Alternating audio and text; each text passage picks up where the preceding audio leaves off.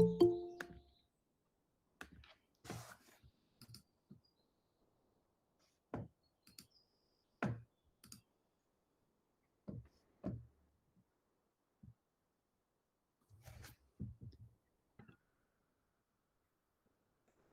right.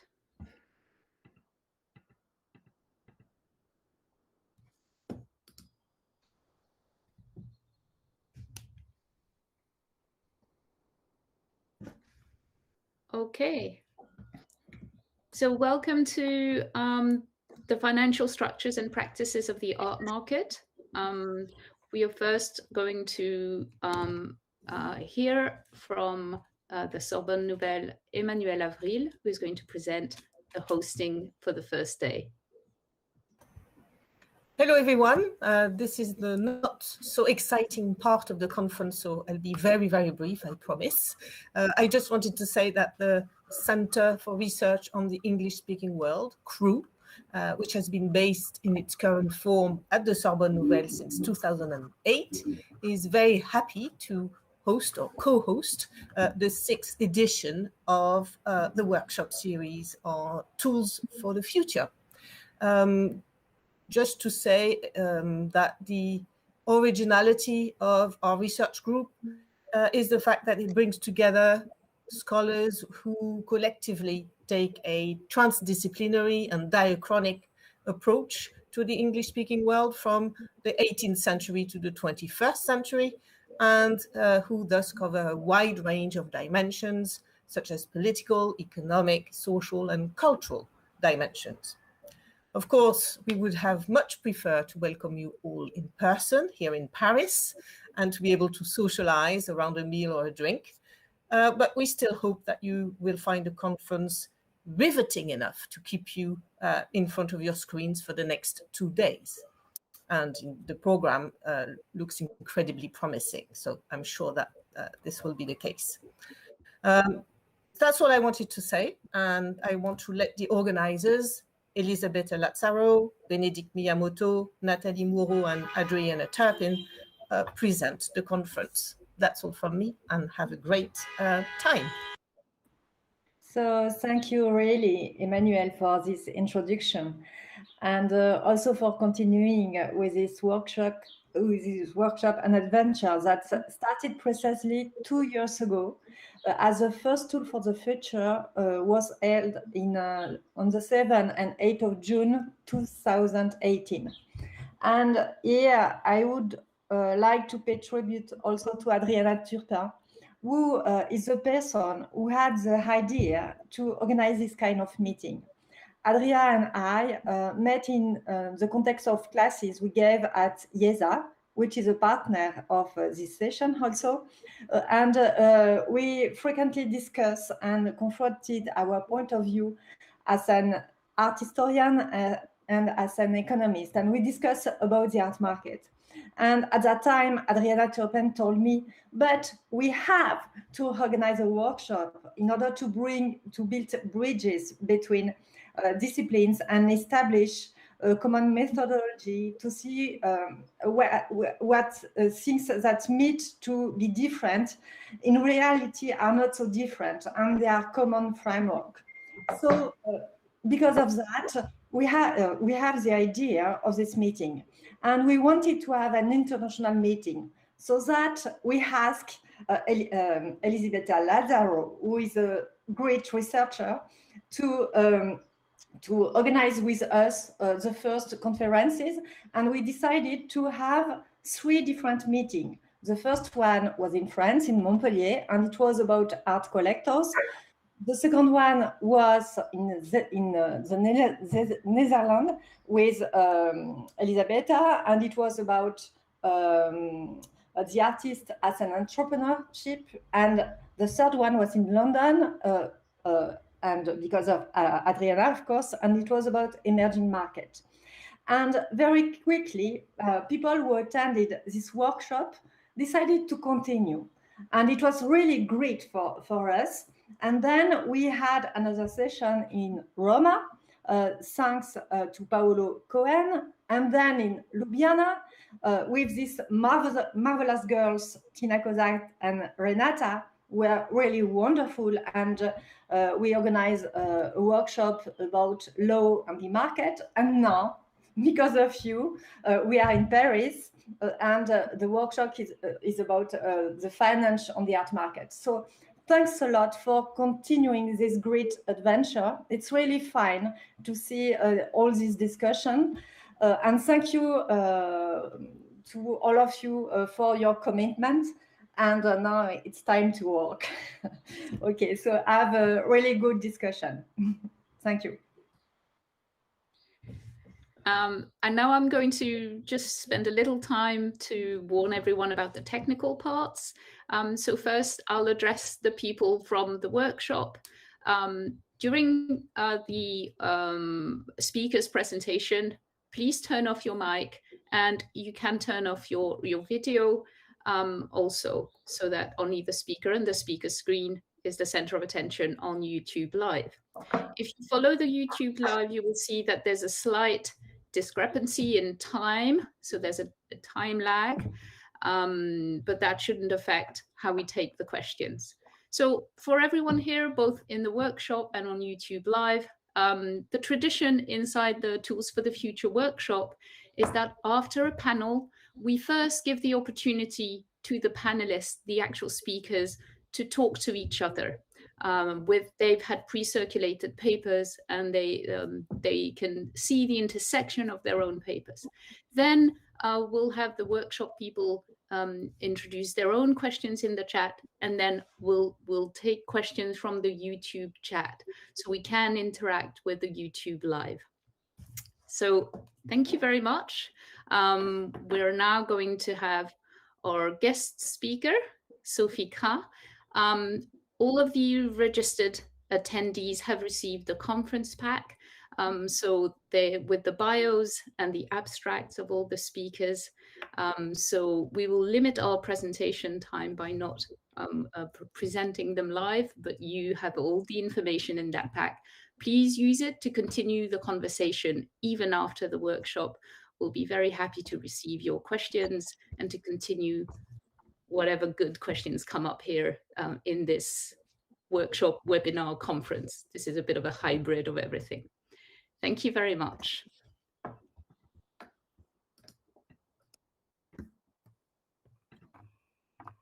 Hi everyone, and thank you first of all to the organizers for their kind invitation.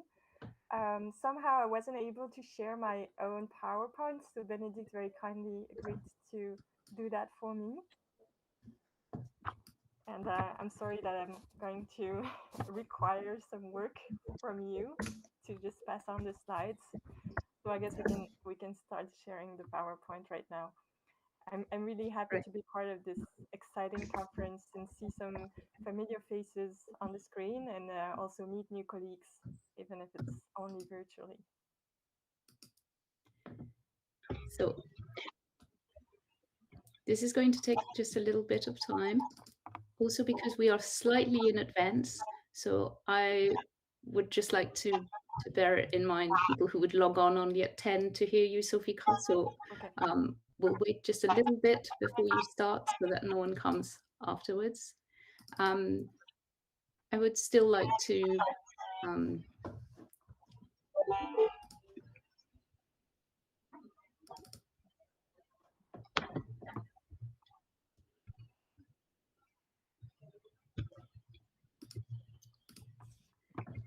pull up the presentation.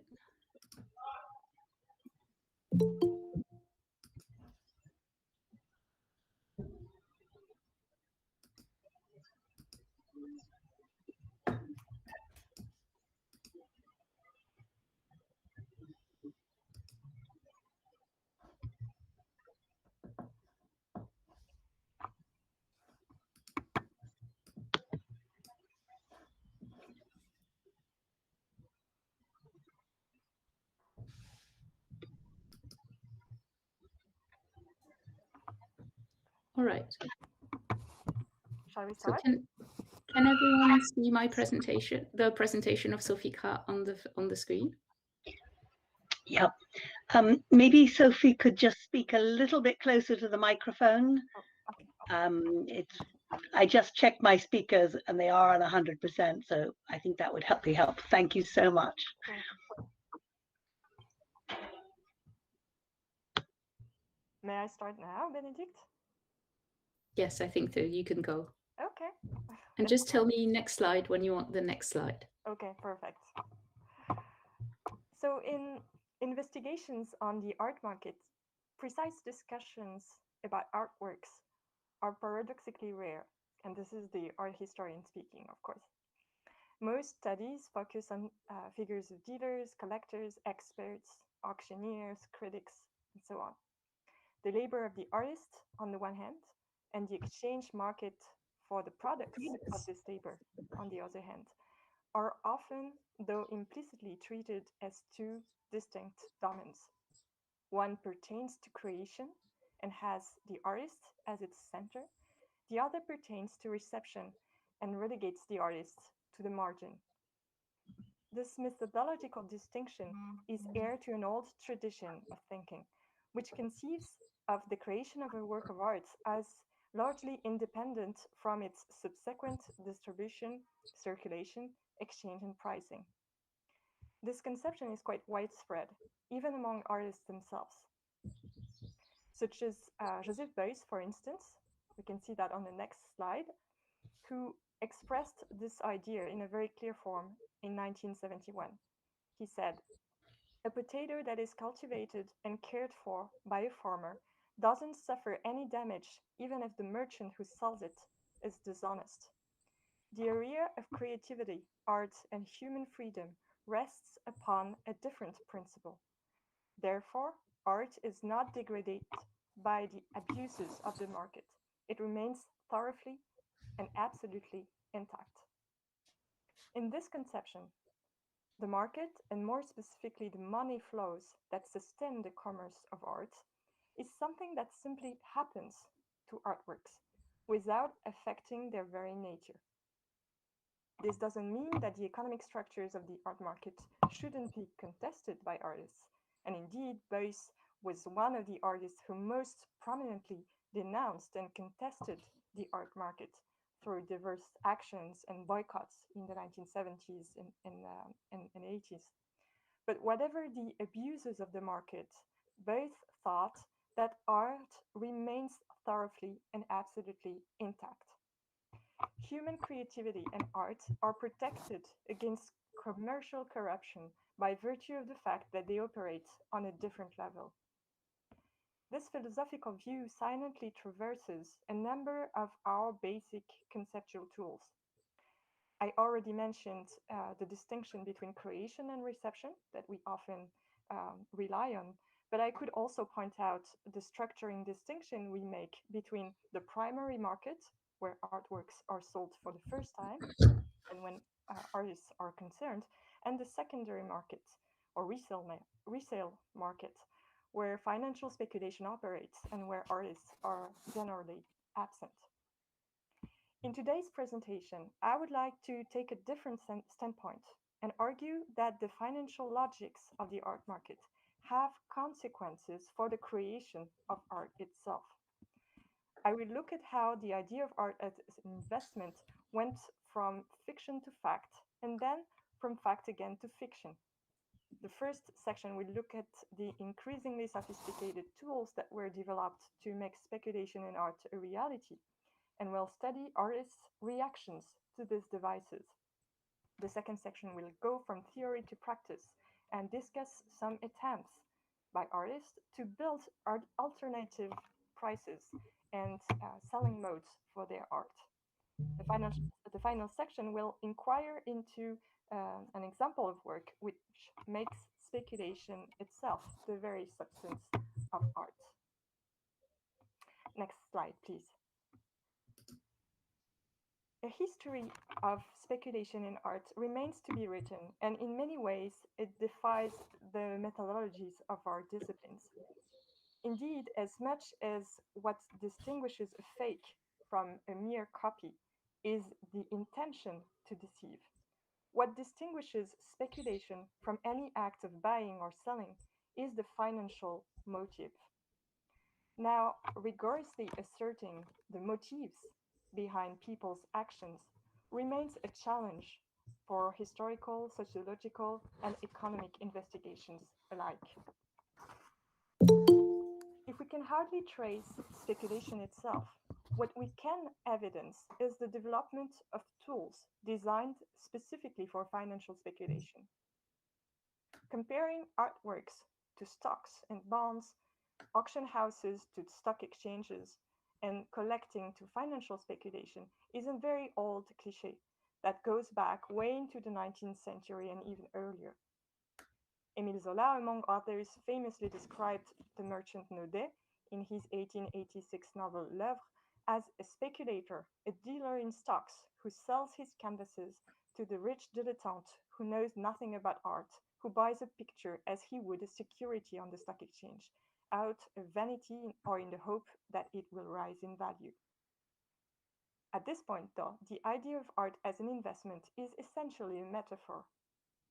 The metaphor starts to give way to reality when the practice of art speculation starts to be institutionalized through identifiable devices. In the beginning of the 20th century, long before expert knowledge on the art market took on an academic form, with the pioneering work of the economics and sociology of art in the 1960s, a number of analytical tools were deployed, which already showed an effort to objectify knowledge on the subject. Léa Saint-Raymond, among others, has documented for the interwar period a phenomenon that had interested me for the post-war years, the post-Second World War, the way in which economic instruments started to be used to deal with artistic objects to produce new knowledge about the art markets and the logic of prices. It was during the 1910s and especially the 1920s that the main directories began to appear regularly, listing the auction prices achieved by artists in alphabetical order. These dictionaries were directly modeled on the quantitative tools of financial market analysis that had appeared only a few years earlier for stock market investors. For Léa Saint-Raymond, the consequence of these tools was the emergence of what she calls a financial habitus among the actors of the art market, based on the mastery of a set of knowledge valued as indispensable expertise to act on this market. Let us underline right away two important points. First, just like Nathalie Moreau has shown with today's classifications and indexes, by claiming to describe phenomena, these tools in fact contributed to actually producing them. With these directories, the notion of an artist's rating took on its full reality, practical and no longer merely metaphorical. Second, if these analytical tools were conceived for the use of art dealers and collectors, it is quite obvious that artists themselves were concerned from the outset. Numerous historical sources indicate that they followed and accompanied their development. Next slide, please. Unsurprisingly, the reaction of artists to these quantifying tools of market expertise was generally downright negative. Wassily Kandinsky, who was himself trained in economics and briefly held a professorship in political economy and statistics before becoming an artist, published a long article in 1939 entitled "The Value of a Concrete Work." In this text, he sharply criticized the methods then commonly used to estimate the value and price of works of art. He concluded, I quote, "As for me, I'm glad to know that there will never be scientific measures of value in art. Indeed, such measures would present a new obstacle to our effort to understand art." For Kandinsky, it was not so much about rejecting the very idea that art could be an object of knowledge, and in particular economic knowledge. Kandinsky was rather denouncing the consequences of a quantitative approach to artistic value, which, according to him, would prove harmful not only for the appreciation of art, but even for the creation of art. By encouraging artists to anticipate fixed criteria of value. Next slide, please. In the decades following World War II, quantitative tools for market analysis expanded considerably, with three main characteristics. Firstly, they took on a decidedly visual dimension. Tables of figures were substituted with graphs. The artist's rating was now visually embodied in a drawn line. The graphic representations of data started to accompany and even replace the photographic reproductions of artworks in publications, both for specialist audience and the general public. This assimilation between these two kinds of visual identity for artworks struck many observers of the time. Secondly, these tools were becoming more ambitious as they moved from the mere formatting of raw market data to more sophisticated tools for analyzing these data. This is what Annie Verger has called the invention of the hit list in the second half of the 1950s. The vogue for rankings, indexes, and other measurement tools, allowing market players to compare reputational value and price.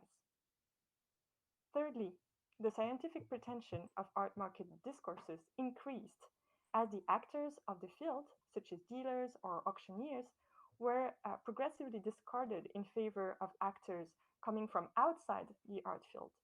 First of all, financial analysts, and then academics, such as economists and sociologists. Next slide, please. From today's perspective, the scientific pretensions of those graphs may give rise to smile.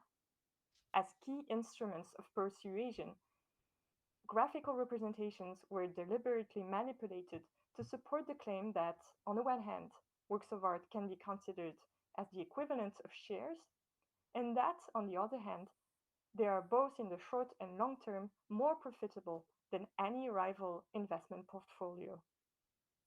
The almost invariable use of continuous lines to represent what was in fact only a small number of separate public sales was a deeply misleading way of producing a plausible analog of the historical course of a stock price. Moreover, these graphics typically covered long periods without taking inflation into account. The curves they traced, therefore, rose all the more steeply than actual stock price curves, which reflected the corresponding rise in the consumer price index. Making matters still worse, the underlying analysis was contaminated by a patent retrospective selection bias. The graphics did not display information concerning all the work sold at a given moment, but only a supposedly representative sampling that in reality was made from a small pool of the most famous artists. Next slide. As a co-author of the pioneering Times Sotheby's Index of Fine Art unwittingly revealed, I quote, "The Impressionist Index, for instance, is based on the work of 6 artists, Monet, Renoir, Sisley, Pissarro, Fontaine-Latour, and Boudin." We may therefore agree with the British art historian Gerald Rettlinger when he scorned these graphics for, I quote, "fooling around with computers to produce an allegedly scientific averaging of a given painter's prices." However, for all their clumsiness and naivety, these graphics partook to an historical phenomenon of increasing quantification of art market information that would mark the following decades. The promotion of expertise and the claim to quantitative objectivity made it possible to present speculation in art as accessible and secure for any rational investor. Next slide. The Art Market Guide and Forecaster, for instance, said it was able to spot the new unknowns and the rediscovered masters before anyone else, but without leaving any place to intuition. And I think if you push next, this will appear in yellow. Yeah. by employing, I quote, the same disciplined analytical methods and carefully researched technology used by the most successful stock market investors, the advertisement said, the purchase of art could be established on a factual, no-nonsense basis. Later studies by Noah Horowitz and by Olaf Wilthuis and Erika Kostler have shown that the popularity of the first speculative art investment funds in the 1960s and 70s depended on creating elaborate databases and increasingly sophisticated analytical tools that gradually convinced investors of the transparency of information and the trustworthiness of predictions. However, as much as they were ready to literally integrate artworks in the realm of financial securities, the promoters of art as an investment were cautious to preserve the traditional role of the artist. They maintained and even amplified the classical distinction I mentioned in the introduction between what happens on the market and what happens in the studio. Next slide. For instance, in his book Art as an Investment, published in 1965, Horst Wagenfurth insisted that, I quote, to understand the nature of the work of art, one must penetrate the sphere of the free, of the non-utilitarian. The production of the artist is in itself in no way dependent on the market. On this point, this type of producer is the opposite of the manager, who always knows what the others want and need and orientates himself accordingly. Now, this is precisely what the concerned party, so artists, would come to contradict. Among artists, discussions about value and price of works of art took on an unprecedented topicality in the 1960s and 70s. Next slide. The financialization of the art market was some of the most discussed themes by the Art Workers Coalition, for instance. So this is an association of artists, critics, and museum staffs who was very active in defense of artists' rights in the US around 1970. Among a collection of documents published by the Art Workers Coalition in 1969, we can readily recognize here at the bottom of this page the typical graphics assimilating the performance of Impressionist painters to financial stocks. So this was very much in their mind at the time. Next slide, please. Artists addressed this issue in numerous articles, essays, and interviews, both with a positive and a normative approach. How should prices of works of art be determined? Thus asked the artist Ian Byrne in an article entitled Pricing Work of Art, published in 1975. And I think you have to push the next slide so that what I'm quoting here, enlightens. And you can press once again for the next quote. Thank you.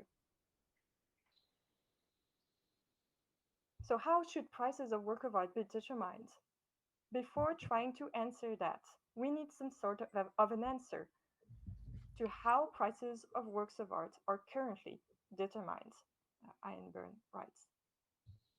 If this debate should obviously be contextualized in the broader framework of the strong politicization of artists of this period, their arguments should not be reduced to a simple anti-capitalist posture. They demonstrate a fine mastery of the state of knowledge on the art market at the time. Thus, Ian Byrne frames his analysis in the formation of art prices within a reflection on artistic property rights. He writes, what is it we're selling when we sell something as a work of art? This is a crucial point. We're selling a certain sort of rights to particular property. Setting a price then becomes a way of setting a standard criterion for the allocation of those certain rights to what those rights state is the work of art. Bringing this conventionalist approach onto the practical terrain of an artist trying to earn a living from his art, Ian Burns continues, and we can press next. This has an immediate effect of dividing up the arts according to their modes of marketing. How is this? Because works of fine art, that is to say painting, sculpture, etc., are the only parts of the arts which are directly susceptible to be private property system. The market-defined split has overwhelming repercussions on the various classes of artists in the various fields of the arts. It determines how we get our incomes, which inversely has redefined our concepts and methods of production. You don't sell property rights to novels, poems, music, and so on, at least not in anything like the way you sell property rights to a painting. Somewhat like Kandinsky, who I quoted earlier, Einburn does not reject the art market as a byproduct of capitalism or because art should by principle escape any economic form. His main concern is rather the impact of the modes of valorization on creation itself. He writes, the market determines how we get our incomes, which inversely has redefined our concepts and methods of production. And I'm just repeating here. So this has an impact on production itself. And this is a problem because the market, and specifically the secondary market, where prices and quotations are defined, are beyond the reach of artists, whose role is essentially confined to the production economy, he writes. Next. Don't artists have any say in the market? What needs emphasizing here, is that the artist as a producer has a contract only in the production market. Once the work has been traded in that market, it is then in a strictly exchange market, a market where goods are simply exchanged and doesn't involve any production at all. This is how and where manipulation can and does occur. But the point which needs making strongly is the extent that manipulation in the exchange market determines the price set in the production market. And next, again, the artist is generally the victim of the very structure he or she is supporting. What the artist receives is determined by the production market, and the production market is determined by the exchange market. And the exchange market is subject to its own self-interest, to the whims and greed of the private, the corporate, and the state powers involved in art investment. So here in Burns' words, we find clearly expressed the dichotomy I started with at the beginning of my paper between creation or production of art on the one hand and the commerce of art on the other. Somewhat paradoxically, the development of artists' ratings, which transferred the price and thus the commodification from the artwork to the artist, seems to have excluded the artist evermore from the art market. The artist appears like a passive object of exchange rather than an active agent. This exclusion of the artist from the commodification of his product or her products is all the more problematic, Byrne explains, when we consider the extent that manipulation in the exchange market determines the price set in the production market. That is to say, financial operations on the exchange market have a retroactive effect on creation itself. And Byrne here, again, is in agreement with Kandinsky and in clear opposition with Horst Wagenfuhr. Next, please. And maybe next again, I think. So yeah, it highlights. The whole problem being that on the levels discussed, it is impossible to distinguish our typical art language from outright market language. We are no longer able to talk about our art production independent of market coercion. The fusion is complete. Once this state of affairs is acknowledged, Byrne argues, The only thing artists can do is either passively endure a system that constrains their creation or decide to play the game of the market and to participate in the construction of their own and of other artists' ratings. He writes, a few artists have come to realize that the exchange market is the era of real manipulation and have joined in, buying back and trading their own and others' works and cashing in on the resale profits. So the alternative propositions that I'm going to envision now and that were elaborated by artists at the time consisted precisely in exploring the ways in which the economy of their production and the economy of exchange of their products could be articulated in a more satisfactory way. In other words, the way in which artists could become fully actors of the constitution of prices and market conditions. Next slide, please. In response to Ian Byrne, the artist Adrian Piper published another article published the same year entitled A Proposal for Pricing Works of Art. Next, please. Her preliminary hypothesis is that, I quote, exchange value should be identical to production value, which she identifies as the sum of the cost of materials and the cost of labor. She specifies that the latter should not exceed the wage level of any average civil servant. For Piper, the reason why the cost of production should determine the exchange value of the work is because the economics of production determines, at least in part, the aesthetic value. Next, please. Although the translation of product value into aesthetic value cannot itself be computed on a monetary basis, the aesthetic value of a work clearly has its prior production or material history as a necessary component, she writes. And next, this suggests the possibility of incorporating the computed production value of the work into the work itself.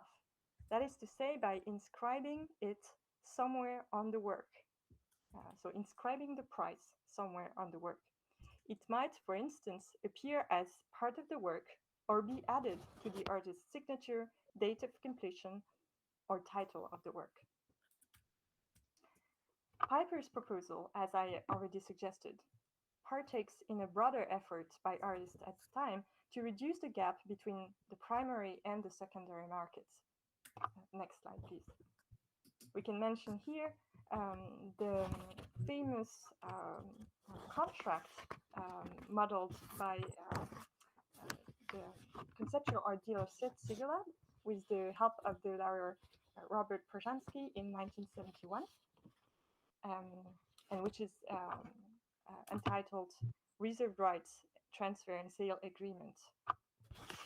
And this is on the next slide, please. The contract meant to protect the economic interests of the artists by ensuring, for example, that they would receive 15% of any increase in the value of their works in future resales. But the contract also aimed to give them some visibility and some form of moral control over the subsequent reproductions, exhibitions, or restorations of their works.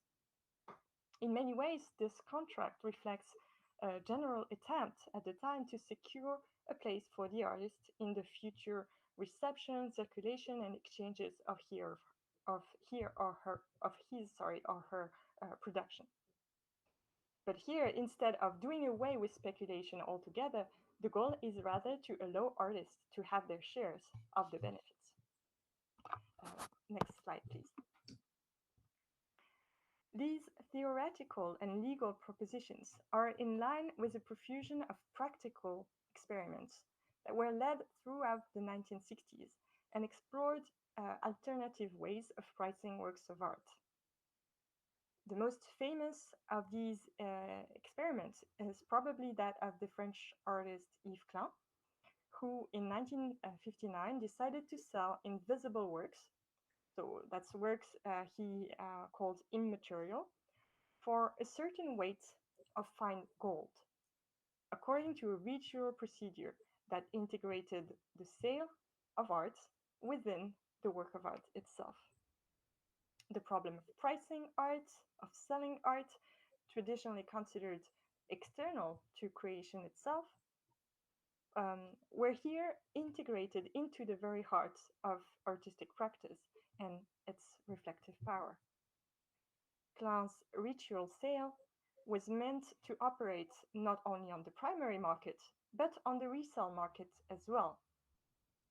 The artist had given considerable thought to the effects of speculation, which caused the price for a work suddenly to rise or fall. And if you press the next slide, we will highlight the clause that he introduced in a box at the bottom left of his receipts for his immaterial artworks, providing that, I quote, this transferable zone, so the immaterial zone is the name for his invisible artwork, this transferable zone may be sold by its owner only at twice the amount of its initial purchase price. Klein expected that his works would change hands many times, and that future sales would be accompanied by a steady rise in price. He was perfectly conversant with the mechanisms of a market of supply and demand, and far from denying the reality of their operation, or somehow seeking to prevent it, he chose instead to manage them himself according to his own rule. That is to say, the evolution of price on the secondary market should be a geometric rule. Next slide, please. In the same year, in 1959, the Italian artist Giuseppe Galizio endeavored to sell his abstract industrial painting, that's how he called them, by the meter. His gallery in Turin was full of long rolls of painting, 12, 15, or even 70 meters long. Equipped with a pair of scissors and a wooden measuring stick, he sold the requested length of painted canvas with volume discount. Next slide, please. The idea found its way to the United States a few years later. In 1970, Robert Morris created the Peripatetic Artists Guild, which proposed to provide various artistic services for $25 an hour, plus production and transport costs. 2 years earlier, in 1968, Morris had already sold another work, which you see on the right, which resembles land art some way, and he was selling his this sculpture by the weight. The price was $4,080 for the whole work, or $3 per pound. Next, please. Rather than a price per meter, per pound, or per hour, the artist Carl André, who was also associated with minimalism in the 1960s, made his prices a direct factor of the cost of materials. In 1967, he sold identical works of the same geometric format at prices which differed according to the market price of the raw materials that they were made from: aluminum, iron, zinc. 4 years later, for his last exhibition at the Douane Gallery in New York, Carl André chose a different pricing system, and you can see it on the right. The price of each work was calculated as, I quote, 1% of the buyer's annual income. He thus moved away from a conception of value as intrinsic, based on the cost of material, to a conception of value as extrinsic, relative to the various incomes of the collectors. Next, please. For his exhibition at the Galerie Givaudan in Paris in 1968, the artist Wiccan, associated with the Marxist group Support Surface, transparently presented the details of his production costs to justify his prices. He added up the price of materials and supplies, the cost of labor, taxes, and the percentage kept by the gallery to come up to a price that was presented as fair and transparent. It should be noted, however, that in so doing, he distinguished between the price of manual labor, which was calculated at 30 francs per hour, and the price of intellectual labor, which is as a total 5 times higher and is not in any ways explained or broken down. Next slide, please. A final example could be Edward Kinhall's series of watercolors from 1969. These are almost monochrome watercolors on paper of fixed dimensions, which bear stenciled in the center the price at which they were to be exchanged. A price in dollar ranging from $1 to $10,000, or an object of barter. Next slide, please. So the photographs of the opening that you can see on screen capture the playful spirits in which buyers came to the gallery with the objects of barter that were supposed to be exchanged against Kinhall's pictures.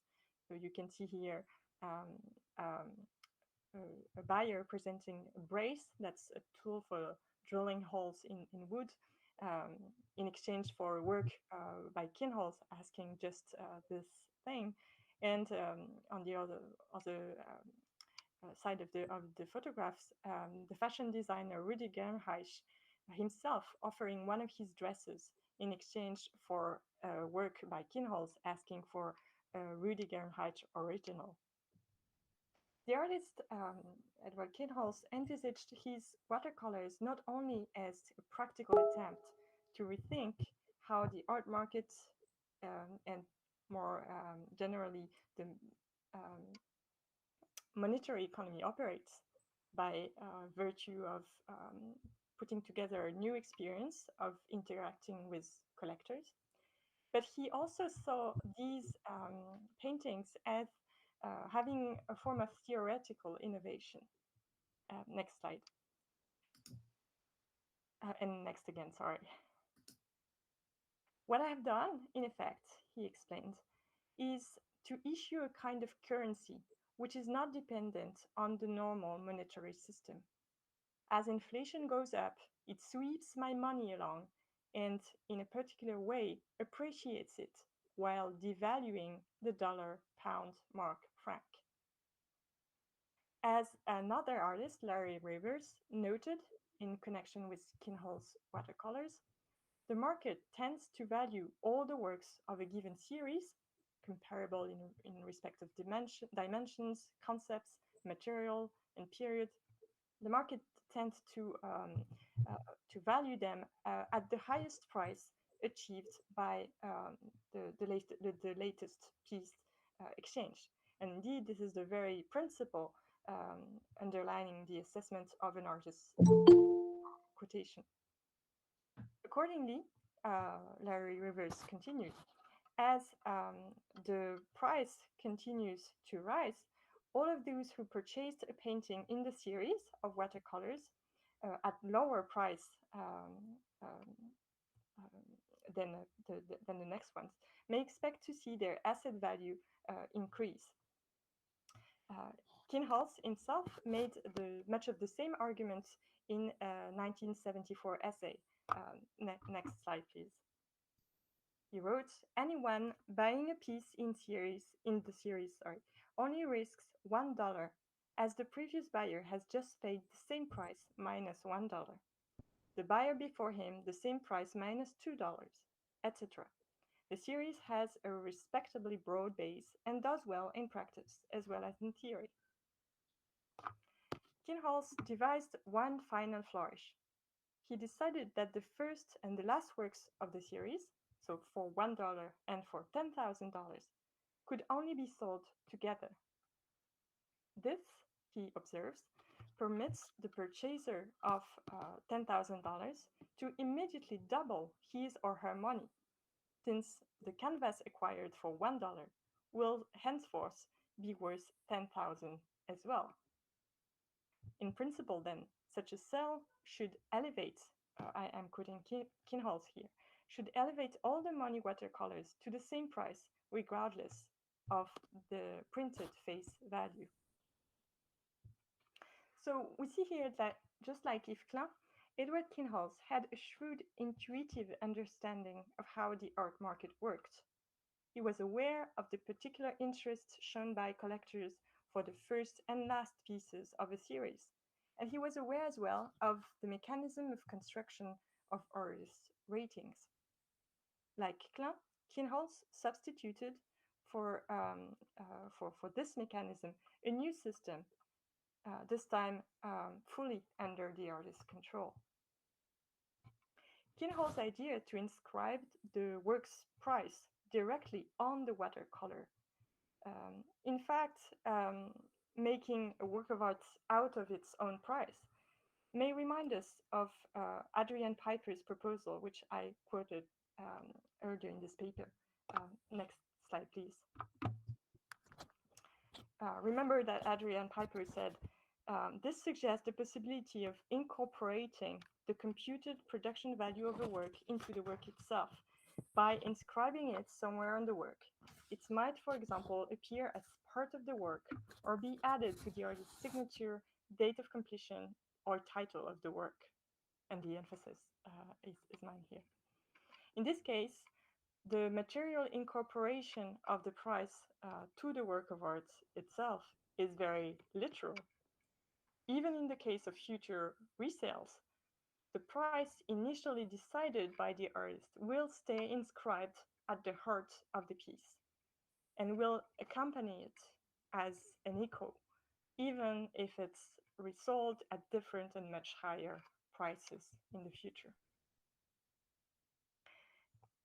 In their book, Enrichment, A Critique of Commodities, Luc Boltanski and Arnaud Esqueret argued that value should be defined as the critical form of prices as they are factually observed.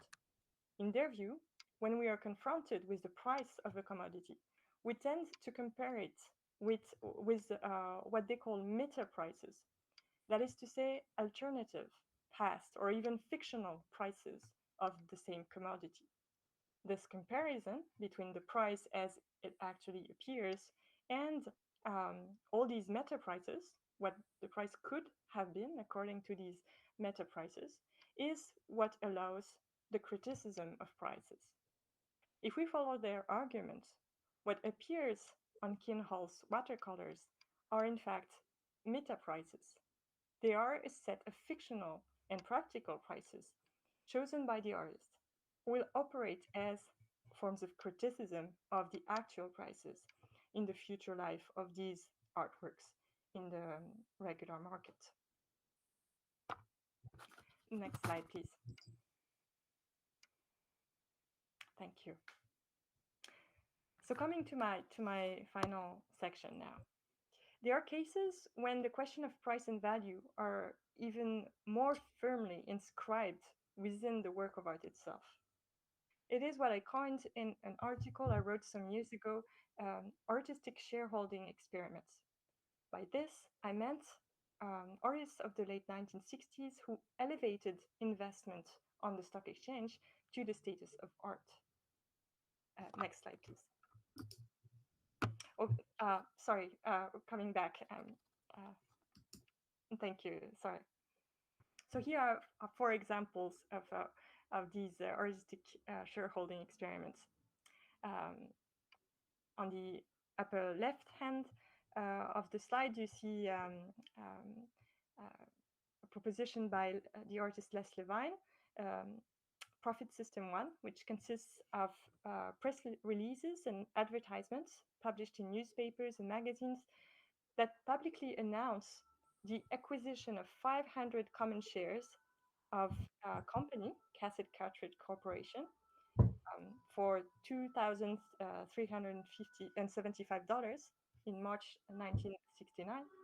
And then a few months later, the sale of those same shares for $7,481, so a net profit of 220%. On the upper right side, you see Robert Morris' Money project, also dated March 1969. So in this project, and we will come back to it, the artist offered his services as an investor to the Whitney Museum of American Art. The final profit of his initiatives was to be shared between the museum and himself. Below, you see Dan Graham's income outflow piece, an unrealized project to place advertisements in newspapers and magazines about a public offering of shares for himself as a company, Dan Graham Inc.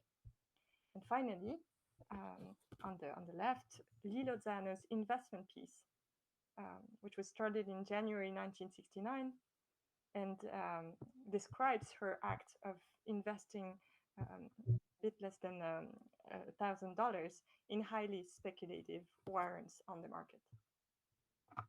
These examples of what I call artistic shareholding experiments represent a paradigmatic case of how artists reacted to the rising financial logics of economics in general and of the economy of art in particular. At a moment when journalists, dealers, and collectors treated art as an investment, artists made an investment into an art. Earlier in this paper, I have shown how we can indirectly trace the passage of art as an investment from fiction to reality in the early and mid 20th century, when quantitative tools were devised to allow a purely speculative approach to the art market.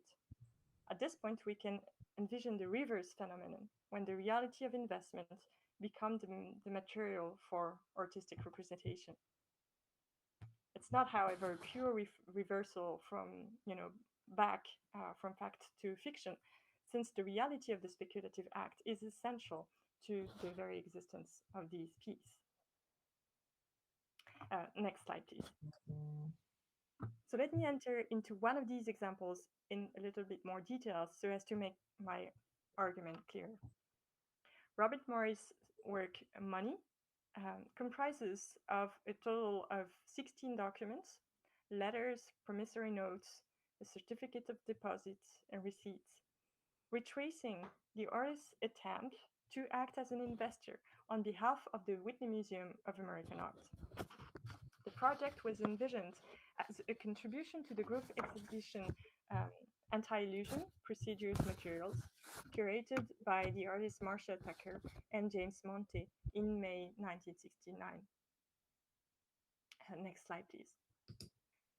And I think next again, so that we have the highlights. Perfect, thank you. In his initial proposal, dated March 1969, Robert Morris wrote, I quote, "The museum should acquire $100,000 by obtaining a loan against its collection or real estate holdings. The sum is to be invested for the duration of the exhibition. An effort should be made to achieve a profit over the cost of the short-term loan. After broker's fees, the profit would be divided between the museum and myself." Unsurprisingly, the museum refused to expose itself to a risk of this magnitude, and the project was considerably revised, as evidenced by the exchange of letters and documents that followed and subsequently were collected in money. And we can press next, I guess. Thank you. On the suggestion of the curators, the museum borrowed $50,000 at a rate of interest of 5% from Howard Lipman, a patron of the Whitney Museum, and for many years a collector of Robert Morris' work. This sum was then invested for the duration of the exhibition in low-risk certificates of deposit, paying 5% interest, producing the sterile results of a self-canceling transaction that generated a paper trail, but no real profit. It would perhaps in order to alleviate a lingering sense of frustration that Lippmann decided to donate the interest that was due to him, um, $328, to the museum. 40 years later, Robert Morris was still asking for half of this sum, which the artist said was never returned back to him. Discussing the work in an interview several days before the opening, Morris directly associated his purpose with the question of art as an investment. And we can press next and next again, I think. Thank you. If the Whitney Museum had agreed to borrow the $100,000 as originally requested, he explained, I could have taken the money and probably doubled it by giving it to particularly shrewd art dealers to buy modern art and sell it very fast. In answer to one of my questions a few years ago, Robert Morris acknowledged that he had been influenced by the first art investment funds, which were then awaiting final approval from the Securities and Exchange Commission in the US. Although they promised to encourage and financially support contemporary art by buying works by living artists, these art funds aroused skepticism and mistrust within the artistic community as new actors and promoters of art as an investment.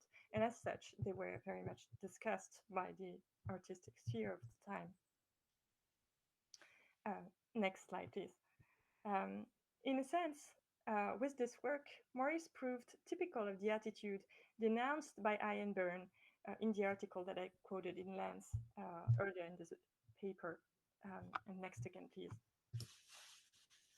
Ian Byrne was writing, remember, a few artists have come to realize that the exchange market is the area of real manipulation and have joined in, buying back and trading their own and others' work and cashing in on the resale profits. So in a sense, that's exactly what's going on here.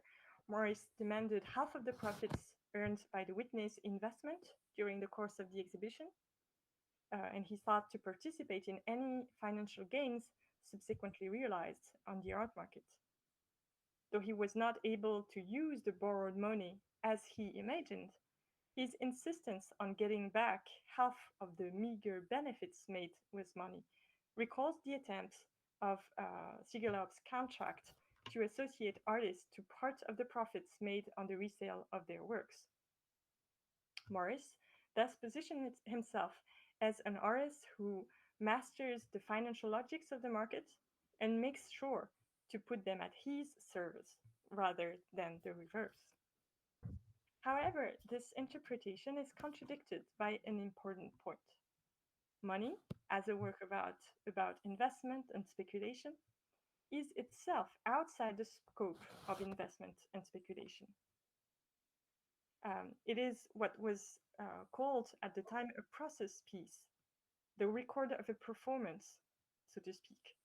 And the resulting documentation has remained in the collection of the Whitney Museum ever since. It was never bought or sold. In fact, this work rests on an economy of art which is different from the art market, private patronage.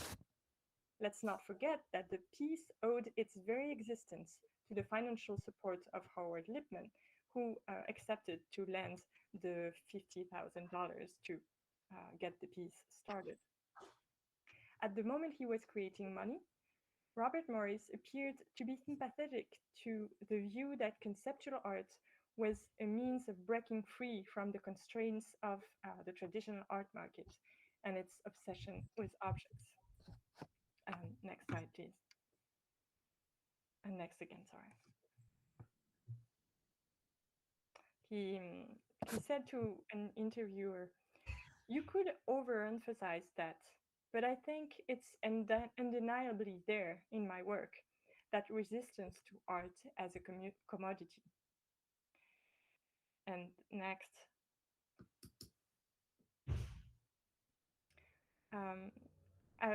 I mean the art that remains an object is and is put in the marketplace is the most amiable kind of capitulation to capitalism.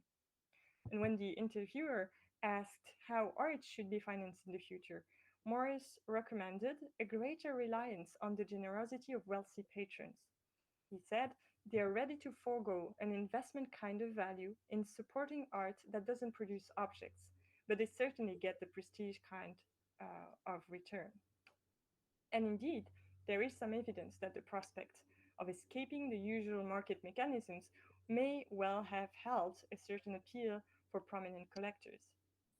Robert Scull, for instance, who sponsored many land art projects after he was a famous collector of pop art, confided in a November 1970 interview, and it's on the next slide. Oh, sorry, next again. Thank you. My present involvement with non-sellable or non-ownable art may be a manifestation of my need to get into art with profitless possibilities. I think I needed to restore my essential gratitude for an artist allowing me to become part of his creative process. Now it is pure and has the least to do with the money value of a work of art. It is an affirmative involvement in what I hope will be the development of a man and his work. Next slide, please. The idea that conceptual art was able to attract financing because it did more to satisfy an appetite for social prestige than a desire for monetary gain is strikingly confirmed in the case of Robert Morris's money, which was charitably supported by Howard Lippmann in exchange for his name appearing on the documents constitutive of the piece, which were exhibited at the Whitney Museum of Art. Let me now conclude with some final remarks. My paper has followed along the line of thought that Ian Byrne expressed in these terms, and I'm quoting again on the next slide. On the levels discussed, it is impossible to distinguish our typical art language from outright market language. We are no longer able to talk about art production independent of market coercion. The fusion is complete. We have seen this fusion in the most literal form. Next slide. When artists integrated price, sale, and future resales in the work of art itself. Next slide. We have seen it when they made a work of art out of its own price. Next slide. And we have seen this fusion when they made speculation the very substance of the work itself. In many ways, of course, these are limit cases. One may even dismiss them as anecdotal experiments, which never significantly affected the logics of the contemporary art market as a whole. After all, as the artist Alan Capro noted in 1964, a picture never changed the price of eggs. However, these limit cases seem to me to have a true heuristic value in that they stage, in a reflexive and explicit way, something that is present but less visible in any artwork at any time.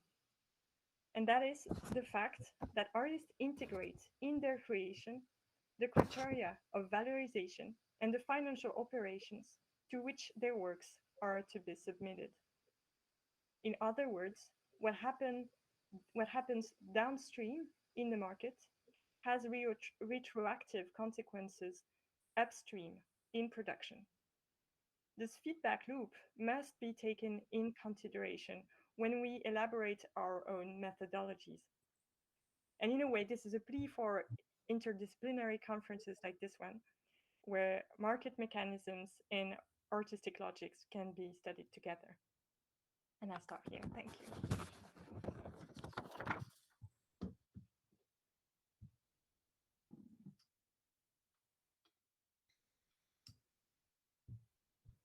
Thank you very much. And now Nathalie is going to lead the discussion, first with the people from the workshop, and then I'll be taking the questions from the YouTube Live.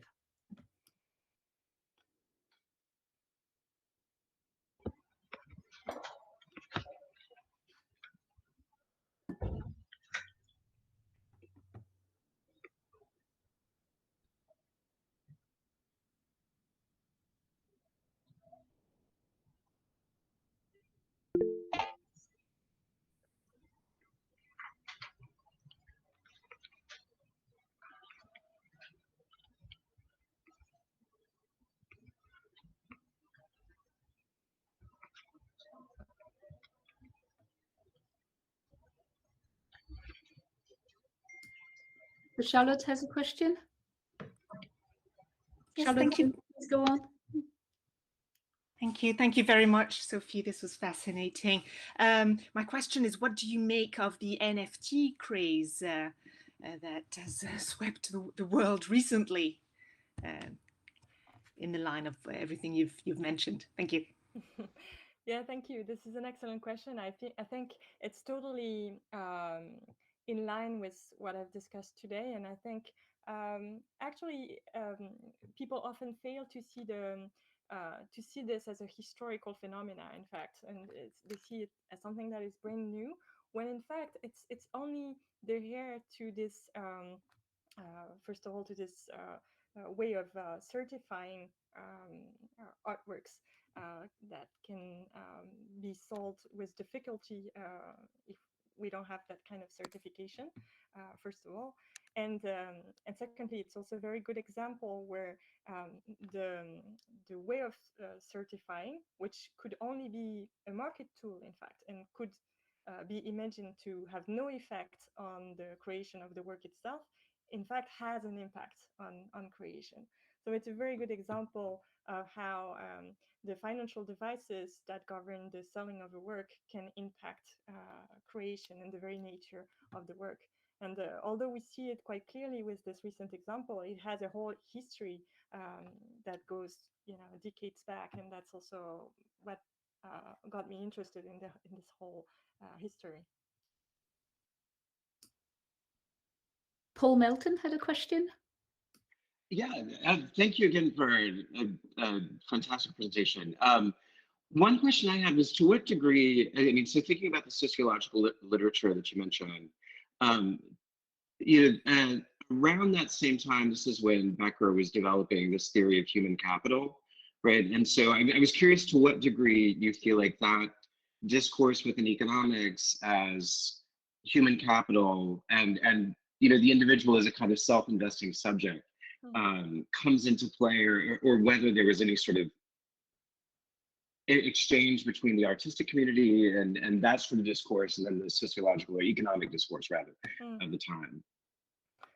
Thank you. Yes, I think this is well, this is very pertinent to me. They were indeed forms of parallel thinking between the academic sphere, and especially in the field of sociology, and what happened in the artistic sphere. Some sociologists were very widely read by contemporary artists of the time. A good example is, for instance, the French painter Jean Dubuffet, who read very avidly the first writings on the art market by Raymond Moulin. He was a very avid reader of her work, and he, in 1968, he would just put up his phone and call her for a meeting with her, and being able to discuss what her findings in comparison with his own perception of the facts. And yes, Bourdieu also was read. So it definitely evolved together, and I found it quite interesting, also in methodological terms, in the sense that when you are working on the art market as a researcher, as an analyst, artists are following what you're doing and they're reacting to it. So in a sense, your subject of study is evolving as your own tools of study are evolving. So it's something that, yeah, we should bear in mind. Fantastic. And then one thing, and this is more just a comment, you mentioned enrichment in terms of the recent literature that relevant to this project. Another book I'll post here is Michel Fayer's Rated Agencies, which develops an argument in that regard that might be of interest to you. I'll post the link in the chat. Thank you. Yeah, I'll be glad. Thank you. Sui Huao, you had a question for Yes, thank you, Sophie, for this wonderful talk. I just wanted to invite you to briefly comment on the contextual background of the financial market in the 1960s. As in, what was the correlation between this boom in seeing art as investment and artistic shareholding experiments in conceptual art in the 1960s with correlated to what was happening in the finance market in the 60s? Thank you. Thank you very much. Yes, this is very much connected. So there, what I like about the art market is that it relates to the creation of art, but it also relates to larger economic phenomenon. So in a way, it's like a connecting point between the artwork and society and economy in general. And in this case, it's important to see it like that. What happened in the 1960s, as is well known, is a very important art market boom, which interestingly started rather with old masters, in fact, but then also affected contemporary creation over the course of the 1960s. And in parallel, what happened was also a big change in the financialization of markets in general, like outside the art market. And the big changes that were affecting especially the New York Stock Exchange at the time. Changes that had to do with well, economic changes, but also technological changes. The first computers were bought. I mean, it's something that really amazed me, because to realize how much the New York Stock Exchange was very artisanal still until the very end of the 1960s, and these changed dramatically around 1968, 69, and this is really the date when these works are made. So it means they do not only react to what happens on the art market, they also react to a general cultural change about finance in general, about the stock exchange, about how it is advertised in the general press. And it's also the image of finance that is reflected in these works, I think. Many thanks. Okay, we had one last question by Christine Zumelo.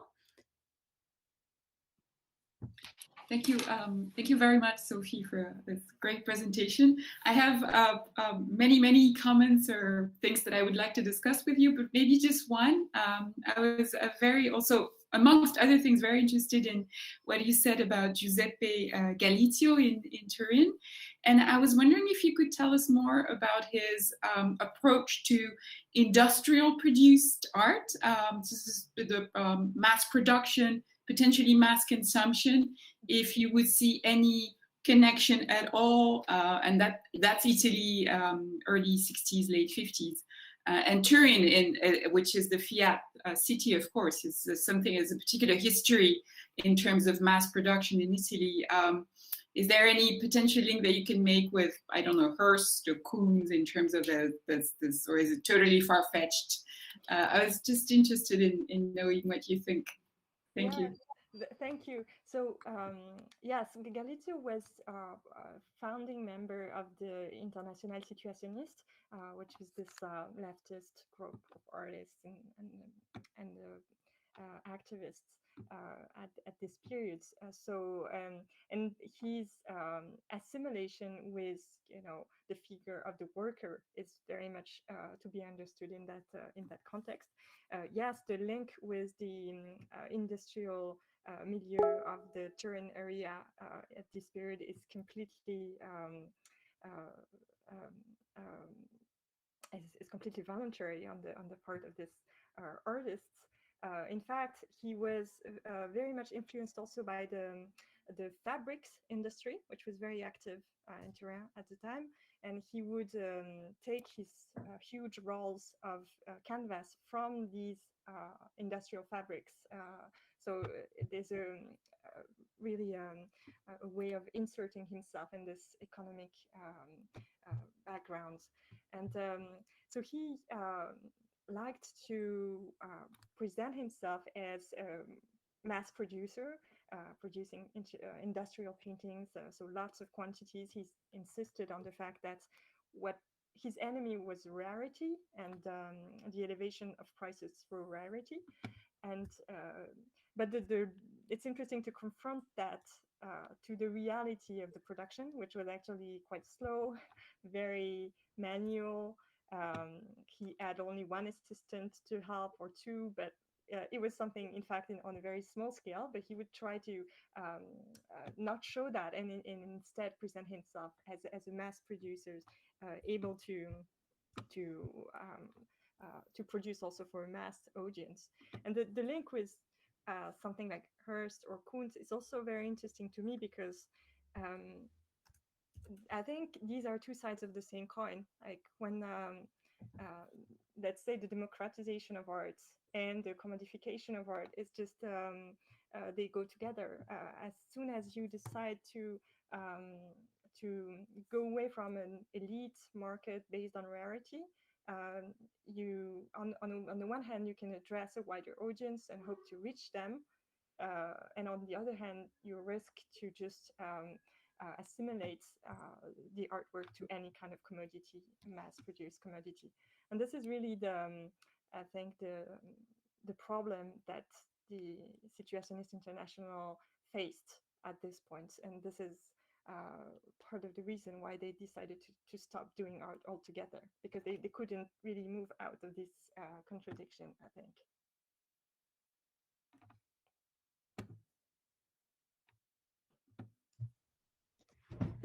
All right. Thank you very much for everyone on the YouTube Live. I remind you that if you want to ask a question, you just need to register and drop it into the YouTube Live chat, and we will relay your questions to the speakers. We cannot see how many people are on the YouTube Live. We know that 250 people registered, but we can't see you. So please do like our video, the YouTube Live Financial Structure and Practices, so that we see how many people, how many of you are out there. We're going to be taking a short break, the coffee break, very much needed for the speaker especially, and then which we really thank you, Sophie. And we'll be coming back for the next session, session 1, privatization and financialization of art. Thank you very much. Thanks, everyone.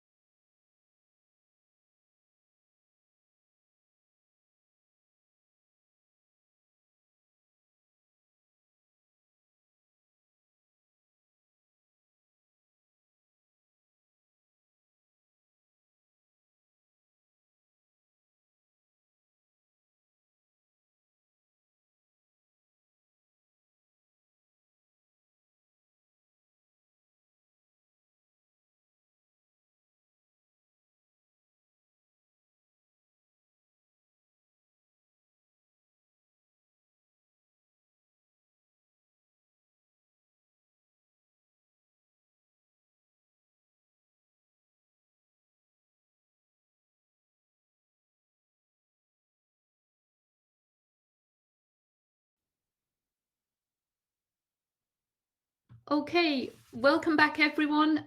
This is our first session of the financial structures and practices on the art market.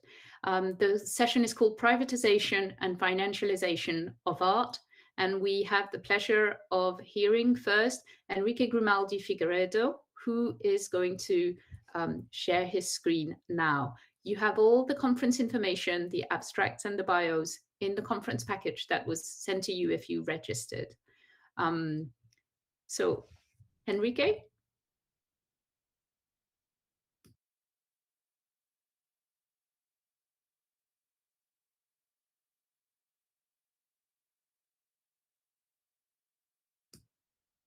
You can go.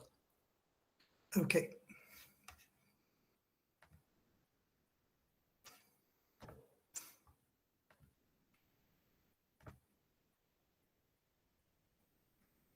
Could you see my presentation, Professor? It's perfect, yes. Okay. Thank you so much. Good morning. Thank you, Professor Miyamoto, for the introduction. This paper converges one of alternative work in my doctoral thesis on the substantial role of great private collectors in the field of contemporary art. Among the many approaches with which I work, I brought today a brief study on how changes in public policies for the arts can lead to structural changes in different social spaces of art. Before starting the composition of our timeline of public policies for culture in France, it's important to indicate the context in which this research is inserted. First of all, it should be noted that this research is at the center of the debates and intrinsic differences between globalization and internationalization. It's translated for the word mondialisation in Portuguese and mondialisation en français. For the Brazilian sociologist Renato Ortiz, the relation between the distribution of capital and the political power of culture is, in the globalized context, under a regime of complementarity but not simultaneity. That is, economics and culture are fields that react differently to globalization. If economy, communication, and technology can be, in fact, understood at a global level, culture must be understood at the level of internationalization. In this sense, two concepts created by the sociologists help us to understand these differences: standard and pattern. Standard is associated with the process of serialization of cultural goods, while the patterns correspond to the set of structuralizing norms of social relations, hierarchizing and legitimizing some standards to the detriment of others. Such movement could correspond to what French sociologist Pierre Bourdieu defined as the production of belief, la production de la croyance. Focusing on the universe of artistic production from this perspective is evident the constitution of a discursive hierarchy and the creation effort of narratives and conditions of arbitration on the art of quality. In this sense, whoever controls the patterns controls the disposition and legitimation process of the art. The stability of the structure of the art field has undergone some transformations since the 80s, especially with the globalization of markets and the financialization of culture, whose one of the consequences is the emergence of billionaires and millionaires willing to invest in art. Professor Nathalie Moreau shows us that if in 1987 there were 139 billionaires in the world, in 2010, that number jumps to 2,208, many of which have large art collections and an intimate relationship with the institutional field of art. Among these collectors, one group becomes sociologically interesting for us. Those that Moulin calls mega collectors and Professor Moreau described as great collectors of contemporary art. These few collectors, mostly from the corporate world, appropriated tools that were previously exclusive to the institutional field of art. They create private museums, make donations to public museums, participates in curator boards of different and internationalized museums, are shareholders in auction houses as Christie's and Phillips, sponsor catalogs and exhibitions. In this sense, they are responsible for producing what Nathalie Moreau calls small historical events, that is, objectified signs of belief that help the artist to consecrate and enter the history of art. In this sense, whoever dominates the resources for promoting of small historical events also dominates the symbolic capital on art, that is, the ability to initiate or stop processes of social recognition of art, as indicated by Diana Crane, or even the artification of art, as indicated by Nathalie Reinich and Roberta Shapiro. The difference between regular collectors and these few mega collectors actively participating in the field of art is this category of agents, the mega collectors, sometimes manages to convert the accumulated economic and social capital into artistic capital. This happens in a different number of ways, and it's a phenomenon that became more relevant with the decrease in state support for the arts. Competition, in this sense, is unfair. Take, for example, the case of Ukrainian collector Viktor Pinchuk. In 2011, and only in London Gallery White Cube, he spent around $108 million. In the same year, Tate's acquisition budget was no more than £3.9 million. This type of situation makes public institutions increasingly vulnerable to the action of the private capital and a symbolic encirclement by it. From this theoretical angle, we can ask the following question: how does this relate to the French case? Xintao has already shown in 2006 that the privatization of culture is a reality in Anglophone countries, especially in the USA and the United Kingdom, since the Reagan and Thatcher governments.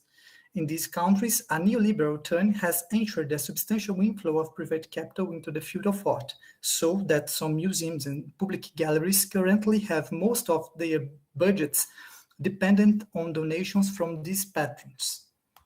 In France, the situation is different, partly because of the constant presence of intellectuals in public cultural debate, but also because of the notion brought by the Fourth French Republic that sees culture as a universal good, the sense of a welfare state.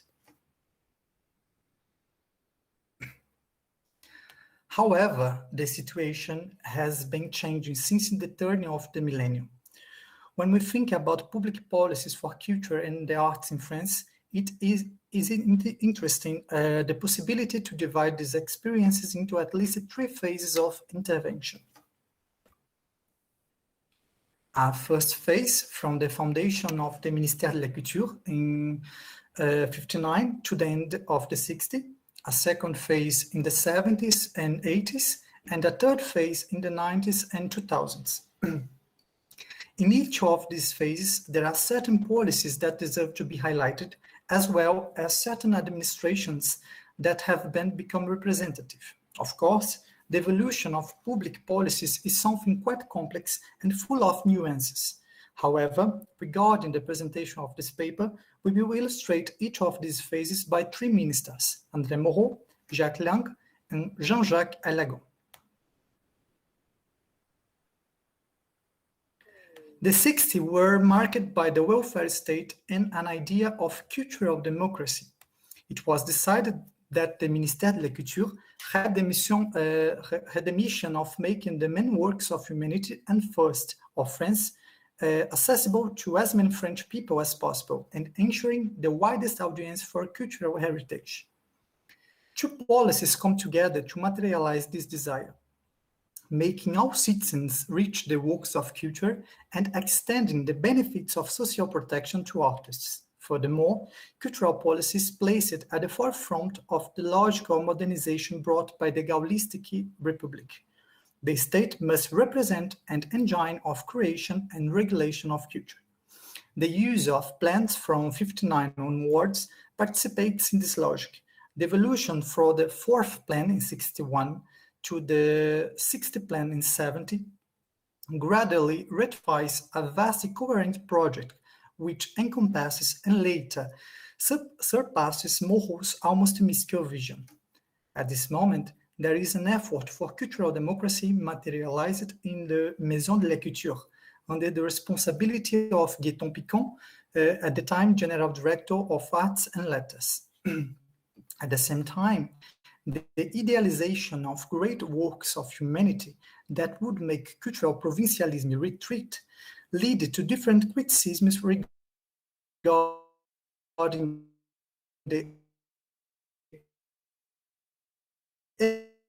elitism and the Moreau's administrations about the elitism in Moreau, managing the Ministère de la Culture, is the 67 text by Jacques Charpentreau, Pour une politique culturelle.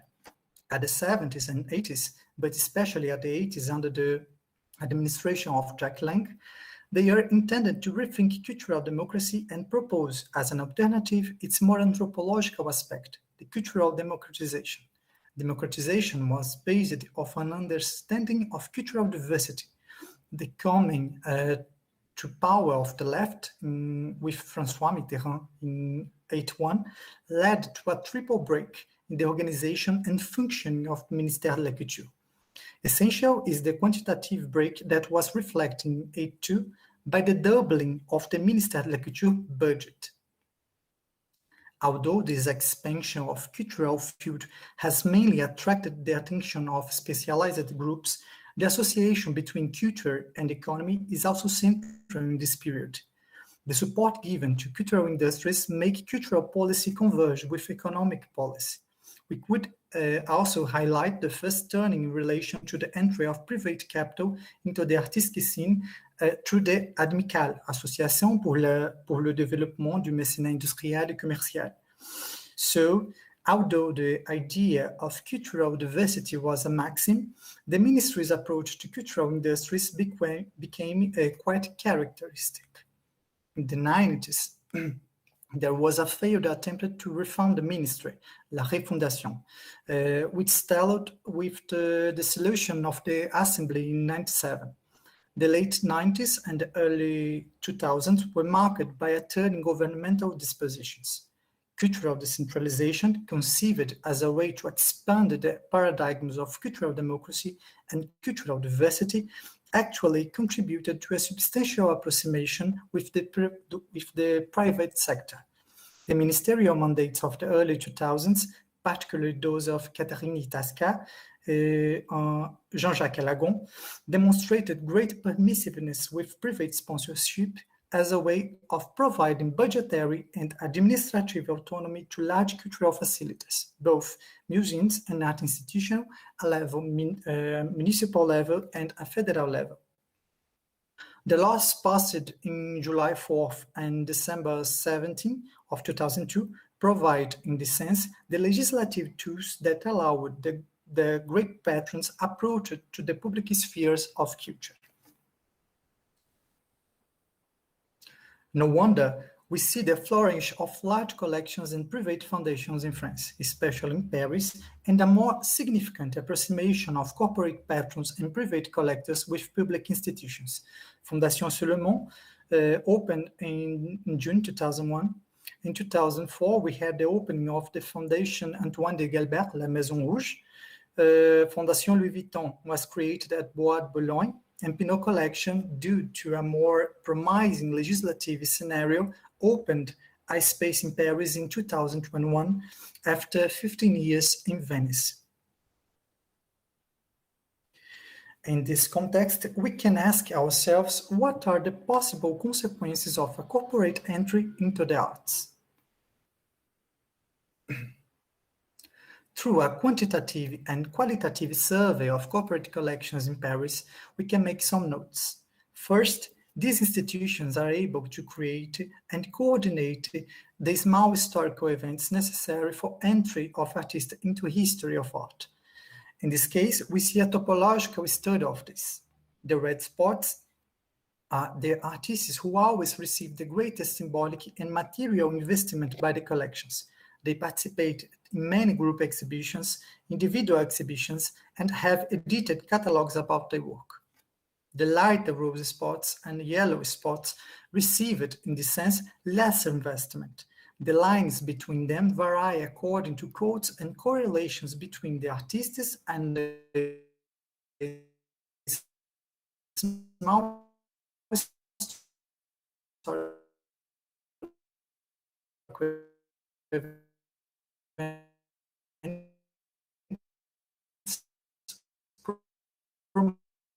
promoted by these collectors. When grouped together,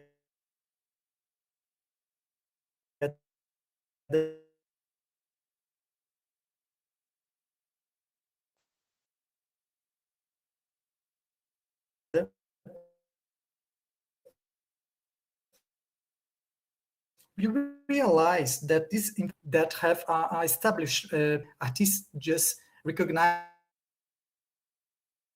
this not only artificially increases the cultural relevance of the collection, but in certain cases it also helps to increase its financial value. From this perspective, these collectors would be collaborating with certain narratives in art. That is the central problem of that.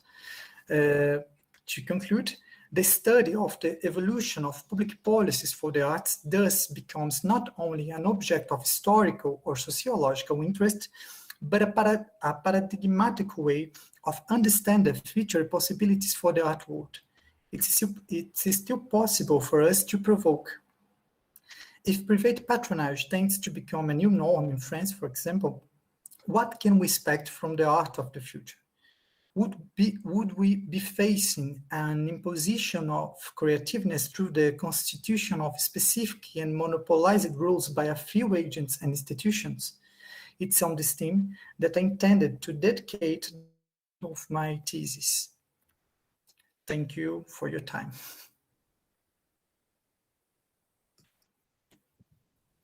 Thank you, Henrique, for this wonderful presentation. We will be taking questions both from the YouTube and from the workshop audience in the meet after the other two presentations. So I have the honor to introduce Christine Zumelo. I remind everyone you have the bios in the conference pack. She is going to talk to us about corporatization and monetization of art in the United States in the last 20 years.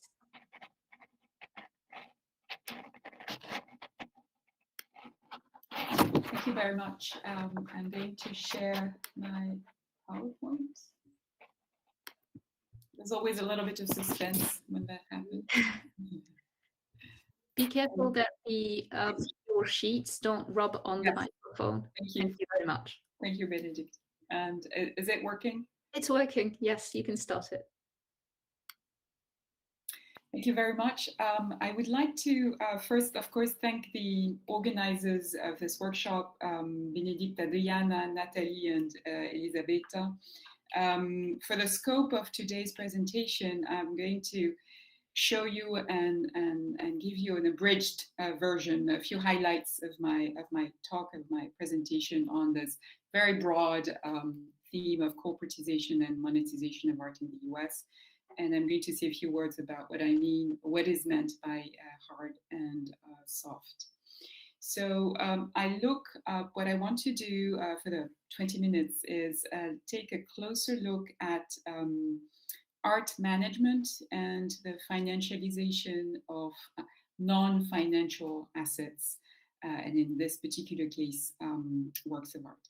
So I'm going to first say a few words about art as an asset class, as a new asset class, and see how we can build on the financial infrastructure for that category to exist, or how financial terms, financial approaches have invested art or are trying to invest art. And it's not an easy feat for good and bad reasons. I'm also going to say a few words about what we can call the art in a financial ecosystem. And I want to show you a couple of examples of art investment funds, and also how art is now built into wealth management in a, quote, professional way. And I will end with looking at some issues about valuation, liquidity, and take 3 examples which try to show how fund managers are trying to make the art market more liquid, and I'm using inverted commas here, through securitization, art loans, and fractional investments. And I will end with questions of legitimacy and impact investing. So to start with, I wanted to come back on this very idea of monetizing art or managing art. And another way of putting that is saying that non-financial assets are financialized, so which seems to be a contradiction in terms. And we're going to try and see how that is reconciled. So art and money is definitely not at all a new association by all means, but the ascent of finance within capitalism to attain finance capitalism or the financialization of the economy has been a general movement whose debut date is a matter of contention among economic historians, art historians also, but which can be identified in the United States as coinciding with the early 1970s. And the financialization of the economy, which is the broader context in which I'm talking about the financialization of the art market, the financialization of the economy is accompanied by a series of trends which have reached the art market also, but not only. And I think that is something that I wanted to stress. So considering the theme of this workshop, the frame of my talk today falls within the more general meaning of financialization of the economy and the financialization of art.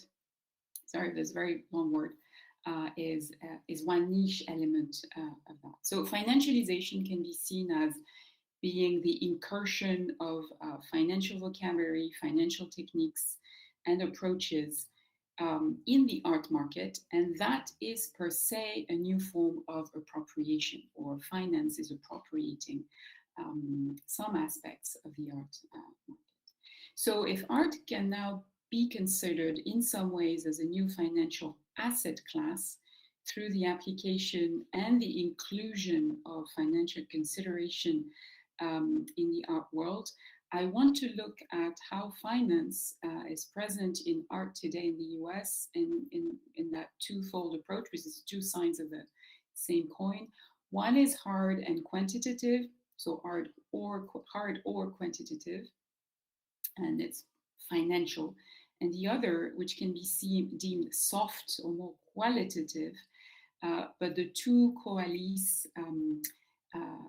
in the way art is being approached. So as being an asset class means that art or artworks, so some artworks, is now a category or is seen as a category of investments which have similar characteristics. So the common asset classes that everyone knows are stocks, equities, bonds, fixed income, real estate, commodities, or futures. So based on monetization strategies for fine art,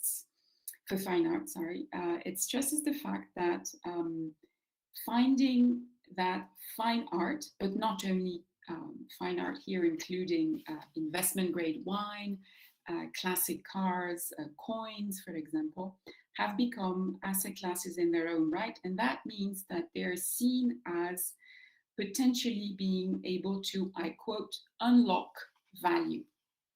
And this is a trend which is expected to continue as big data enables more, quote, potentially more accurate valuations of these holdings.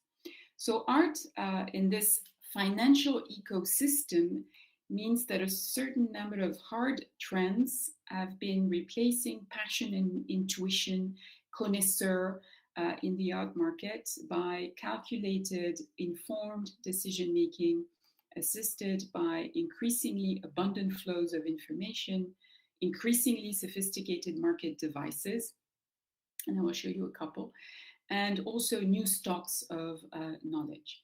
So this process in itself has involved a wide range of actors, so economists, funds, investment funds, but also auction data providers, art market research companies, art appraisers, legal services, insurance companies, and accountants, in particular for tax purposes and inheritance purposes.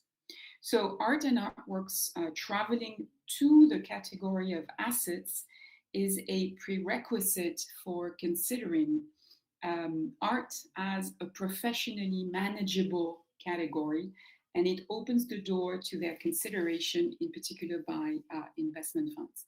Now, investment funds being baskets or pools of financial instruments, which are then cut up into shares in the fund and managed by a fund manager with pre-tailored hedging approaches, depending on the level of risk that is associated with the fund. Just obviously, as a footnote, the most common and conservatively managed investment funds in the US are called mutual funds. And then there's a very fine gradation of funds up to the riskiest ones, but also the ones which potentially offer the highest return, hedge funds. And art funds are in between one and the other, mutual funds and hedge funds, and it's still very difficult. And this is one of the issues that I want to mention towards the end of my talk today. It's very difficult to assess the risk involved in art funds. So investment funds, as far as art is concerned, have been treated or have been considered, and I'm giving you two examples here, as part of wealth management. So private banks of JP Morgan, the private part of JP Morgan, private bank part of JP Morgan, wealth management is asking, do you think of your art collection as a financial asset? Citi, private bank, is also has had and is developing an art and advisory financing. And as you see from their home webpage site, it says that what they're looking for is achieving liquidity from artworks. So one of the major mantras of portfolio management, of fund management, is diversification. And diversification, as far as art is concerned, or art funds, or funds which include a certain amount of works of art, is now considered as a holistic wealth management technique for high net worth individuals, HNW. So it means that art and collectibles are part of the services offered by portfolio managers, in particular private banks, family offices, and the aim being to bring works of art in the same category as financial assets, and not just as marginal fringe elements which might or might not be valued as part of a portfolio. In 2019, about 52% of collectors said that portfolio diversification was a strong, very strong motivation for buying art, and that is up from 36% in 2017. We're obviously waiting to see what is happening, what will happen after the pandemic. So the rise in art market sales and prices paradoxically can sometimes be viewed with suspicion, and professionals are not prepared, and banks, private banks also, not necessarily prepared to change and adapt their strategy according to these market trends. Secondly, there is a lack of understanding and knowledge about the art market and how to respond to rising art valuations. So some of the issues around art advisory, art financing, wealth, holistic wealth management, and including art are issues around low transparency, unregulated nature of the market, and that will be also mentioned in other talks during this workshop, lack of internal expertise, and also sometimes the difficulty in measuring benefits. Another major area of concern is that of liquidity. And from an investment perspective, so from a monetary perspective, it's the matter of contention, a major issue is the potential lack of liquidity of a work of art. So acquiring a work with value which might not be easily be saleable or resaleable in the secondary market, and thus would freeze its intrinsic value and bind it to the risk of not being able to sell when needed. And that potentially is obviously a loss of value on the secondary market. So there's several ways in which this aspect, this potential lack of liquidity, has been addressed by professional, by managers and financial managers, and one of which is securitization. The second one that we will talk about is art loan, and the third one is fractional investments. So securitization was a very common, now a very, very common financial technique, whose purpose is to issue securities based on an asset, so ABS, asset-backed securities. I just wanted to show you, this is from the CME, the Chicago Mercantile Exchange, the homepage that I took this week. And the CME as a futures and options market in Chicago. It's one of the biggest in the world. And this is the list of products that they have. So basically what the CME does is sell contracts on agricultural product, energy, equity indexes, FX, foreign exchange, interest rates, metals, and options. And each of these categories are subcategories: agriculture, grains, oilseed, livestock, dairy, fertilizer. And then you have the contracts to the right. So corn futures, beef futures, soybean futures. So this is the huge, enormous, very installed, very regulated matrix of futures, of securitized contracts, financial and commodity products that are bought and sold every day, mostly in Chicago and New York on the NYMEX. And I wanted to show artworks is still not part of this huge, enormous infrastructure, but there is a trend, a sort of what can sometimes be called a sort of exotic trend of securitizing assets, so which is not only the case for artworks. And this is, I just wanted to show you what is traded on the CME, weather futures. So there are contracts which are sold, contracts about, you see that there's sample cities in the US, and there's contracts that are sold about heating days, rising temperature days, HDD, or cooling days, CDD. So what securitizing art is trying to do, it's not yet, of course, on the CME, but it's trying to mimic, it's trying to draw from that technique. So Griffin Art Partners is securitizing artworks. And that is considered, so Griffin is basically teaming up, it's based in Luxembourg, a Swiss bank, Royal Innovative Banking and Link Management, and they're trying to issue securities out of, backed by works of art. The second element, or the second possibility for making works of art more liquid, or the market for works of art more liquid, is art loans. This is an example for the Fine Art Group, which you can easily find on the internet, and it tells you exactly what it does. Bank of America, private bank, also has this particular business where they will use art, as you can read, use the art you own to borrow the funds you need, all without a single work leaving your wall. Another example is that of fragmented ownership of works of art, still with this idea of making them more marketable, more monetarily usable. And there's several online businesses that have been created. So this is Masterworks, founded in 2017. And it basically allows investors to buy shares of great masterpieces.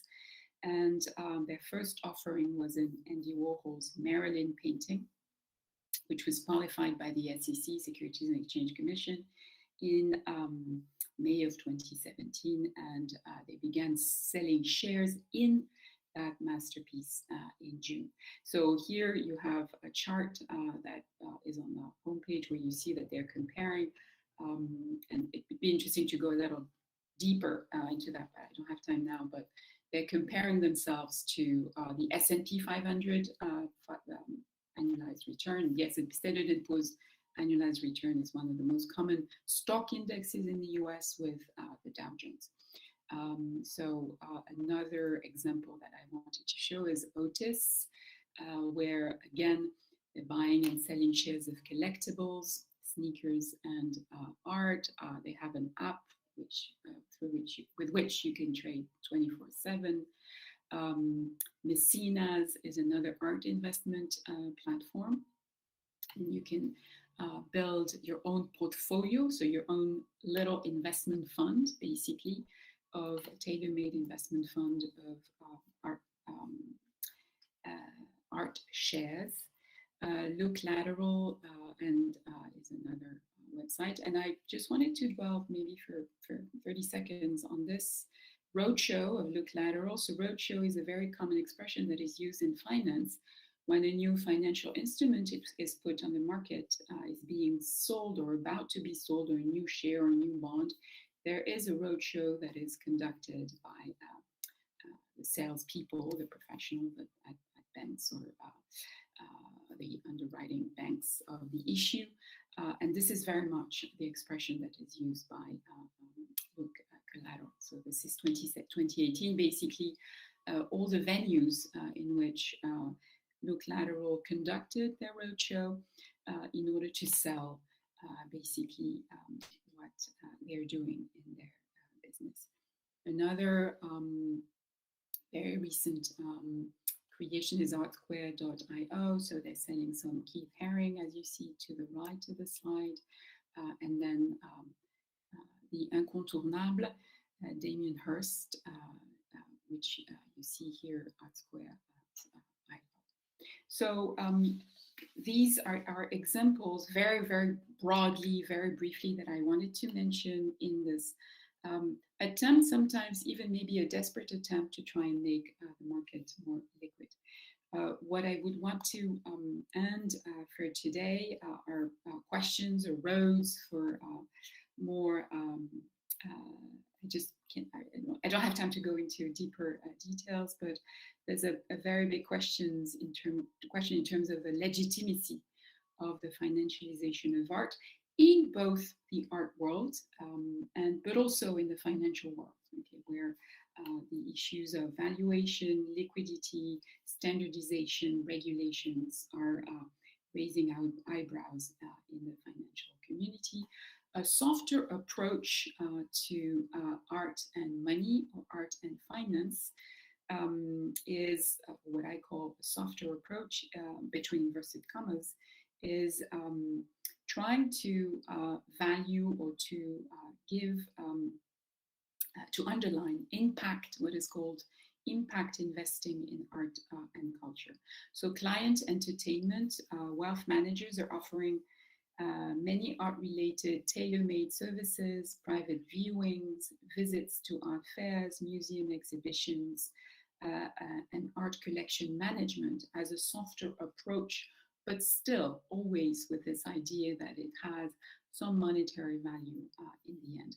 And this is part of a growing transitional trend which hinges around the client experience, a very soft management skill, and leads to seeking more, I quote, emotional and personal connections between wealth managers and their clients.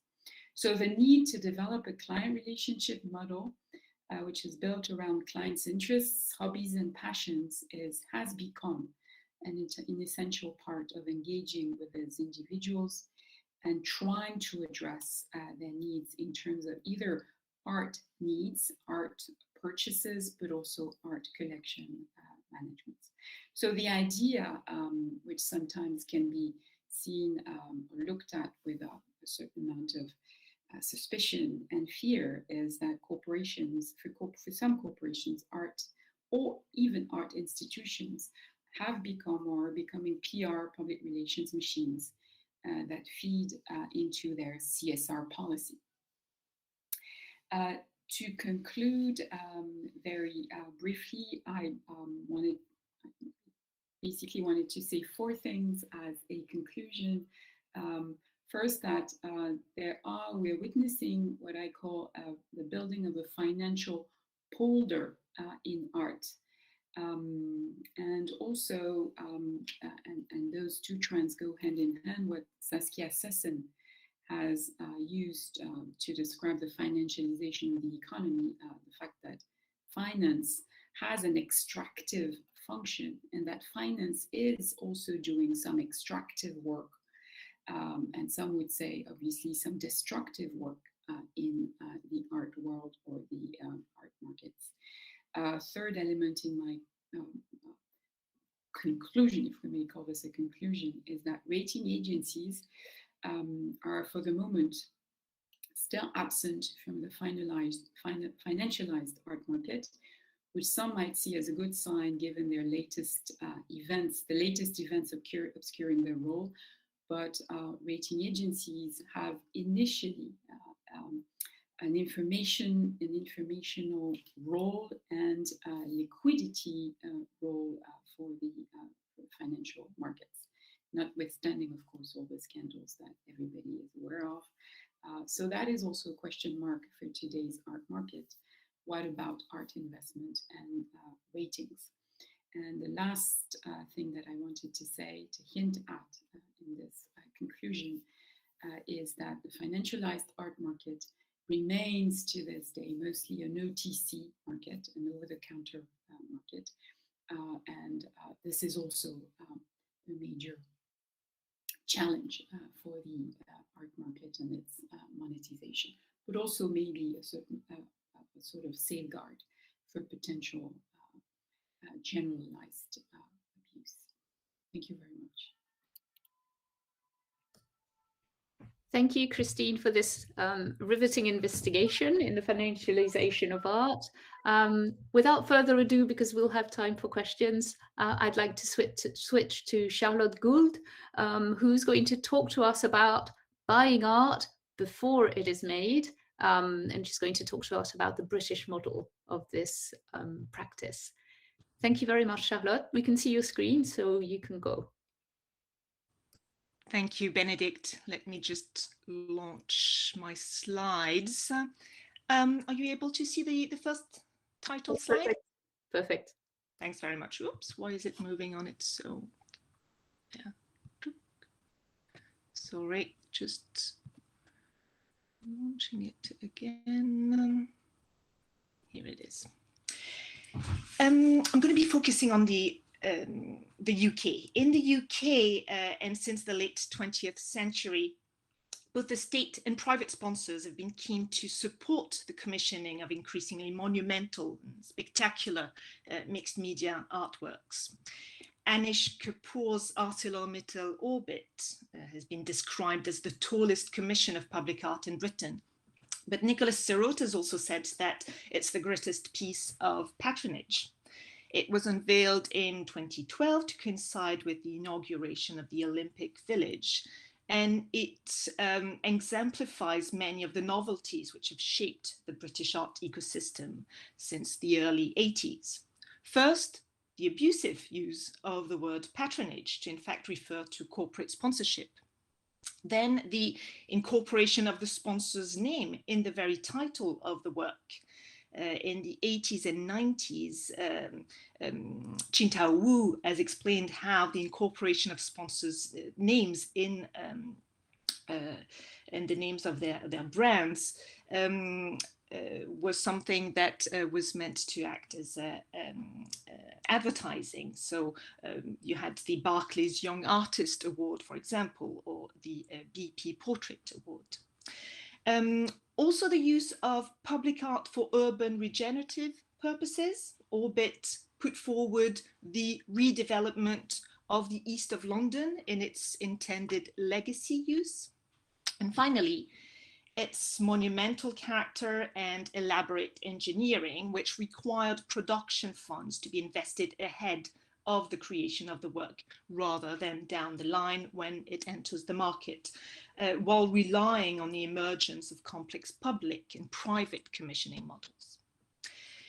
Besides some commissions originating from very wealthy individuals, today's various commissioning models have become quite complex, both practically and conceptually, relying on public and private partnerships and co-sponsoring. Many new parameters accompanied these new practices and aesthetic changes. The injection of national lottery money into the art sector from 1993 under John Major, who did not share Margaret Thatcher's qualms about state-sanctioned gambling. The rise of foundations, which had gone hand in hand with the mounting number of very rich collectors and funders, encouraged by neoliberal tax incentives. See here, of course, the different finance acts of the 80s and the introduction in particular of the gift aid scheme. And new mixed economy structures, which are able to harness both the stability of state funding and the seduction of art for private philanthropy. Typically, Nesta, which was set up in 1998 with an endowment coming from lottery money, and which ran the Innovation in Giving Fund, was one of these new charities which aimed to encourage other charities to diversify their income in a creative manner. The adjective creative, which is often used in this context, points both to the novelty, of course, of the new modernized types of charitable contributions that it promotes, but also to the challenging economic context, to say the least, from which the need for them arose. The diversion by the Thatcher government of state funding distributed by the Arts Council since after the war towards matching schemes and the encouragement of business sponsorship had broken with the welfare state consensus and transformed the national art ecosystem in the early 80s. Tax breaks were, of course, central to the shaping of this new model. But she went further in 1984 by introducing the business sponsorship incentive scheme, the BSIS, patronized by Prince Charles in a country in which meeting a royal is often reward enough for giving. It offered to match with a public grant any money given to the arts by a business corporation, thus effectively conditioning state patronage to the securing of private patronage. Qin Wu, again, has explained how businesses were allowed to claim the benefits derived from this extra state funding in terms of publicity and recognition, making it a commercial deal rather than actual philanthropy. So today I would like to draw from some conclusions from two objects that I've studied at different times. From my recent research on art commissioning agencies, and in particular on London-based trust Art Angel, it's the very presuming office that I visited in London to look into their archive. And from all the research that I'd done on the YBA scene of the late 80s, to try and see links which might shed light on the dramatic changes which occurred in the art sector in Britain from the 1980s, and more specifically from 1985, which I'm going to use as something of a key date here. When discussing the YBAs, the Sensation exhibition comes to mind, of course, as a sort of apotheosis. It was marketed as a British revenge on half a century of American art market domination, especially when it traveled to the Brooklyn Museum in 1999. In fact, this was British collector Charles Saatchi's triumph, the presentation of his personal collection at the Royal Academy. And so the celebration of a private collection Saatchi had started accumulating with his first wife, Doris, here in a portrait that they'd commissioned from Maplethorpe, after making his fortune in advertising, and famously in political advertising for the Tories in particular, thus attaching even more clearly his fortune to the Thatcher government. But see also his agency's ACE-CAF ad for the V&A, which has itself become an exhibit. 1985 was the year Charles Saatchi opened his own gallery on Boundary Road after the Patrons of New Art debacle.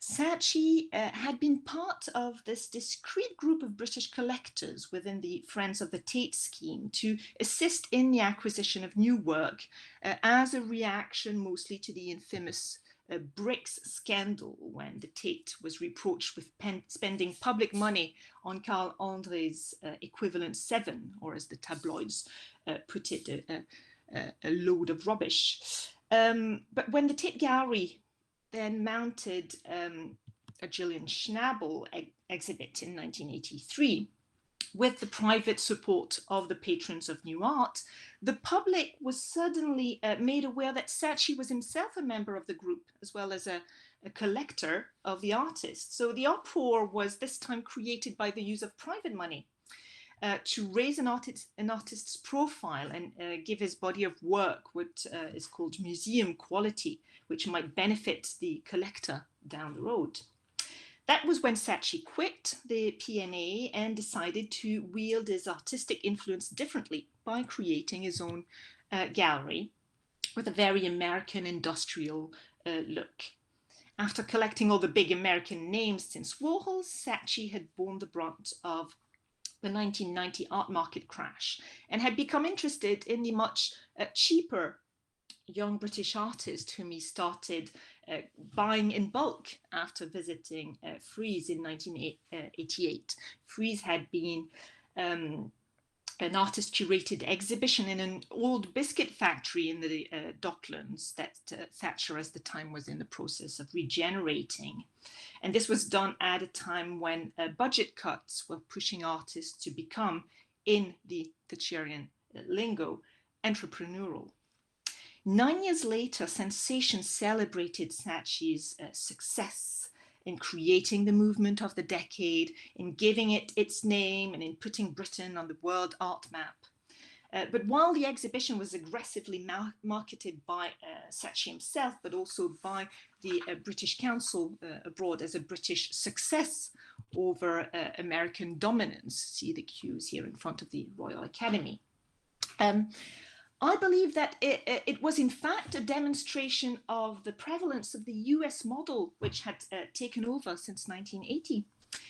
Tax breaks for art giving, a new cultural policy of only matching public funding to private funding, and the hybridization of art funding through sponsorship, often described at the time as a Trojan horse for museums. Not that art sponsorship did not exist before Thatcher in Britain. Cigarette money was omnipresent on the 1960s scene, for example, but this was taken to a whole other level, with BP, of course, but also the Sackler family. So, as I said, 1985 is a central date here in this in these changes, because it was also the year David Harding was appointed head of the new Environmental Arts Department at Glasgow School of Art. And this department had a transdisciplinary approach focused on the context of the work rather than on its medium or genre. And Harding was going to introduce a new relation to urban but also rural environments and transform public art in Britain, probably paving the way for Britain's most famous examples of public art, of course, the Angel of the North, but also the many Fourth Plinth commissions on Trafalgar Square. But also many commissions by agencies pledging to bring art closer to the public and to presenting it in unexpected places, Art Angel's motto. For example, in an empty CNA store on Oxford Circus. The reason why the third instance in which 1985 can serve as a key date in this demonstration is the fact that it also is the date when Art Angel was founded, one of Britain's major art commissioning agencies and a template for new possibilities. So London was finding a place at the center of an international art market boom in which art was becoming an asset class, as Christine has just told us. And in this context, art historian Roger Tooke and his associate John Carson celebrated the surge of interest in contemporary art, but they also felt that it masked a dangerous downside, the risk that most art would now adapt to more commercial tastes and agendas. And so they founded this charity as a privately funded initiative, and the first ever Art Angel exhibition happened in June 1985. It celebrated non-commodifiable public arts and environmental art in the case of Goldsworthy, or here with Vera Frankel on the Technicolor in central London. They also exhibited the work of Barbara Kruger. This last work, a sign that inspiration was coming from American public art in the beginning, and influence from what agencies were doing in New York at the time, Creative Time in particular, the people responsible for Kara Walker's very famous recent A Subtlety, and who had worked with Kruger in the same way. Art Angel was very officially founded as a reaction to Thatcher's American-inspired cultural policies, and against the way someone like Saatchi profited from this new context to advance his own collection. Paradoxically, while it opposed the Tories' art cuts in its early days, that is before it could apply for Arts Council regular funding and become one of its regularly funded organizations, it involved exclusively private backers.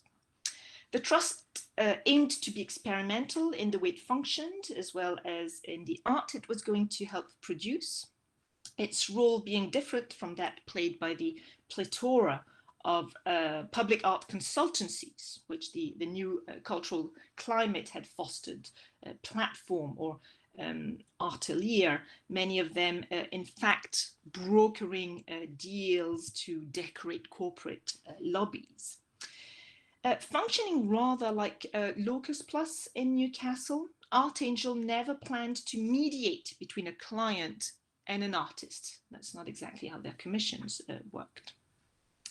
The emergence of such agencies continued under New Labour when Blair confirmed rather than overturned the system of new public management that the Tories had favoured, and adopted a policy of what art workers started calling targetolatry, a focus on targets, which only at least medium-sized organisations can monitor.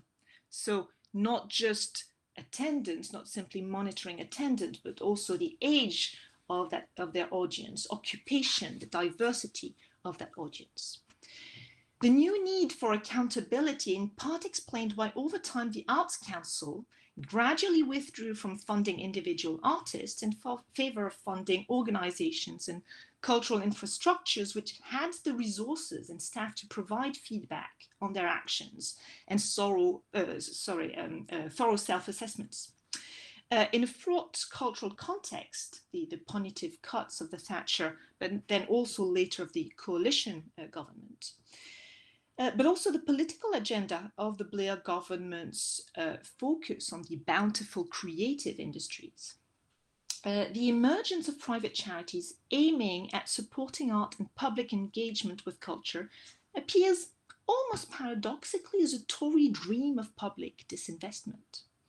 The independent and semi-independent public art commissioning agencies, often charities in the UK, we can mention the Basement Group, Outset, Situations, Artichoke, navigated a context where the notion of the artist as isolated producer of artistic meaning had come under strain, where they were thinking of also taking into account the people who allow the emergence of the work. Art Angel present themselves as producers, or its actualization in the eyes and even the hands of an active audience of participants. Claire Bishop's British adaptation of Nicolas Bourriaud's Esthétique relationnelle as art's social turn and reliance on delegated performance or audience participation. This is something we could see in the Archangel project, The Battle of Orgreave by Jeremy Deller, with former miners reenacting the battle. From the 70s onward, and with the development of post-sculptural works which resisted commodification, biennales had started promoting one-off, site-specific, often spectacular installations. And so private foundations and trusts became increasingly involved in their production.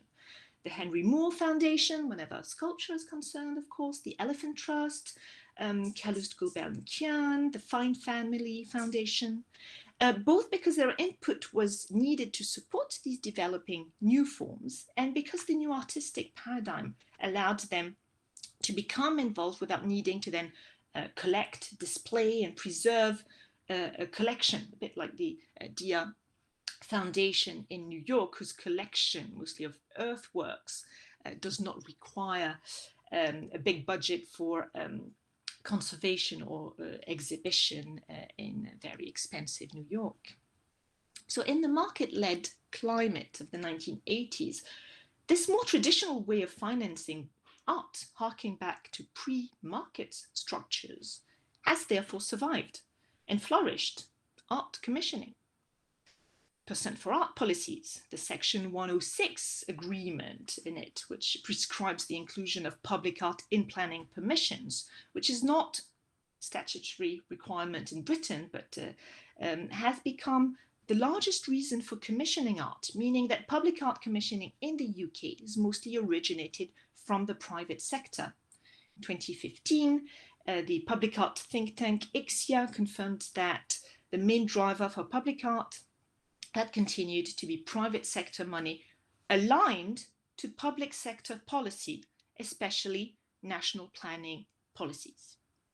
Also, the very format of a lot of the art produced today, its professionalism, its scale, its technological advancement, mean that artworks are now conducted like projects needing planning, infrastructure, and money. Archangel have excelled in conducting this, creating Rachel Whitered's house and the civil engineering involved in casting the inside of the terraced house and then peeling its exterior walls off.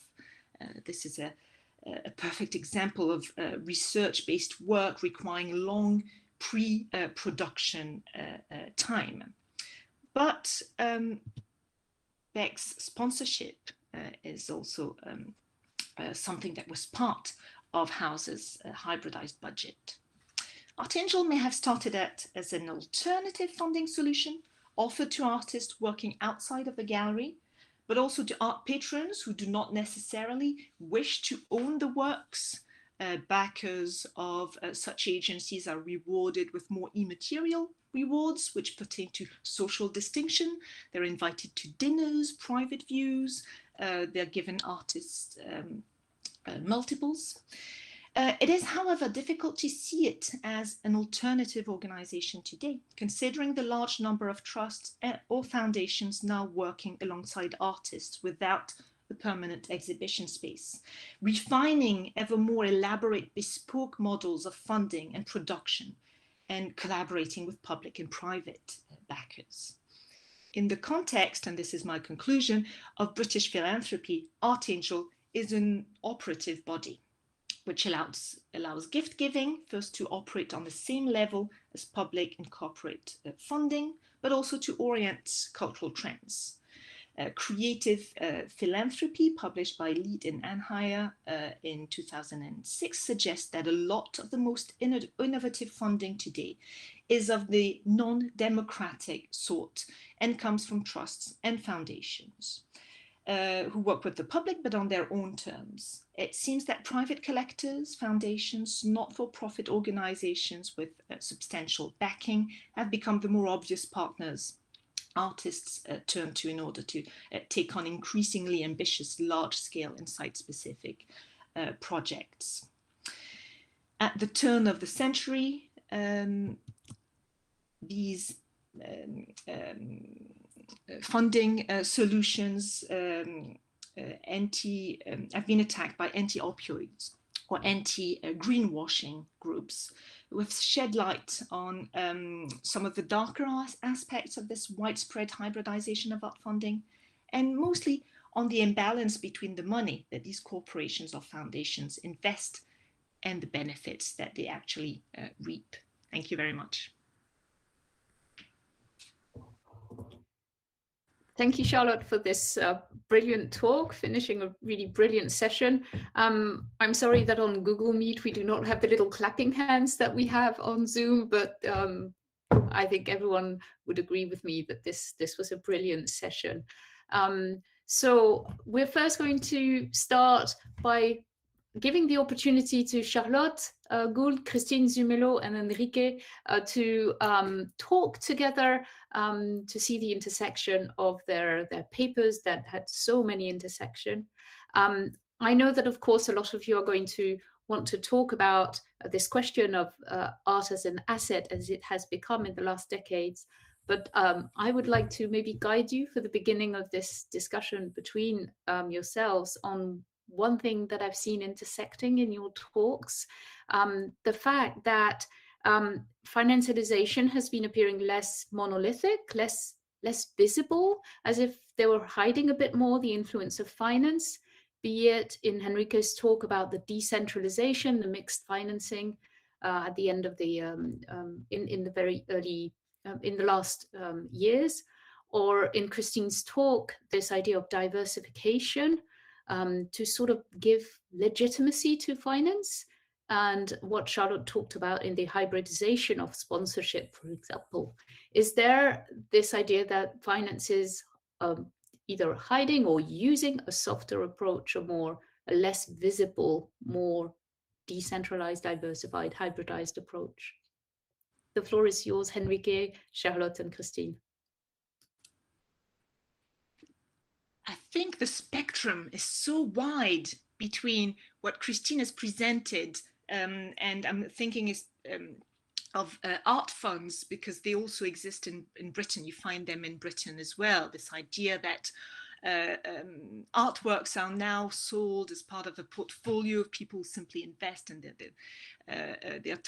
I've visited some of their websites, and it's really interesting to see how they tell you, oh, take a little bit of this and a little bit of the abstract expressionism and mix it with these new trendy contemporary artists, and that will make your portfolio. What we guarantee is that you're going to make money in the end. It's completely, it's unashamedly presented as an investment. I don't know, Christine, if you are aware of Tristan Trémaux's book on that question, In Art We Trust, which is also about art trusts, and other agencies, and my focus was mostly on Art Angel, but there are many very different models of how the hybrid model works, and so that question, and it also changes over time. That question of how much public money, how much private or corporate money is introduced. So I'd say, I'm sure Christine and Enrique have a lot to say about this, that we're looking at a very large spectrum, going from hiding some of these intentions to making them completely transparent and obvious. Thank you very much, Charlotte, and for starting this discussion. I totally agree with you. Also, I wanted to say that thank you for bringing up this idea of trust, because there is, when you talk to some of the high net worth individuals, wealth managers, there's a certain amount of secrecy, obviously, that there's a bunch of off the record discussions.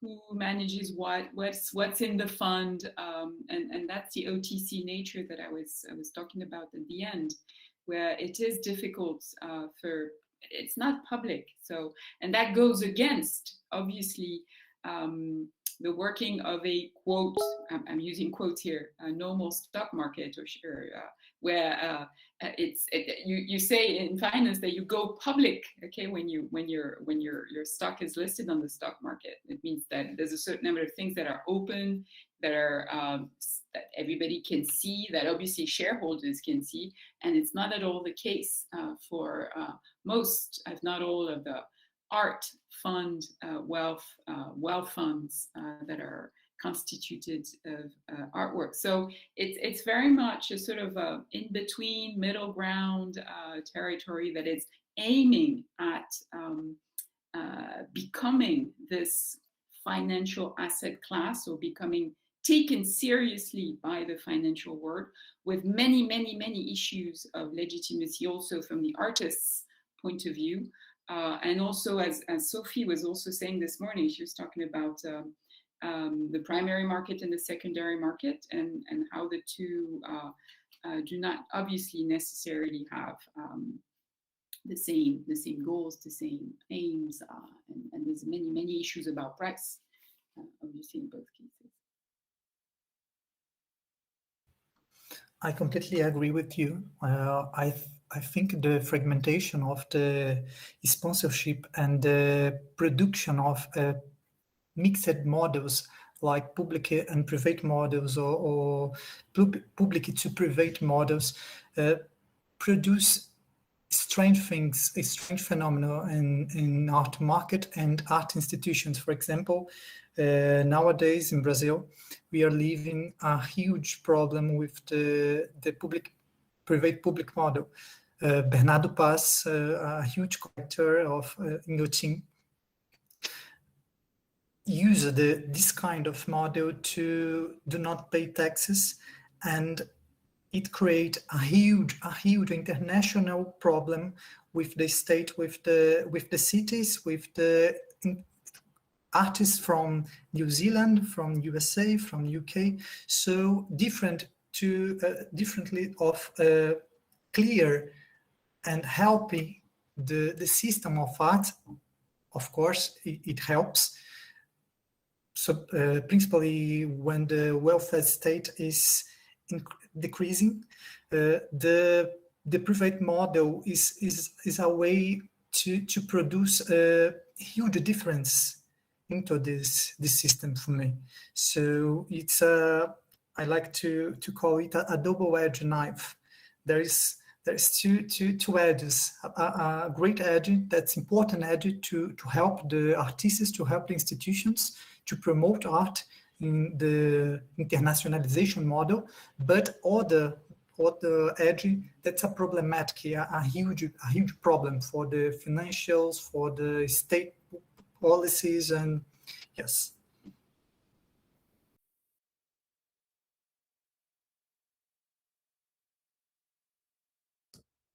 That I think you're right. That focus on the financial question today really brought out this double-edged component, and it really brought out those outsized personalities that the art world is so accustomed to.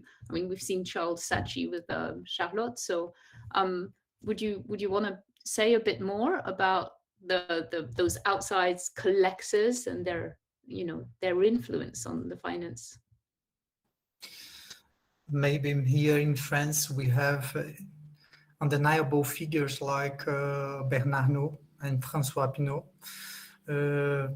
They have all tools, institutional but financial tools, to produce a huge and difficult thing. It's a conversion of capitals. So this kind of collector and this kind of institution could convert economic and social accumulated capital into a symbolic and artistic capital through appropriation of that small historical events. They can, for example, influence, promote exhibitions at Palais Tokyo. Palais Tokyo nowadays, it's a municipal institution that depends from the private capital, and principally from the capital from the leisure industry.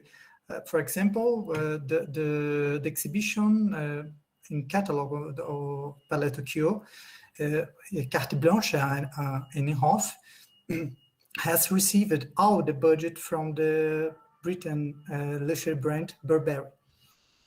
So it's a complicated thing for me.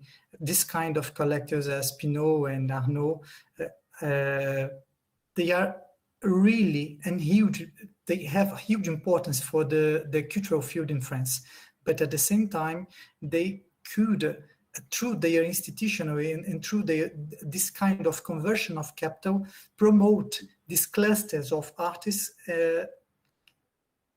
and promote different patterns in detriment to other patterns in the logical of narratives in art world. I don't know if I was clear. Yeah, no, very clearly. Charlotte and Christine, do you want to answer anyway? We have already some questions coming up. Maybe just one comment, Benedict. So I mean, I talked about managing for a client or managing for a third party, but most banks, including in particular JP Morgan, Chase, and Citi, but also Bank of America, have their own in-house collection, art collection, which is a different, it's a different field, but in itself is something that they also take into account into their own portfolio of how the bank does, but it's not client related. We have a question from Adriana Turpin. Well, it was also sort of a comment, sorry, and it was fairly obvious as a historian I was about to say this, but I love the way in which you talked about pre-market conditions, and I think that's absolutely fascinating because, of course, you know, you do immediately remind us of the importance of private collectors who happen to be princes, but whose taste, if you like, was just as uncertain. And indeed, in a way, they also used advisors. And I think this is again something that we see, I'm sure we have with Pinault and Arnaud, that there are advisors in many different ways. So I think it might take the conversation too far, but I'd love us to think about it. This way in which this pre-market, if you like, situation works in the current market, where obviously it is more about finance, perhaps, or not. Sort of, you know, Christine suggested it might be to do with making profit or, you know, investment in art. But equally, we've looked at it, you know, from the point of view of philanthropy. So it's more an invitation possibly for future discussion, but I thought it was absolutely wonderful to see this as this kind of mixing of markets. So thank you. Thank you. Marie Tavinor, you have a question. Hello, can you hear me? Yes, no problem. Well, first of all, thank you so much for these papers. I think they were very interesting, illuminating, and I'm including Sophie in all this. I think it's going to be a general question. I'm wondering, with the sort of more open financialization of the art market, what consequences, what impact do you see on the market ecosystem, on the work of artists? Do you see a sort of partitioning of the market into art that is a commodity or art that is an anti-commodity, or is this too blunt a distinction?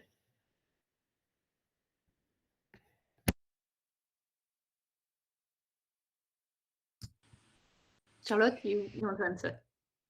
I think it's a very interesting question, but also a very difficult one, because it's not that clearly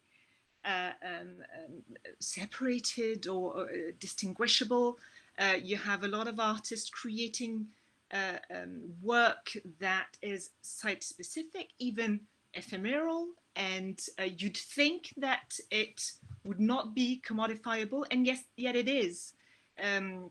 Because our market structures have changed, what we value has changed. We value attention, we value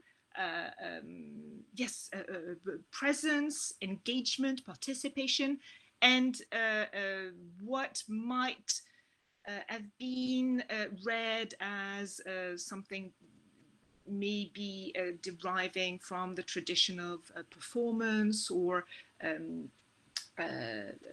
dematerialized work today enters the market.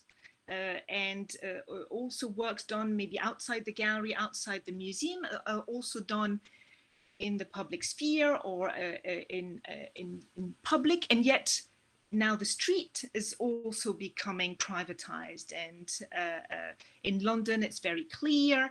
The streets are supervised by BIDs, by business incentive districts that they monitor, they supervise, they animate, they also pay for cultural animation or for the art. But the idea is that they reap commercial benefits from that because of real estate. I think real estate is very much connected to art, which presents itself as being non-commodifiable. It happens in between occupations of buildings or factories, and yet it's going to raise the price of real estate. So, yeah, a very difficult question, I think. Thank you, Mary, for this question, which obviously sends us to another huge question, which is a very broad investigative field in itself. It's the question of democratization of financial markets, which is a myth and reality of that. And I'm thinking in particular of one of the ways in which financial markets have been, quote unquote, democratized is, for example, the creation of online brokers, Charles Schwab, where you just can go on a boursicoteur, you're home behind your computer, and you can build your own little portfolio and monitor everything that happens every day. And obviously the idea, or what the selling idea is, that the fees, the commissions are lower because it's online, and Charles Schwab has become definitely one of the major online brokers, but it has definitely not replaced the brokers, the major brokerage firms in finance. So all the platforms through which, your question is also leading us to the idea of disintermediation from artists. Can they sell throughout platforms without going through a gallery? And we know that the prices the gallery will charge in the primary market is very high compared to what the artist himself or herself will receive. So this is a work in progress, and maybe there is also something to unpack as to what exactly is happening compared to the discourse. And again, something that's particularly important, even of course for us art historians, and I think this makes this encounter between all of us today very interesting, is the discourse, the explanation, the historical background that you can give to work of other political meaning, the aesthetic, of course, which is also what people will do in finance in roadshows. Of course, the object is very different. But it's also something that would be missing if we only go online. You just have to find your own meaning. Thank you, Christine. We're soon going to take questions on the YouTube, although I can't see any popping up yet. But we also have a question from Sophie Kra. Yes, thanks a lot for these very exciting papers. And my question is probably more for Christine. And I've been very interested in the way you were describing these firms or online platforms as mimicking the logic of the financial markets without like completely actually endorsing these modes of operation. It's more like, again, a metaphor than a reality in many ways. And I'm curious about whether, I don't know if you can state how much active these platforms really are, like what kind of volumes do they actually handle, how real is all that? I'm just wondering whether it's not, again, more of a pretense than, actual operations on the market. Thank you, Sophie, and you hit it right on the head, on the nail. The major issue here is volume and scope of the markets, and this is why I brought up the CME, and I didn't show you the volumes of the everyday trades, but it's nothing. What happens on the quote art securitized market is really absolutely insignificant in terms of volume compared to the volumes traded of contracts and the options and futures every day on the CME. So it's a very, very, very, very niche, boutique, experimental. And that's what I find both fascinating and interesting, is that it's both trying to aim at using the tools that are used in finance, but in terms of size, or in terms of another thing that financiers like very much, is statistical viability. It just doesn't exist. But maybe it's for the better of the art market. I mean, that's what I think. But it's a sort of deformed mirror image between the two. Okay, well, thank you very much. I don't think there are any questions left, and the lunchtime is calling us right now. We will take a break for on the YouTube, and we will just put on a holding page, and we will soon be back afterwards for session 2, government subsidies and taxation. Thank you very much.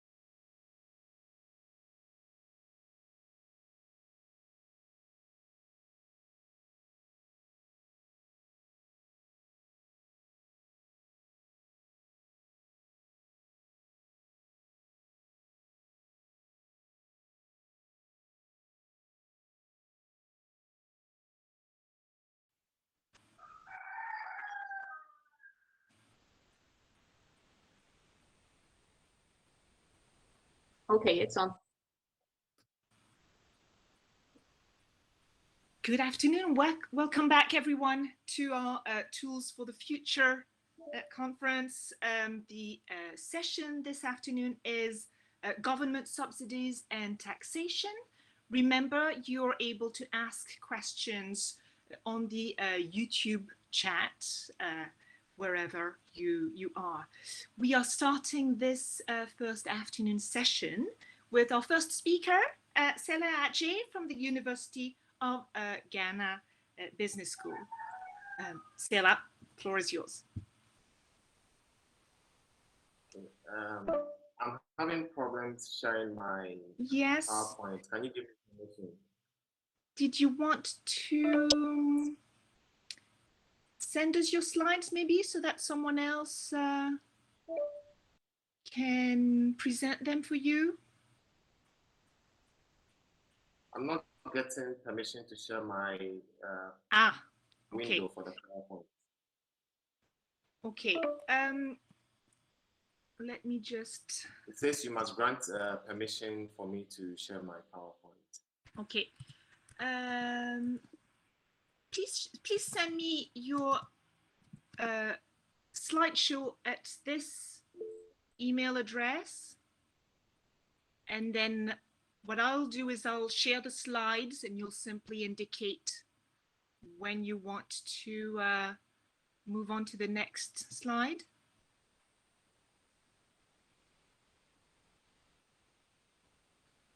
Is that something we can do? So just a little... Oh, okay. Okay, all right then. Okay.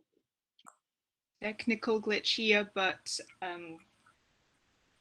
we're going to have the slides ready very soon.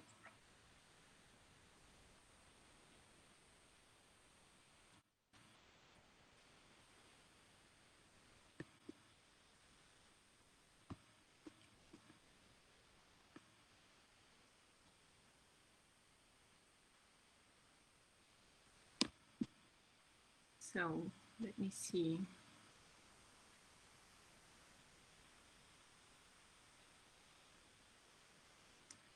Right, we're just transferring the slideshow. Sorry, this is taking just a couple of minutes.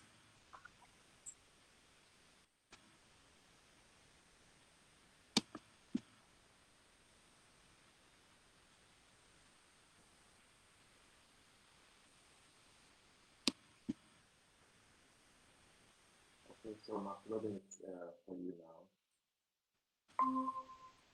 I'm just trying to retrieve the your message, Sela, and I'll as soon as I have this, I'll simply present in your stead. So.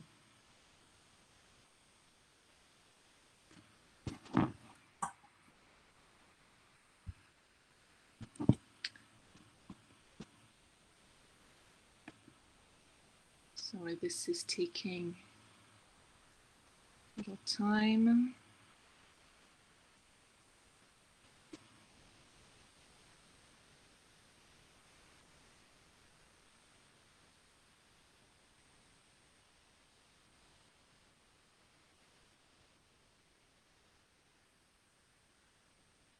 Okay.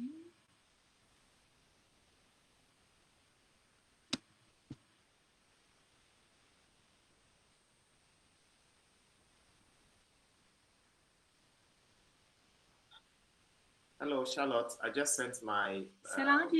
Yes? You've sent... Okay, perfect. Let me just retrieve this from my inbox, which is taking... time. This should reach me...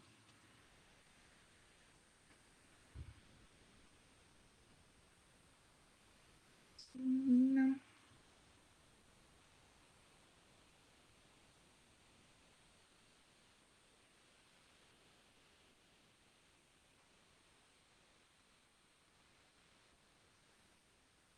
Sorry, this is taking a little while just to reach me.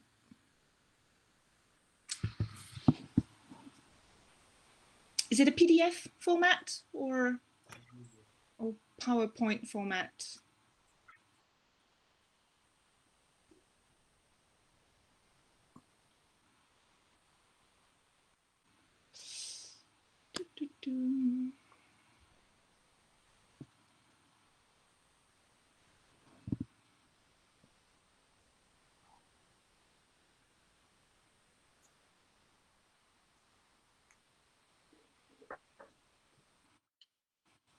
Okay, sorry about this. The email is taking a little time to reach me, but we should be able to launch this soon.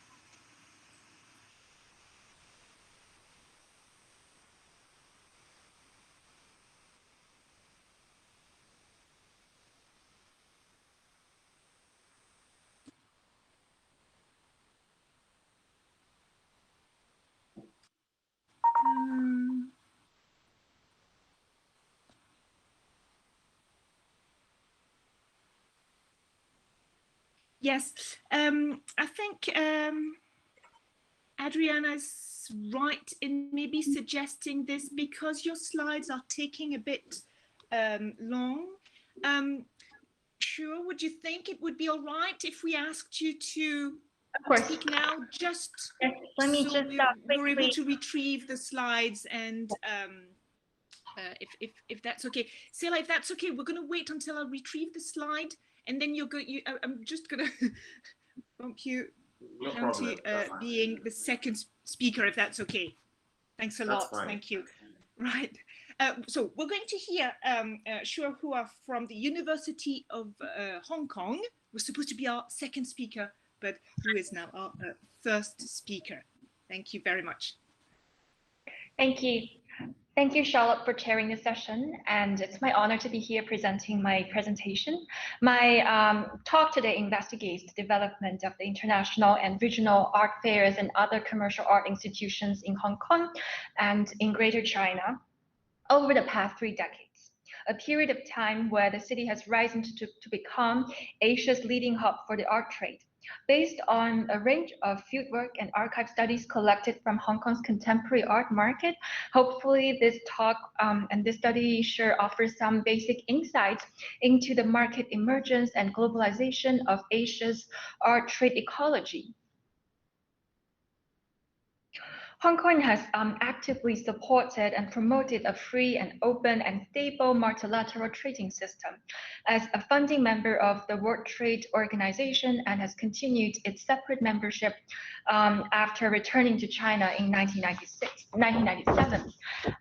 So first of all, I would like to start my presentation with contextualizing the early exhibition scene of Hong Kong in the mid-20th century. After the closure of the World War II, art exhibitions in Hong Kong reached unprecedented vibrancy due to the influx of the Chinese artists and cultural elites from mainland China. The incoming and constellation of mainland Chinese art world actors preceded an inevitable cultural makeover and a gradual shift of the center of gravity for the Chinese art market from the mainland to Hong Kong. They inaugurated, those Chinese art world actors inaugurated a series of exhibitions, cultural magazines, and scholarly exchanges of art, which formed the foundation of an early nascent and embryonic state of the commercial art market. The basic law, a reliable infrastructure, and technical know-how are the preconditions for Hong Kong's positioning as Asia's leading art hub. With its merchant economy taking off and flourishing, 20th century Hong Kong was an important crossroad, facilitating the circulation, mobility, and exchanges of the various artistic commodities from mainland China, the other parts of East Asia, and Asia, and the rest of Asia. With the changing socio-political atmosphere in mainland China, especially after 1949, the conventional practices of private art dealership become largely obsolete. The market for art shrank as the traditional art galleries withered. Chinese artists were faced with a tightening of control on their artistic production. Instead of creating art for private patrons, most now had to paint for the state. To quote the former chairman Mao Zedong's famous Yan'an talk, art should be in the service of the people. On the contrary, however, in Hong Kong, then the British colony, the art and antiquity trade continued to grow and thrive with the flourishing merchant economy and the arrival of the international galleries and auction houses, as well as the migration of the intellectual elite, artists, and patrons. Starting from the early 1960s, Ms. Dorothy Swan, who was a teacher at an international girls' school, founded the Chatham Gallery, which was the colony's first commercial contemporary gallery, in order to provide space for contemporary artists to exhibit and sell their works. The easy tax policy, especially under the rule of law, is clearly advantageous for making Hong Kong a competitive art trade center. There is no goods and services tax, import or export tariffs, and there are no local sales, consumption, or VAT tax for art. For commercial galleries operating in Hong Kong, corporate taxes can be as low as 6% of the total revenue. In comparison with Hong Kong, mainland China has a very high tax system on art, especially art produced outside China, with tax rates at around 20% and VAT tax at roughly 17% of the transaction price. From 1992 to 1995, Hong Kong held its first international art fair, Asia Art Hong Kong, International Fine Arts and Antiquities Fair. The organizers were the couple David Lester and Leon Lester, North American Fine Art and Antiquity Fairs impresarios. Most of the galleries represented Western modern and contemporary paintings, although some Asian pictorial art and other forms including sculpture, installation, calligraphy, antiquities, and precious culture curios were also available at the fair. Western galleries brought works ranging from $30,000 to $3 million, and from a variety of subjects, expressing uncertainties about what to bring to the Asian art consumers. Of the over 80 galleries exhibiting at the fair, less than 10 were from Asia, representing mostly modern and contemporary ink paintings or realistic oil paintings produced by the Chinese artists. This event provided opportunities for the Western dealers to test the water in Asian market at a time where the Euro-American market was facing stagnation. The exigent question for the fair organizers and the dealers who were traveling long haul to Asia, to Hong Kong, was whether this region had enough of a market flow and collector base to sustain art fair. Due to the lack of resonance, Asia Art did not continue after its fourth edition in 1995, and we will be back to this slide later. In the 1980s, many Chinese artists achieved soaring commercial success, realizing an unprecedented surge in price in auction and gallery transactions. For instance, Wu Guanzhong, a preeminent 20th century Chinese painter working in both Chinese and Western style paintings, held his first major solo show in Hong Kong at the Hong Kong Art Center in 1987. Then the only public art institution dedicated to promoting international contemporary visual arts. Shortly after, Wu's ink painting The Ruins of Gaochang Tuerfan fetched 1.87 million, which is $328,000 at Sotheby's Hong Kong auction, which marked the highest result amongst all living Chinese artists. A work executed in a similar style, Ancient City of Jiaohe, was auctioned for $333,000 in 1983. In the early 1980s, however, his works were priced at only $25 to $50 per price and sold at department stores as Beino souvenirs. Thanks to the close geographic and cultural ties with mainland China, Hong Kong has become a crucial venue for presenting contemporary Chinese art and encouraging the socio-cultural exchanges between the Chinese art world actors and their international peers. The period of 1993 to 2007 has seen a speedy rise in the influx of international galleries, auction houses, commercial art spaces, and private museums in Hong Kong. It was in this context that 6 international art fairs were inaugurated in Hong Kong between 2006 and 2013, which was what I called the art fair boom. When Andy Hayes started the International Asian Antique and Art Fair in 2006, and when Magnus Renfro, Will Ramsey, and Tim Etchell opened the Art Hong Kong Fair in 2008, which was eventually acquired by the Art Basel Group in 2013. Hong Kong's art market was ready with sufficient demand and interest to keep these commercial art events running. The booming fairs reconfigured the art scene by changing and reshaping the conventions of art dealership practices, frequency of art exhibitions, and the speed of Hong Kong art market players' interactions with the rest of the world. Heading into the new millennium, the mega internationally renowned galleries such as Gagosian, David Zwina, Massimo de Carlo, White Cube, amongst many others, set up operations in Hong Kong, helping to capture Greater China's economic boom with double-digit growth rates. Sotheby's opened in Hong Kong in 1973 and Christie's in 1986. The auction boom started since the early to mid-2000s, and fair boom started since the late 2000s.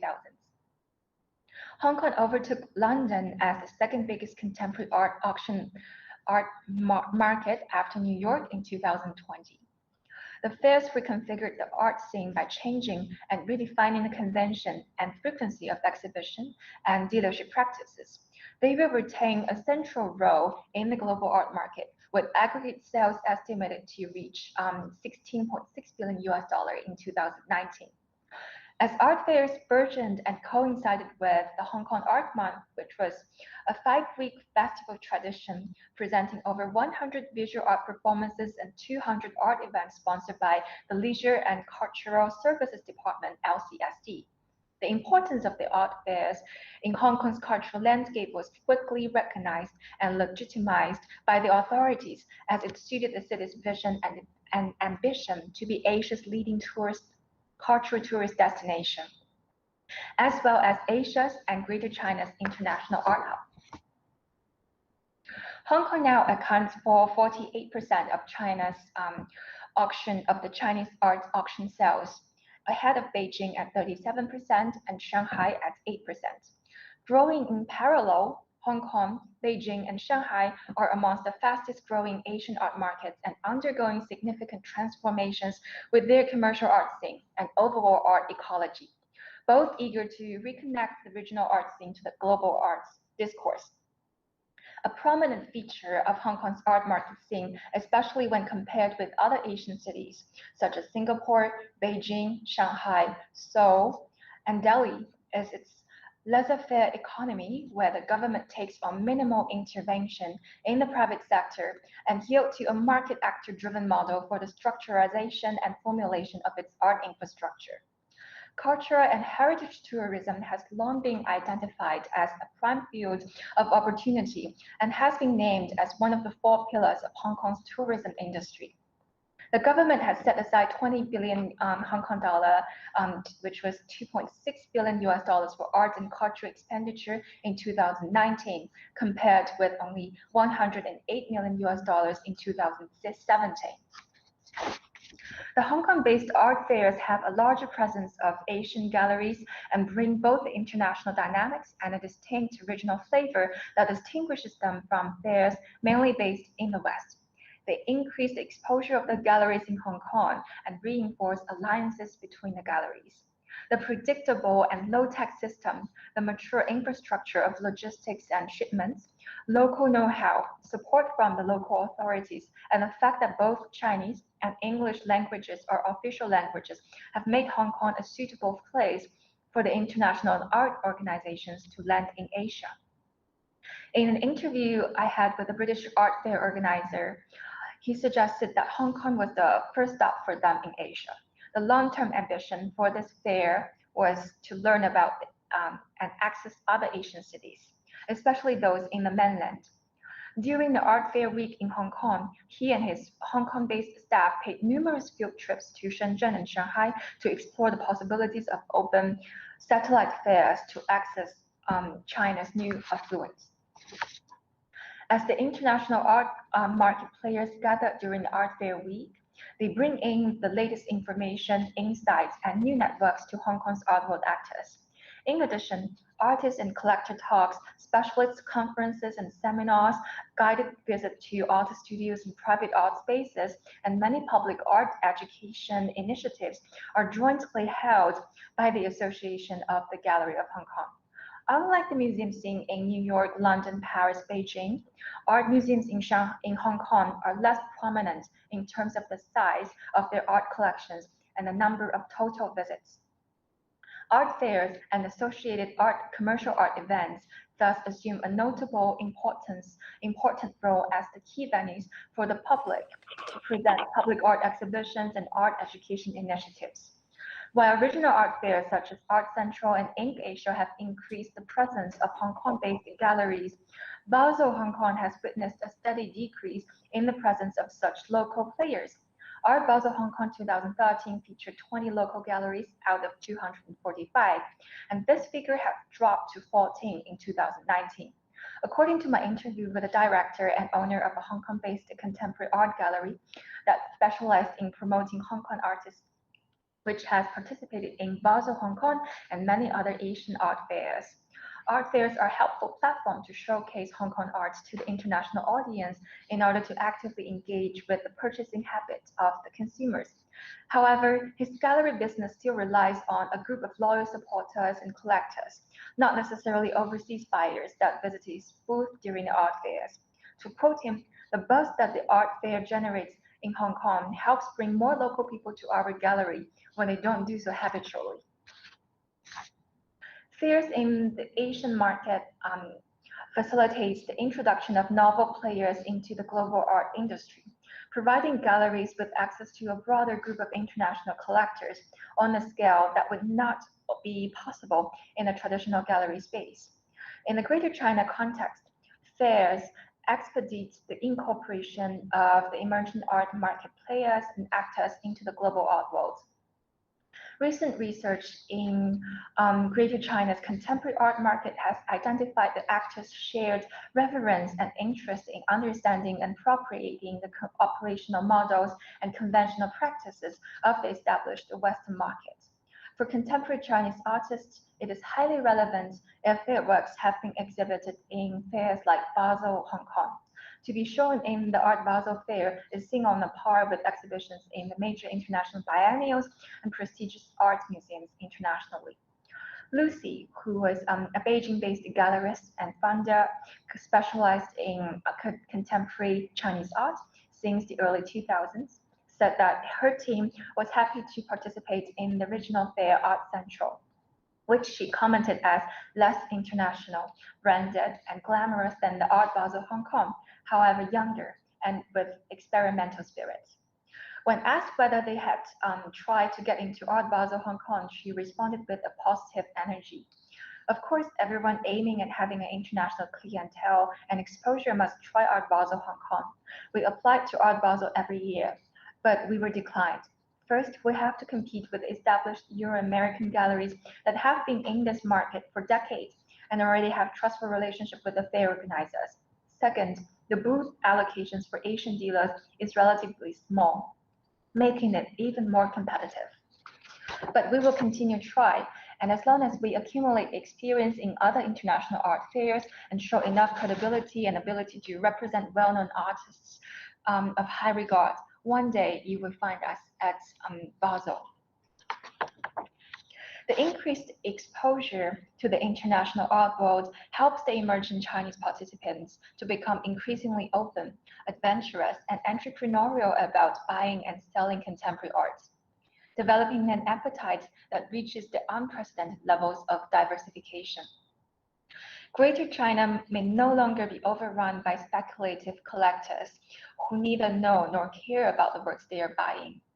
The new generation of Chinese art collectors are enthusiasts that don't just venerate the art by its monetary or economic value, but they understand the history and cultural significance and aesthetic value of the works they collect.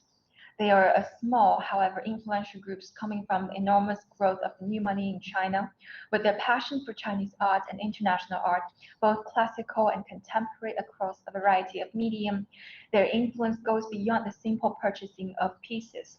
They're pursuing membership in powerful art organizations, setting up foundations and building new museums, thus boosting the markets.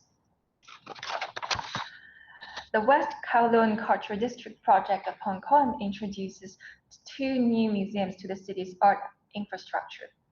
The M+, the Museum of the Modern and Contemporary Visual Arts, and the Hong Kong Palace Museum, a collaborative project between Hong Kong's West Kowloon Cultural District Authority and mainland China's Beijing-based Palace Museum Gugong. And this slide has the virtual outside and inside view of the newly inaugurated Palace Museum Hong Kong, which was a collaborative project of a world-class museum between China's Palace Museum and Hong Kong's West Kowloon Cultural District. And this museum itself has been under heated debate about political issues facing with Hong Kong. With the rise of the new and public and private art institutions, however, there seems to exist a clear shortfall of professional talents in the field of art museum and art market practices in Hong Kong. The universities of Hong Kong have introduced programs in the museum and curatorial studies, cultural management, and art history to meet the increased demand for labor in the professional sphere of art and creative industry. To sum up, Hong Kong makes an excellent case for contemporary art market studies because it offers insights into the market emergence and globalization of the art market in a transcultural context. It is crucial to understand how the development and institutional transformation of the relatively young art markets actors and their integration into the international art distribution chain are impacting the global cultural industry. As Asia's contemporary art market becomes older than a lot of its actors, the comparative analytical framework and the often cited dichotomy between mature and emerging, between West and the East, may no longer serve the purpose of understanding this ever-evolving field. I would like to pause here and welcome any comments and feedbacks after this panel. And thank you so much for your attention and patience. Thanks, Charlotte. Thank you very much for the great talk. As you said, we're going to take questions at the end, and the bios for all our speakers are on the chat. So we're now going to hear Sela Ajay. Let me start by launching your slides. And Sela, you'll simply indicate when you wish me to move to the next slide. Are you seeing the slides properly? Yes, thank you. Perfect. Okay, right. The floor is yours. Yes, thank you. Okay, thank you, Charlotte, for chairing this session. And I will be presenting on Ghanaian artists on the global art markets to understand the social and economic factors that is contributing to the surge in popularity and demand for artworks by Ghanaian artists. Next slide.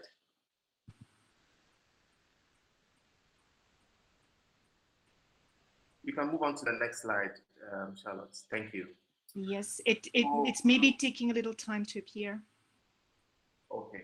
So in the last decade or so, Ghana's art scene has been undergoing exponential growth and major transformations. And Ghanaian art has gained increased global attention through a growing number of annual art festivals and curated exhibitions by prominent artists living in Ghana and also Ghanaians in the diaspora making waves on the international art scene. Other major milestones contributing to the popularity of artists from Ghana includes the Golden Lion Lifetime Achievement Award won by Professor Elanatri at the 2015 Venice Biennale, and then also art prizes such as the Barclays L'Atelier Art Prize, which was won by Gideon Appa in 2015 and Priscilla Kennedy in 2017. Now, it's important to take note that all these artists that I've mentioned so far are product of KNUST, or known as the Kwame Nkrumah University of Science and Technology. And the artworks also produced by some selected artists based in Ghana who did not necessarily attend KNUST have also generated some demand in the Western art market.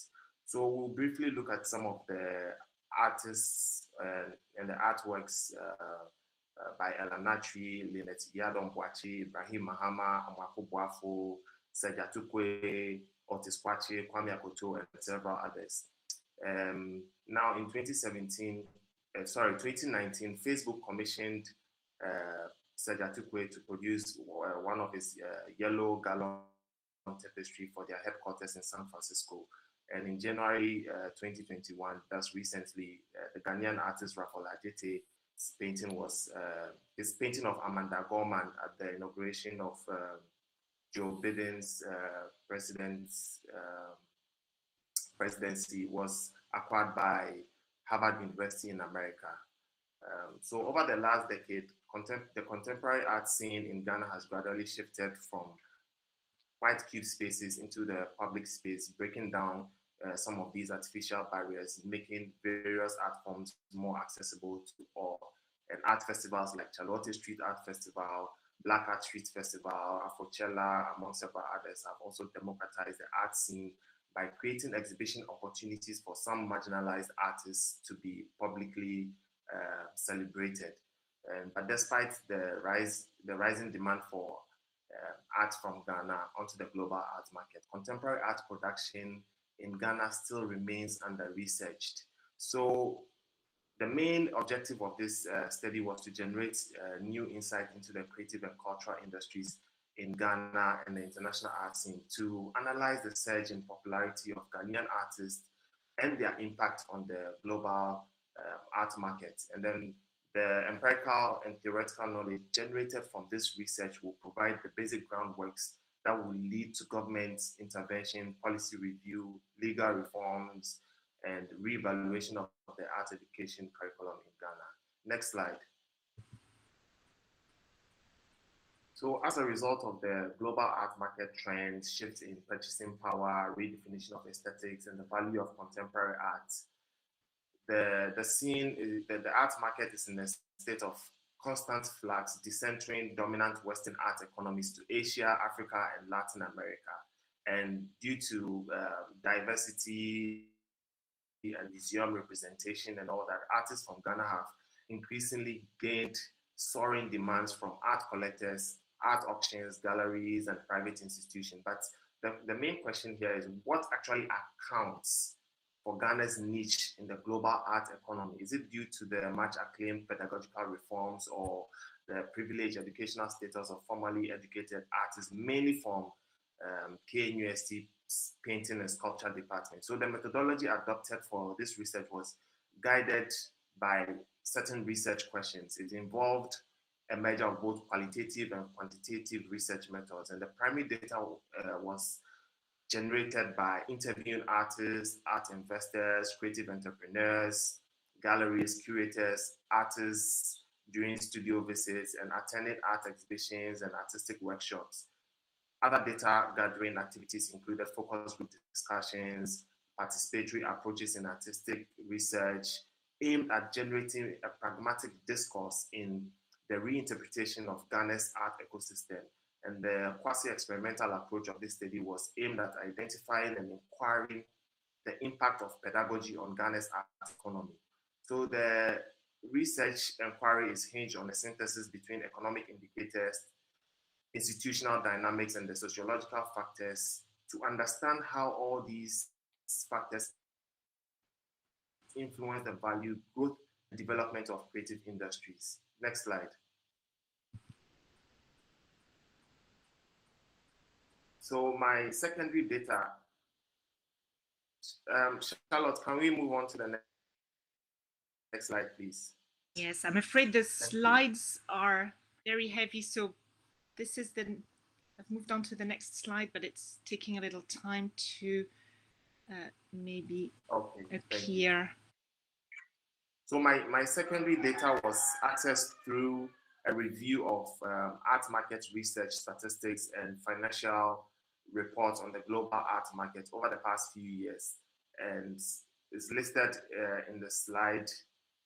You can see examples over there. So, for instance, Elanatri's aluminium and copper wire artwork titled "Path to the Okro Farm" sold for $1.4 million at the Sotheby's New York auction in 2014. And 3 other similar works of him have sold publicly for over $1 million. In June 2019, Phillips sold a work by Lynette Yadon-Boache titled "Leave a Brick Under the Maple." It sold for £795,000 at the Phillips auction in 2019. Similarly, Ibrahim Muhammad's Non-Orientable in Cancer also sold for 35,000 euros. 375,000 euros at an auction in Miami. Amwako Boafo, who has become a star in the art world, also sold his lemon bathing suit at an auction at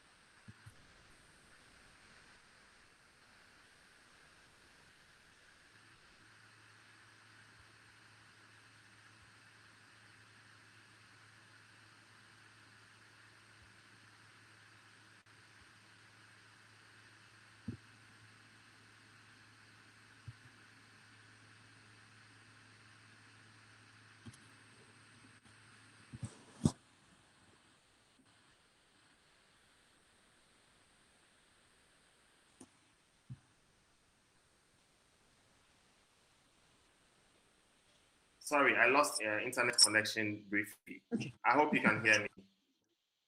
Yes, thank you. Okay, great. Yes, so now you can see some of the artworks that I was making reference to in the previous slide. We can move on to the next slides. The next slides are just pictures of the artworks that were listed in the previous slide. So these are works by Otis Kwachi, who's also following in the line of Amwako Boafo's institutional success, and his works are also commanding a lot of prices at auction in recent times. Next slide. Now this is Rufai Zachary. He's also an artist who has become very popular in recent times, and he was listed by Artsy as one of the top 10 artists in demand twice in a row.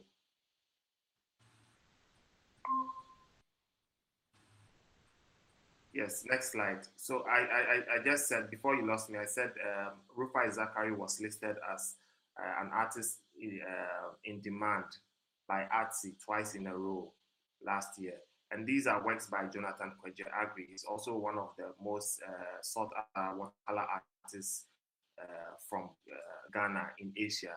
And he has toured all over the world. His works are popular in the Asian art market.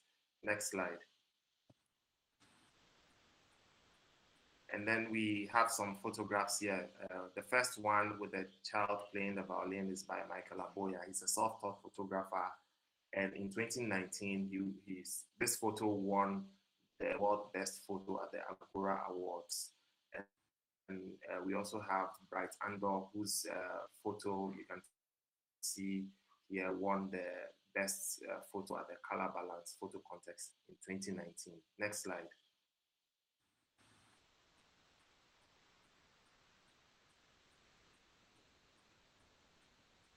And then we also have these popular cinematic art forms by street artists in Ghana. These are hand-painted Hollywood film posters from Ghana, and it was painted by Heavy J.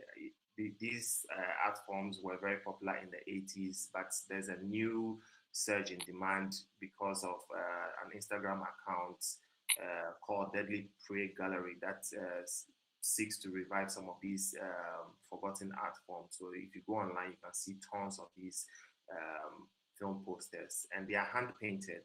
So it also gives visibility to Ghanaian artists on the international art stage. Next slide. And then we have Pajo, who creates these fantasy coffins, and he's also widely celebrated in international art circles. I've actually got requests and emails from important collectors from Dubai and South Africa who just want to fly to Ghana just to come and acquire and view some of his artworks. Next slide. And there's also the graffiti artists like Mo Awudu, who has created a large body of work and has toured all over the world to create some of his murals. And the second one you see with the women in the blue background is a collaborative mural by Titre Kali and Anita Pell. They are all street artists who produce murals, and there's a large body of work that they've created in several interchanges in Accra on the streets. Next slide. Now we move on to the artists from KNUST. And as we all know, Elanatri has done so well. His artworks have been Ghana an important place in the international art stage. But despite his success, other artists have followed in a similar style, thereby creating a lot of imitations. Can we move on to the next slide, please? So you have an artist like Serge Atukwe, whose works are sometimes confused for Elanatri's works on social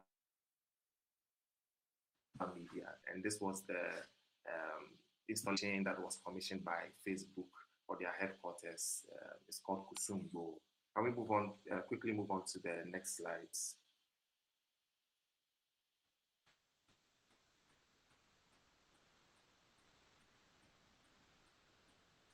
And this is also by Yao Owusu. He's also a KNUST artist. But sorry, Serge Atukwe is not an artist from KNUST. He's from Kanata College of Art, but he follows in this style of installation. That's why I added him to the next series of slides that we are seeing. Next slide. And this is Ibrahim Mahama. This was the artwork that sold at Miami for 375,000 euros, non-orientable in cancer. Next slide. And we have Patrick Tego-Texan, we have Teresa Ankuma. All these artists are from KNUST. Now pay attention to the kind of artworks produced by the artists who went through the KNUST College of Art. Next slide. And this is Lois Ade Aqua. She's also an artist from KNUST. And then you notice that all these artists see Elanatri as a role model to emulate. So their artworks in some way look similar because of how Elanatri is widely celebrated globally. And there's an art incubator in the KNUST department called Black Star Alliance, and they... Hello, can you hear me? Can you hear me? Hello? Yes, we can hear you. Yes, we can hear you. Okay, next slide.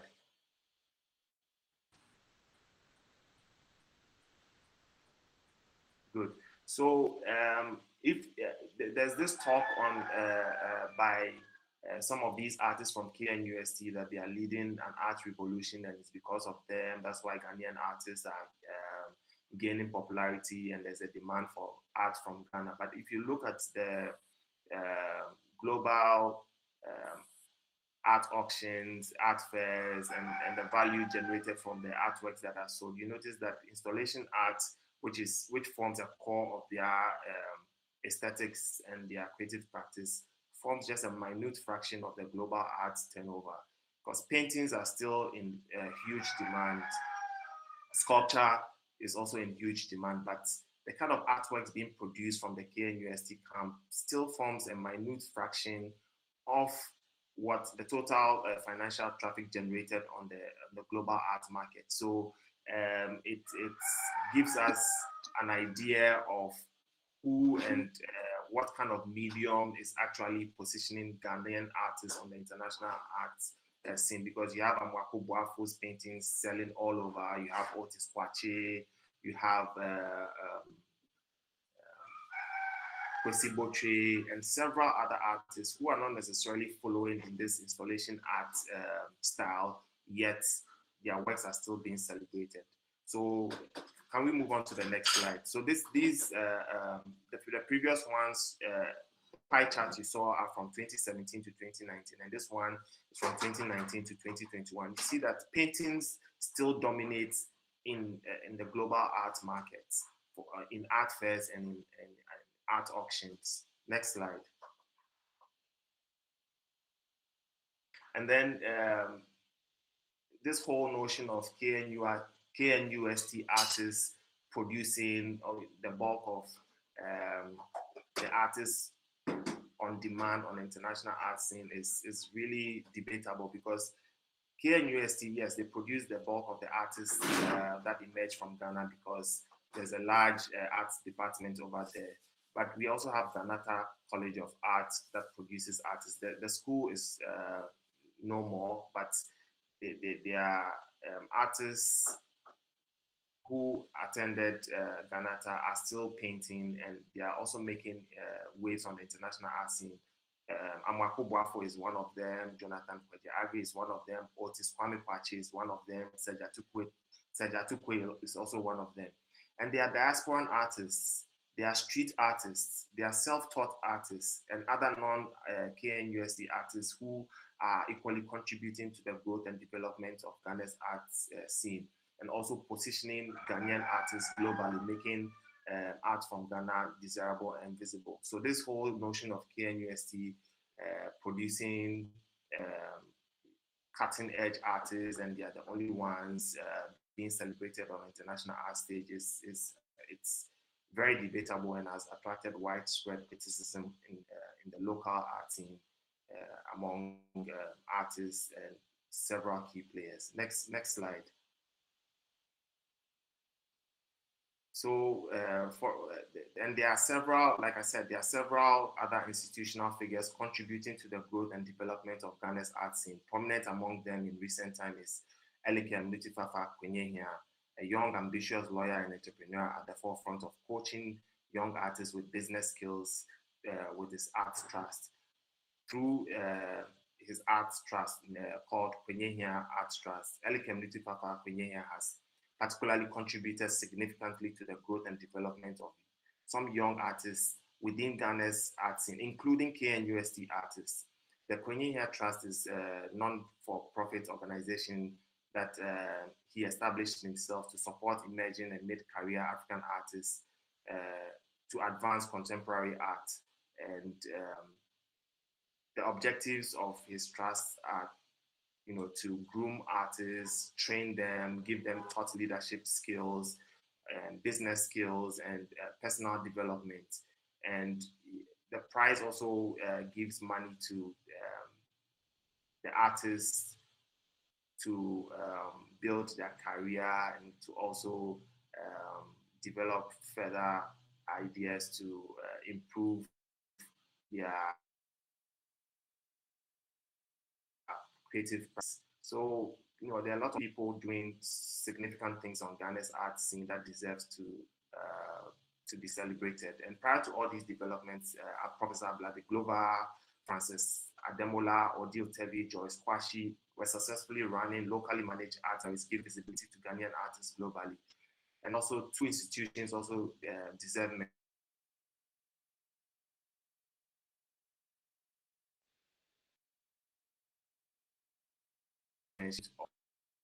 held an art auction based in Accra, and it's sold a lot of artworks, contemporary art with a curatorial focus on West Africa and the African diaspora. The founders, Dr. Niboni Andrew and Damali Kelly, aim at promoting professional art market standards and practices in Ghana. And the ACG consultancy services achieve this by encouraging art literacy, artistic research database for fair market-oriented valuation. So this homegrown auction house is staffed with connoisseurs and business professionals to offer art appraisal services, assessment of authentication and valuation of art pieces. All these things are happening. And then there's also curatorial workshops. The late BC Silva organized a series of curatorial workshops in Ghana known as ASICO. There are artist residencies, there are artist mentorship programs, there are art foundations, there are intellectual forums. The first ever ACASA conference on the African continent was held in Ghana in 2017. And then there was a year of return that brought a lot of African Americans and Africans in the diaspora into the country who also purchased art and made important links with artists over here. There are so many people we can mention, but this is just a few of them. Another person we can mention is Sion Neely. After conducting a PhD fieldwork in Ghana, she stayed and partnered with a former business associate to launch the Charlotte Street Art Festival, of which some of the KNUST artists formed the original nucleus of the Charlotte team. And quite a number of diasporan curators and creatives either shuffle their stay or have repatriated to Ghana with a team-oriented spirit to contribute to the creative expertise and to grow Ghana's thriving art scene. Sefa Gohoho, a cultural entrepreneur, repatriated from the UK to launch her art incubation hub, Untamed Empire, which is a creative business incubator aimed at supporting and growing Ghana's creative sector.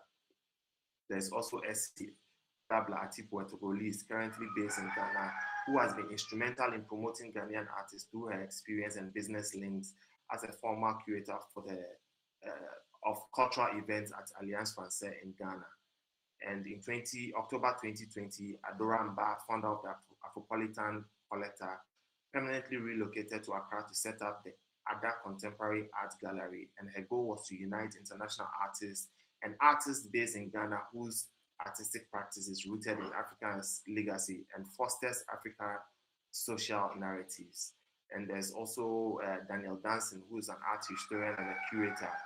And through his curatorial expertise and experience, he has forged important art networks and art links and brokered important commissions for artists based in Ghana. For instance, he brokered a deal for Kwame Akoto Banff to produce a slave monument for the Museum of Peace and Justice in Montgomery, Alabama. And the sculpture was unveiled in 2019. Can we move on to the next slide, please? With support from Brian Stevenson and Oprah Winfrey. All these creative visionaries and their initiatives have actively played a significant role to connect young Ghanaian artists to the diaspora and the international art community.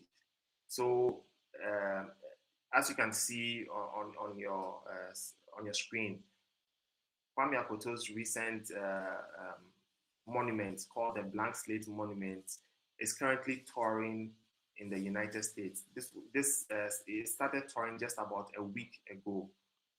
So you see, there are links. There are people connecting artists. There are people buying art. There are people coaching artists. There are people offering their gallery spaces for artists to exhibit their works. All these people are core, or they form a core part of the art ecosystem in Ghana. Next slide, please.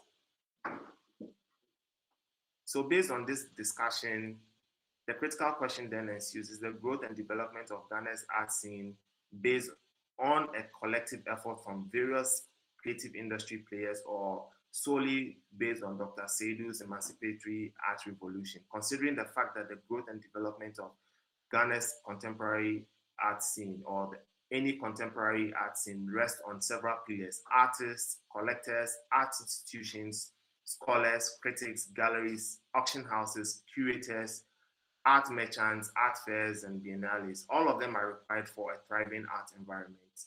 So next slide, please. So from a multidisciplinary stance, the series of art talks and publications springing from the KNUST camp attributing the development of Ghana's art scene or Ghanaian artists to curriculum reforms initiated by a single individual or some exclusionist academic collective has been widely debated by some critical observers within Ghana's art scene. This approach has attracted widespread criticism among some conservative older generation of artists, as it does not capture the collective team spirit shared in the larger Ghanaian art community, and it simply fails to adequately explain why neighboring Nigeria, Cote d'Ivoire are equally experiencing a thriving art scene. And some prominent Ghanaian artists like Jonathan Kweji-Agui, who was not necessarily trained through the KNUST program, has won multiple prestigious awards, making him one of the most prolific watercolor artists to emerge from Ghana onto the global art stage. Other award-winning artists like Comfort Arthur, Amwako Boafo, Isaac Opoku, Anita Pell, Anko, Michael Aboya, Mo Awudu, Francis Brown are not KNUST, they are not products of KNUST, but they've similarly bagged international awards with their creative production, increasing the visibility of Ghanaian artists globally. So what's this misleading claim from the Black Star Lines camp about KNUST artists leading some elitist art revolution in Ghana, when there's clear evidence of a collective effort from various key players within Ghana's industry? And I'll bring my talk to an end here, but just move on to the next slide. I want to mention that this research was funded by Danida, and all the statements and the views expressed are solely mine, and I take full responsibility of any views expressed here. Thank you very much. I'll welcome questions after.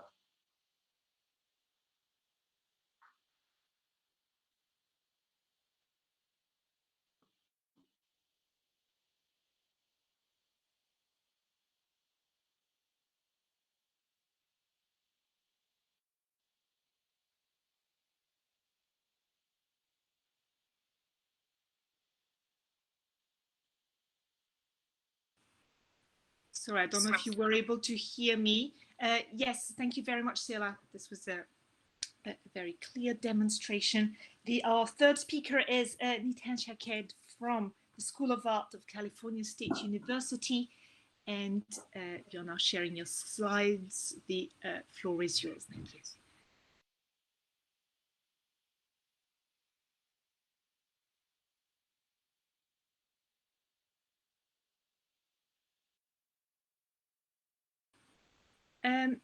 Nitin, I can't hear you. Is your microphone muted or? I'm not sure. Indeed, it yes, was. Perfect. Okay. Okay. Thank you. So I will begin again.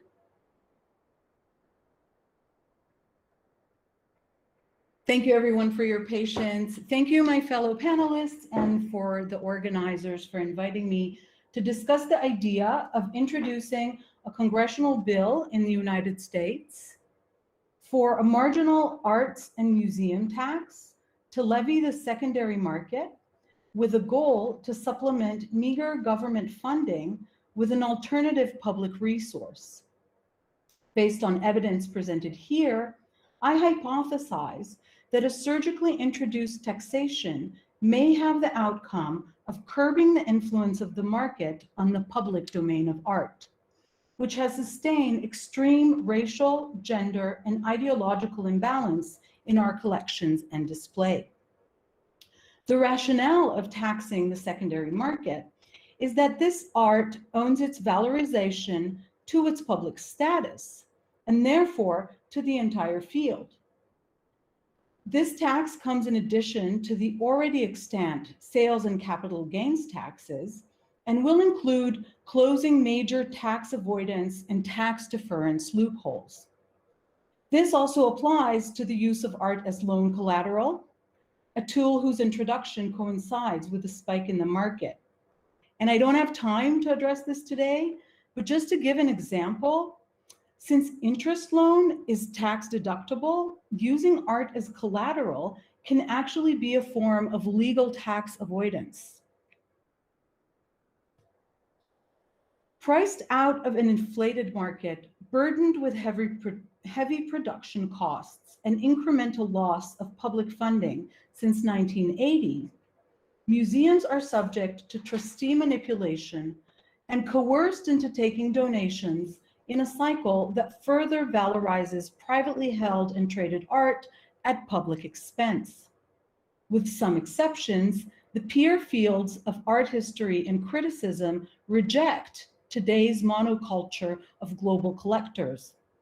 Just as money is no measure of lasting quality, ratings are no criteria for the educational value of art. But the American nonprofit system is subsidizing both. This is undemocratic.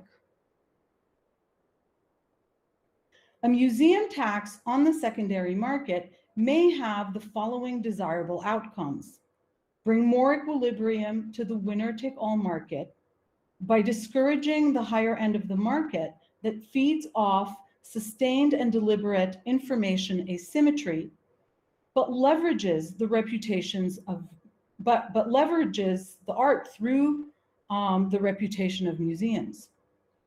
It can discourage art for investment, and especially the practice of flipping, and ensure those who profit from the field pay back for its sustainability. Equalizing prices may relax the spectacle. It will lower costs like shipping and insurance and may free up money to exhibit other types of art. The reporting necessary for the collection of the museum's tax can also provide a measure of information transparency and a potential means to regulate the market. The idea is to regulate the market in a way that is not a governmental top-down mechanism to curb fear of government control of the arts. The stakes are high, especially for contemporary art. As Georgina Adam tells us, the art market almost doubled between 2005 and 2015, when it reached 63.3 billion before falling back to 56.6 billion in 2016, both for sales at auction and those through dealers, though the latter are trickier to evaluate. And yet this extraordinary leap in size of art sales is only part of the story. The most astonishing aspect is how contemporary art has come to dominate the market today, with growth in demand from many different sectors and not just for buying and selling, and I'm presuming she means collateralization. A combination of factors led to this, including scarcity of quality historical materials, and also what Zorlonia and Artizone demonstrate is a winner-take-all market, subject to a network effect of self-reinforcing celebrity brand recognition whose goal is investment certainty. This is not unrelated to the fact that contemporary art has also moved to the forefront of museum temporary exhibitions. As we see in this art newspaper survey, it was a 6-year survey, and you can read their results right in the header there. So there's evidence that art from major galleries is overrepresented in major publicly subsidized institutions. So we have uneven representation because the market only accounts for a very small section of the creative output of artists and collectives today. Private museums, also publicly subsidized by various tax exemptions, are even more prone to boast rather uniform collections, as Catherine Brown has shown, citing many other scholars. Significantly, this type of art is overwhelmingly white and male. When considered from a statistical standpoint, recent inclusion of highly priced market art by people or women of color barely makes a dent. and can therefore not be used as justification for continued public subsidy. Tax subsidy examples. There are several types of tax breaks that incentivize what is called giving, quote unquote, and several types of organizations that collect art or interact with private collectors in ways that facilitate the influence of the market on museums.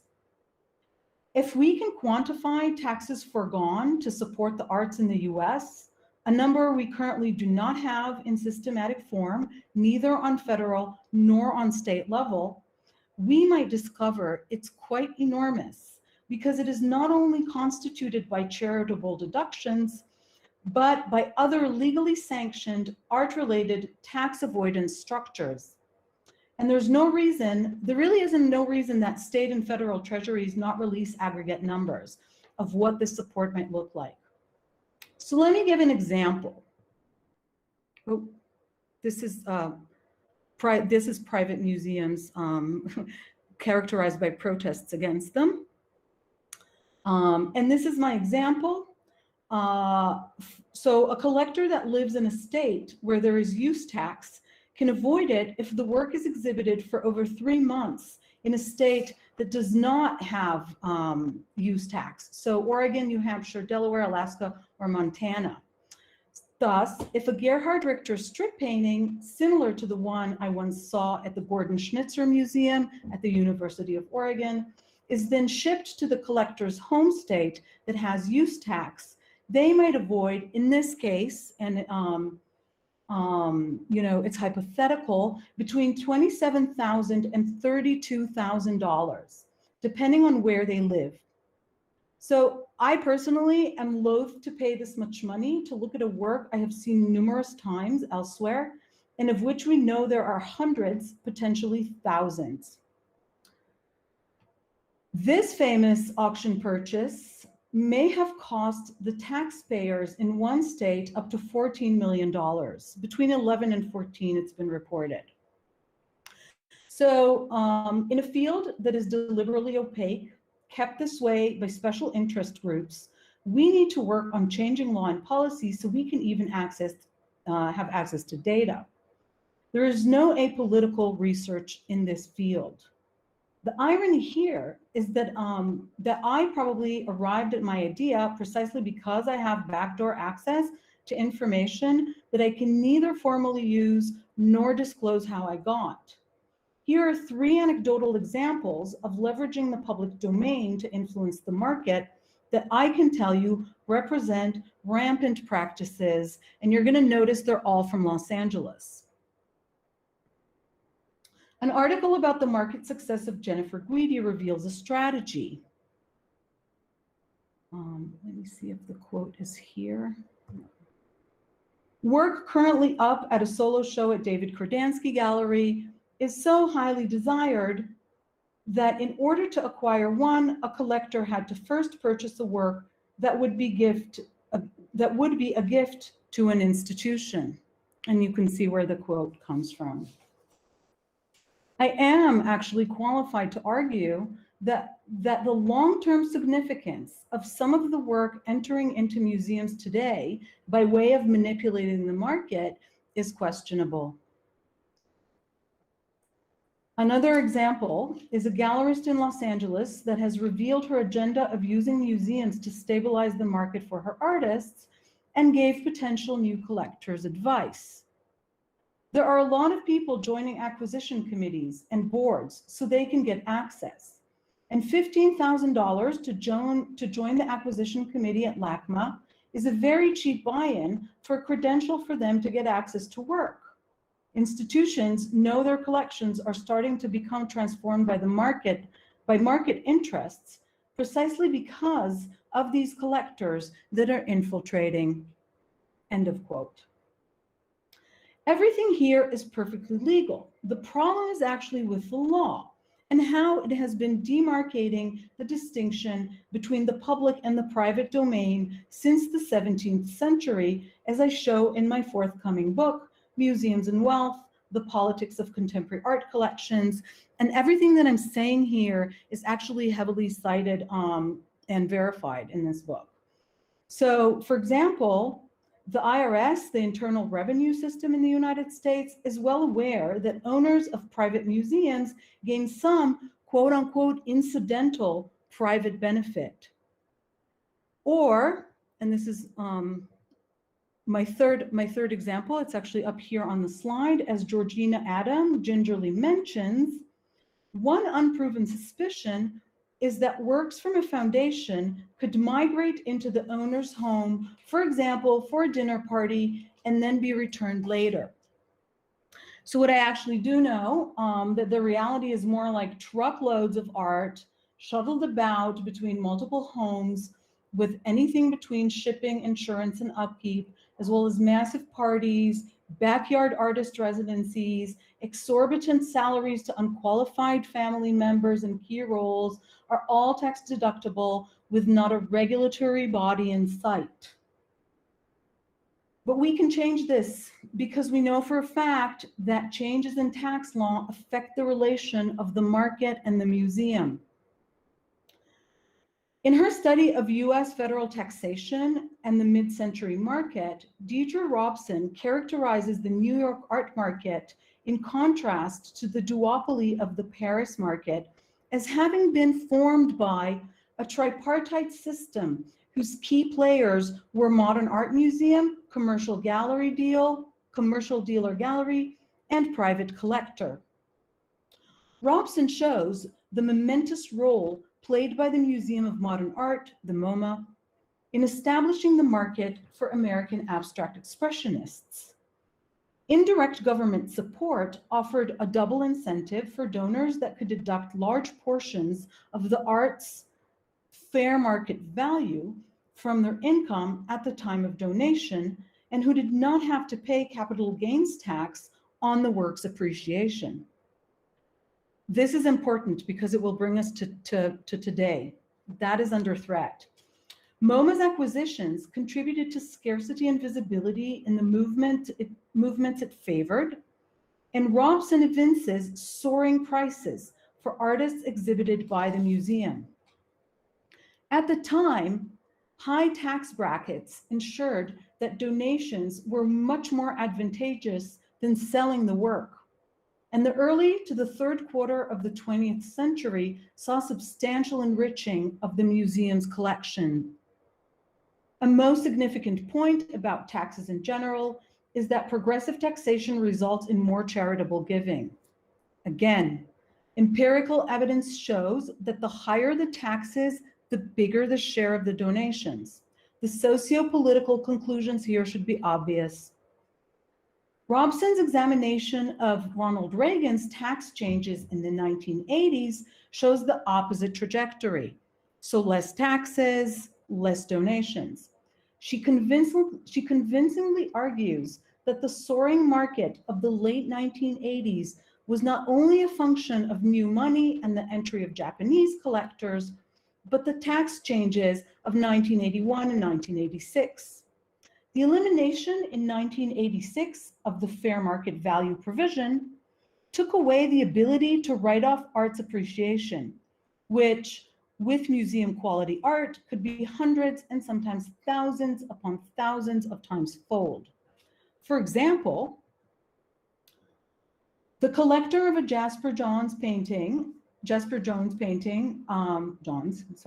that would have received a tax deduction of upward of $1.5 million, all of a sudden could only write off its approximately $1,000 purchase price.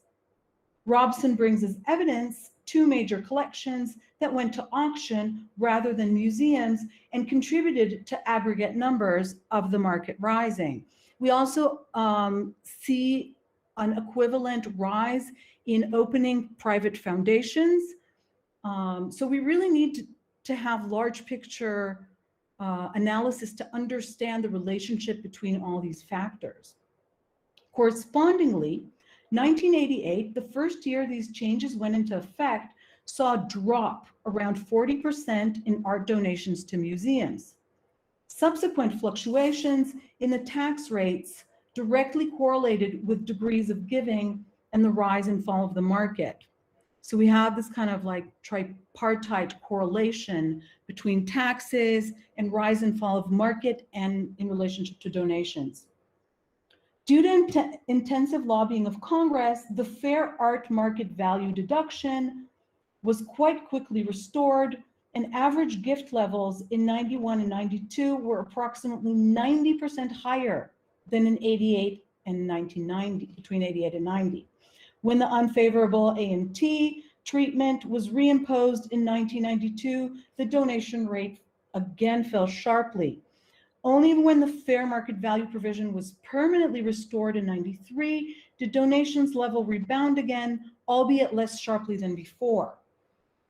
We need to test if this is because of opening private foundations, but this is very large scale, quantitative research and analysis. The latter changes coincided with a slump in the New York art market, which may have had some impact on these figures, end quote. Two major changes have since been introduced. Now, the organizers asked me how these financial structures have shaped and will shape the art market. The thing isn't that I don't think they shape the market directly. Rather, they shape collecting and collections, which in turn impact the market. The measurement will have to come retroactively. Moreover, larger shifts in income inequality and investment opportunities, or lack thereof in some cases, because we know that there's investment in art where other opportunities are slumping. They have significant impact. So we need to look at the larger picture. And for this, we need to work in teams, which is part of my agenda of being here today. I'm in search of co-conspirators for my ideas. And moving closer to the present, to 2006, so much for altruism. Another example that, tax structures affect what donors do. In the 2006 elimination of fractional giving, which allowed the donor to write off portions of the work's value over time, benefiting from its appreciation while holding on to the objects. So the elimination of that provision probably impacted the decision of Donald and Doris Fisher to place their collection on loan at the SF MoMA.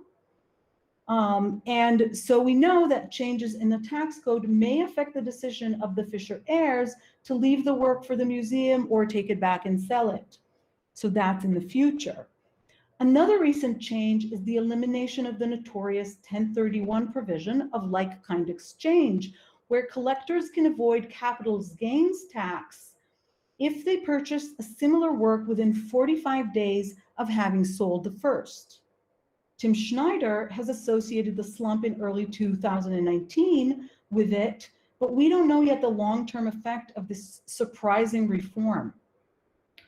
Finally, we have to think about what will be the potential effect of President Biden eliminating the stepped-up basis.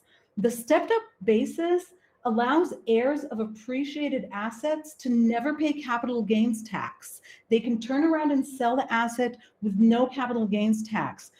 And so you can, heirs of art can turn around and sell it, no capital gains. That can be roughly 28% in some cases. And so we're going to have to wait and see. That will be really interesting. We can talk about in the Q&A what presumably might happen. So, but we also have to ask ourselves, how many tax dollars have been lost to inherited art so far? To conclude, if taxes influence behavior, as we have seen, perhaps our hypotheses are base enough to move forward with the idea of a museum tax. For a tax on the resale market to be effective, it needs to be international so that markets do not simply migrate to free zones. Given the ongoing negotiation to instill a global minimum corporate tax and a general orientation towards taxing wealth, this might just work. Thank you.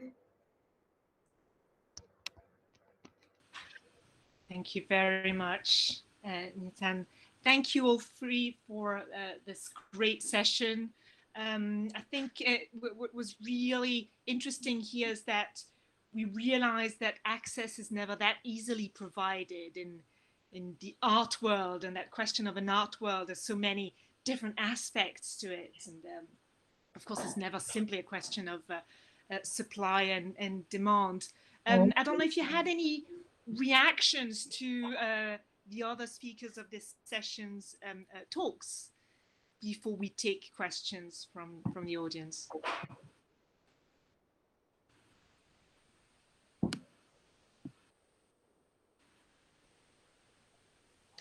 I don't know, maybe I can jump in and ask my fellow panelists what their opinion is like about this idea of taxing the secondary market, and do you think it will work? Because like I said, it has to be international or it's not going to work.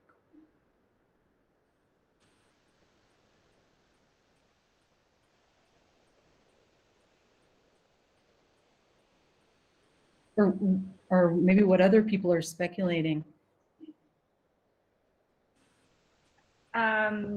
I can quickly comment, but I mean, with my limited knowledge about taxation in the secondary market, because my discipline is training as an art historian and sociologist of art. But from my observation about the Hong Kong's art market, indeed, the key competence is how fluid and how international and its secondary market is in terms of facilitating the trade, and tax is the ultimate cutting edge, like this advantage of making Hong Kong as a strong case, because it stands out because it's free port with very low single tax structure, and for secondary market to continue to for secondary market to be really thriving. So this tax benefits allowed this foundation for Hong Kong to stand out as a strong market for auction houses. And it has to be really international. I mean, you know, one of the things, this is why I'm saying, like, you need multiple specialists to craft something like this. But as you're speaking, it occurs to me that countries that do impose it can then impose sanctions if it's not followed elsewhere, if they have an interest in doing this, because I mean, obviously this is a redistributive idea. Yes. If that wasn't clear.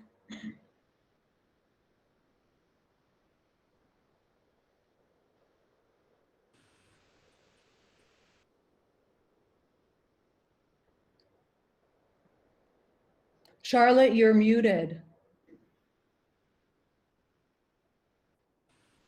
So sorry, I'm muted rather than unmuted. We're going to take questions from the participants. Yes, Abigail, I think you have a question. Yes, I just had a brief question. Thanks for a really interesting panel. The conversations between the papers were really rich. I had just one question for Nitsan, finishing up on some of your points. I just had a question. What is this 1031 provision? I've never heard of it, so I was wondering what do people stand to gain from that? So that's really all. So I presume many people saw the documentary The Price of Everything. There's this moment where the collector Gail, I think is his name, Gail Neeson, he ended up donating his collection, I think, to the Chicago Art Institute. And he sits around and he says, you know, we're always exchanging this art, and does Uncle Sam see any of this? No, Uncle Sam doesn't. And, you know, I know it's not right, but it's the law. 1039 comes from, actually, it's a provision that was, you know, crafted to assist farmers in exchanging land. So you can exchange land for land. If you do it within 45 days, you don't have to pay taxes. And so it somehow migrated to art. And if you sold an artwork and bought another within 45 days, you wouldn't have to pay capital gains tax on it. So, you know, a painting for a painting, a sculpture for a sculpture, and that really generated a resale market. And that was taken away in 2017 and replaced by what is called opportunity zones. So that Tim Schneider says that it had an effect on the market, but you know, it's hard to quantify. But you know, people lost a lot of incentive to quickly trade things.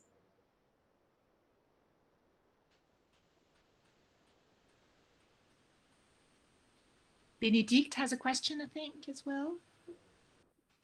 Yeah, I had a question. I was very interested by how the three presentation and especially Chosen Seller actually showed how much the dealer critic system is a bit outdated. The whole white cube gallery, how it's not spearheading the art market anymore or international careers anymore. And I was really interested to see how if you go deep down and do the research, it's actually the mentorship, the prize, the art schools that are very effective pipelines.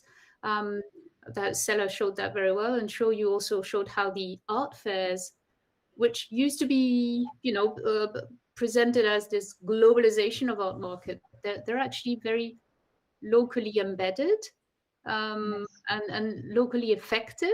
Can you tell us a little bit more about this? How all those networks actually, well, they also shape collections and collecting, as Nizan said, that the financial structures do that, but also all those networks do that. Can you? Yes. Do you want me to respond to that, or is the question directed to? I'd love you to say a bit more about this, about the local embeddedness. Yeah. Okay, great. So the reason why art has been decentralized and has shifted from the white cube spaces into the public domain is because of lack of institutions and also lack of government support. So a lot of the things happening that is propelling this art scene is as a result of local initiatives by artist collectives, by cultural producers, creative entrepreneurs, art critics, curators, and generally people who in some way have access and links to some of these international art communities and new ideas, refreshing ideas about how to navigate the contemporary art spaces without necessarily having all the institutional demands and all the institutional structures to be able to push the art forward. So a lot of these ideas are somewhat guerrilla approaches to making art more accessible, creating more room for marginalized artists, because in the past, some of these marginalized artists would only dream of showing in hotel lobbies or in white cube spaces and all that. But now the art space has been democratized. It's a free-for-all art scene. And if you are an artist, you just come and contribute to whatever exhibition or festival is being staged. And the effectiveness or the quality and the value of your work totally depends on who is collecting your works, what kind of traffic you generate on social media, who are discussing your works in blog articles and academic papers and all that. So you see, it decentralizes this whole notion of educated artists versus self-taught artists, educated artists versus locally trained artists or artists who went through this kind of apprenticeship system. So it means that art production and distribution, the approaches differ from geographic region to geographic region. Maybe the white cube model works a lot and is very effective in Western art spaces, but then when you come to some of these local art spaces on the African continent where we have very little institutional support and government subsidies and government intervention, you find out that the approach to having effective and very radically different. So that's one of the things I concentrated on in generating the data for the presentation. Thank you. Sure seems to have also, you seem to have found the same conclusion, although it's a very different institutional setting.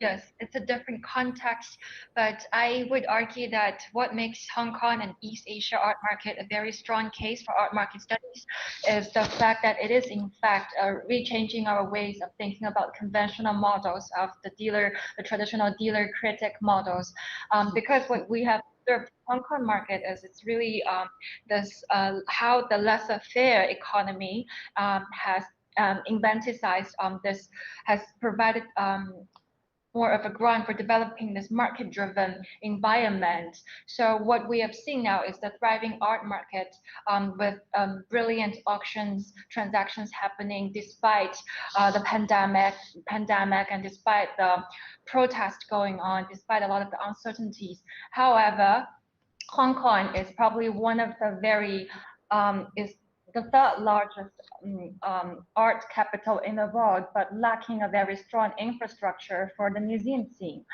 And some of the newly established museums are still lacking permanent collection. And unlike in Beijing or in Shanghai with access to art academies and fine art academies, Hong Kong does not nurture that ground for training artists and art historians and curators. And to add on that point is how I would argue that there's this tight network of dealers, art entrepreneurs, critics, and specialists and collectors all working together because it is new. A lot of the things are new, but also actively and rapidly developing and growing, in the sense that some of the times the dealers are also taking on active roles as critics or as specialists. So this is what one rarely observes in more established or mature markets. Thanks. Thank you very much. And Sophie, you also have a question? Yes, thank you very much for the presentations. I don't know if you have read this. This is not from me. I read that from a press article, and the idea was to, why not create a tax on the resale art market, especially at auction and especially at millionaire sales, to re-inject that money into art education, into art schools, emerging artists. And that was just an idea, but I don't know if you have heard about that. I don't know if you believe it would be possible to implement something like this, and if it would be potentially a solution or something interesting to consider. If I may answer, that's yes, sorry.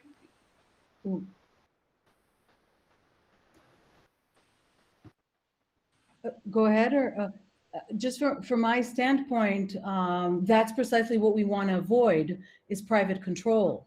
So the idea is to funnel this so you can create a peer review system or another system, because the fact that you have, it's pretty evident in the US, the fact that you have private control is reinforcing the winner-take-all market. And if we want to democratize the market, from my standpoint, it doesn't mean that many people can own a share in a work.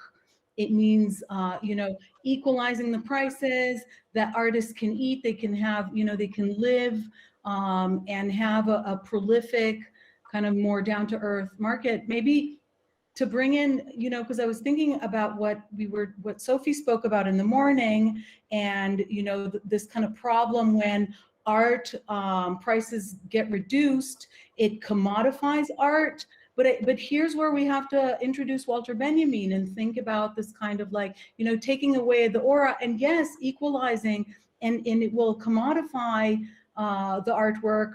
But there was art existed before capitalism, and it can exist after. And the commodity status of the artwork is not necessarily if it's bought and sold. It relates more to wage structures. So there's many other ways to think about this kind of equalization and lowering of prices and availability that could be very egalitarian. Thank you very much. Hello, Charlotte. There's a question in the chat box. Do you want me to respond to it? Is there time? Abigail Moss asked a few questions in the chat box. Yeah, it was just about pedagogy, because it's such an interesting. We were speaking in the chat box about. So sorry. So the pedagogy in our art school is still sadly operates within this whole colonial framework, and even though the leaders of the so-called revolution claim they are overturning the colonial ideology, it's almost as if the educational framework that they are operating within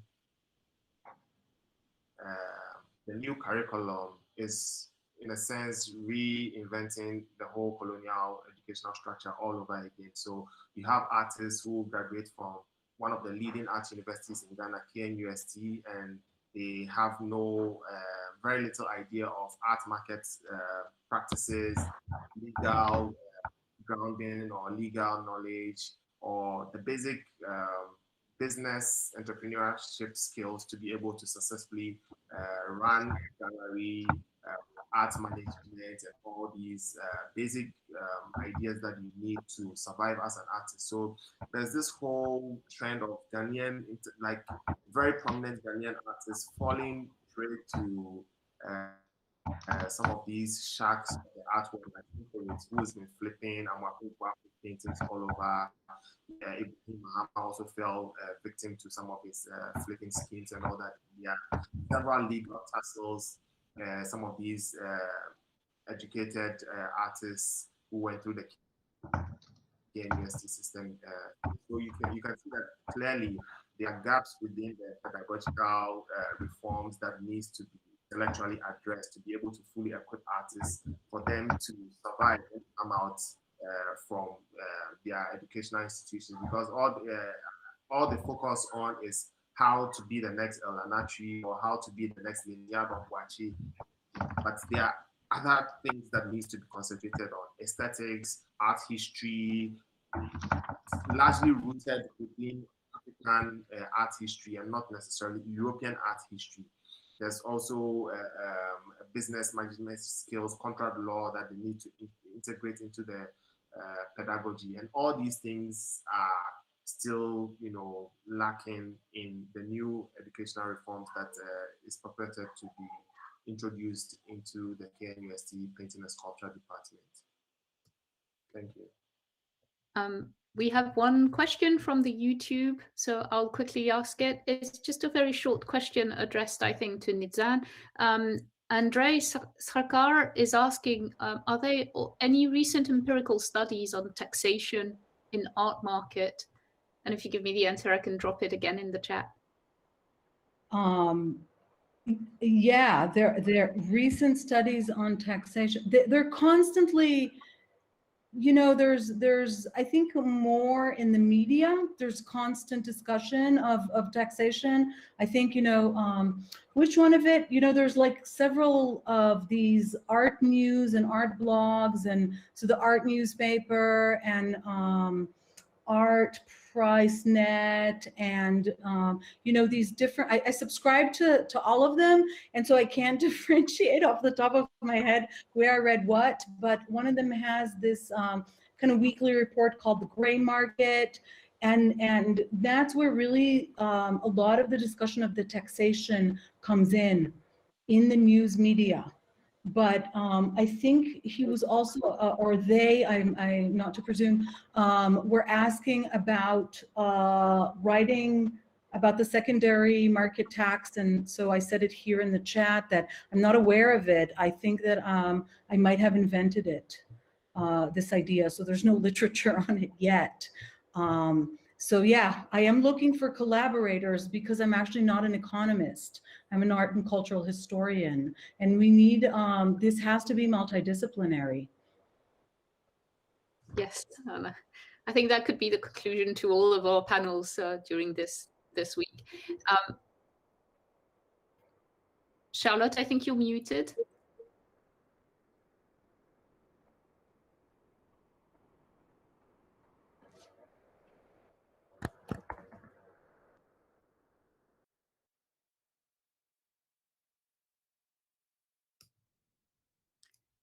We can't hear you. We can't hear you, Charlotte. Do you want me to?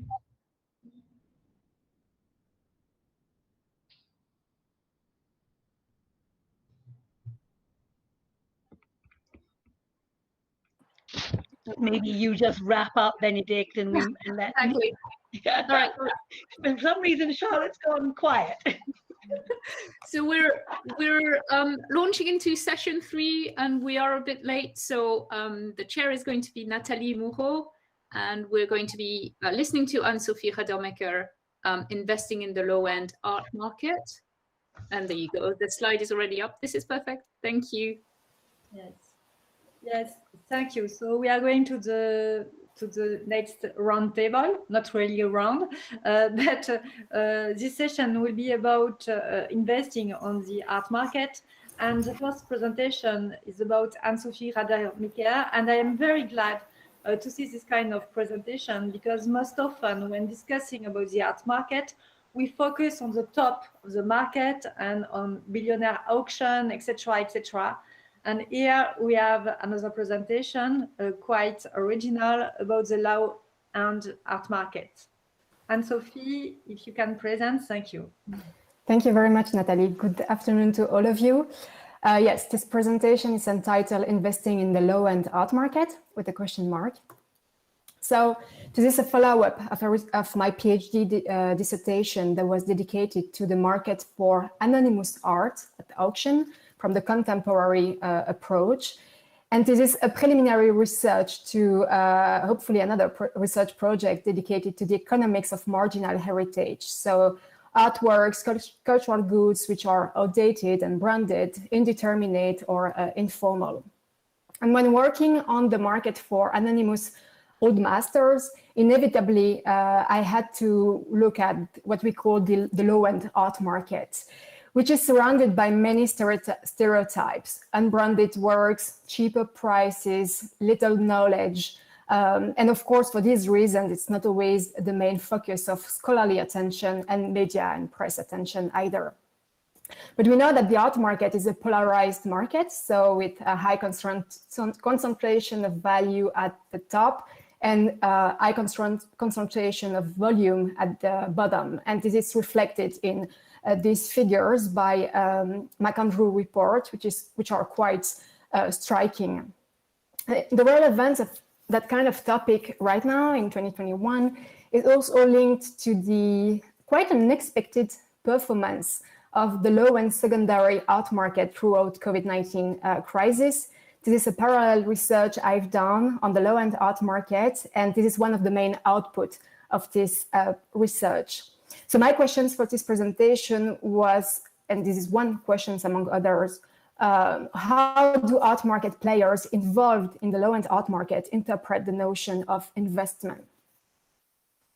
When we look at the literature about art as an investment, of course, we have to look at economics and finance, with researchers who started to pay attention to that financialization of the art market by the mid-80s, the financialization that dates back around the 70s, with mostly two perspectives: art as an investment and in the aggregate terms, and models buildings.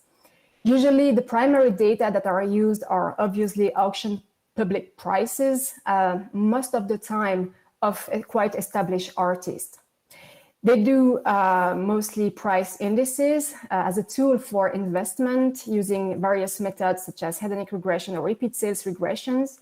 And here we have a panel of studies with different purposes, but each of them discuss the issue of returns when investing in art to some extent.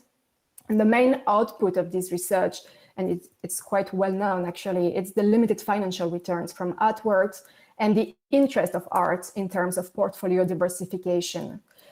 There are other characteristics of art as an investment: aesthetic pleasure, utility deriving from conspicuous consumption, or also endowment effect. But what we can notice is that with all these recent research, most of the time, what they try to do is to estimate rates of returns or to improve current methods to get more accurate rates and prediction. And arguably, in that context, the low-end art market is not of prime interest. One reason of that is that we don't know much actually about what we call the low-end art market.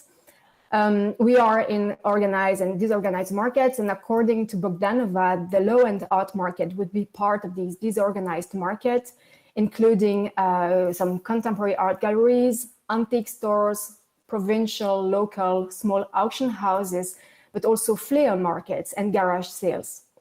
There are some papers in Pure Economics that say that actually the low-end market is important because at some point it can also enhance profit maximization for higher-end incumbent firms. So having a low-end market is also a good thing.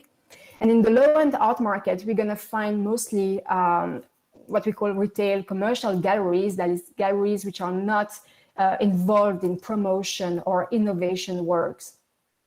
There is this quality issue often reported in the low-end art market with what we call lowbrow art or chromos, basically works which have no significant cultural or artistic value. On the other hand, Francine Couture, who studied that market for the chromos, considered this market as a fully fledged cultural industry, which I tend to agree with. Nevertheless, the boundaries are quite blurred, and I'm not going to discuss too much that visualizations, but what we see is that sometimes in the low-end art market, we have the upper end of the low-end art market, which is more in the middle market, just like in the high-end market. We can see that the low end of the high-end might be in the middle art market. We see that, for instance, with the first pictures I showed on the front slide, with Sotheby's now involved in the low-end market with some works selling for 250 euros. Here is a recap table I can provide based on some research I have made with the main stereotypes surrounding the low-end art market and this vertical differentiation of the art market with two extremes. On the one hand, the top-end market, and on the other end, the low-end market. So what's interesting is here, in terms of buying incentives, we have at the top-end market investment, conspicuous consumption, while presumably in the low end, that would be only about decorative purposes. In terms of aspiration level for the buyers, that would be extremely high. So in terms of social distinction, while it would be low in the low-end market. And in terms of quality, uncertainty, and expertise, we see here, of course, there is always uncertainty on the market, even in the high-end, but proportionally lower than in the low-end market because expertise knowledges are higher in the high-end market. And that is the contrary in the low-end market. In terms of price ranges, these are from, again, McAndrew report. They are disputable, I think, but this is the kind of price ranges we have to describe each market segment.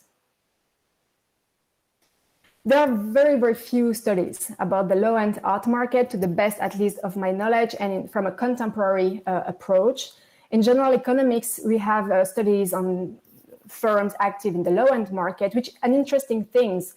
According to several papers, pioneer firms in the low-end market tend to provide higher quality. So we see this quality differentiation also in the low-end market.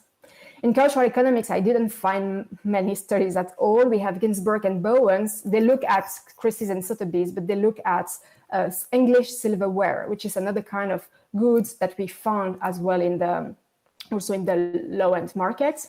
Canals and Serda, who focuses on eBay art auction, showing that the notion of reputation of the seller also matters in the online art auction on eBay. So we are also in the low-end market.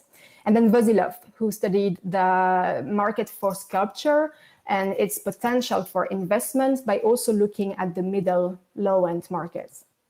In terms of price determinants, so we often believe that it's an unbranded market with unbranded works. There are names, though.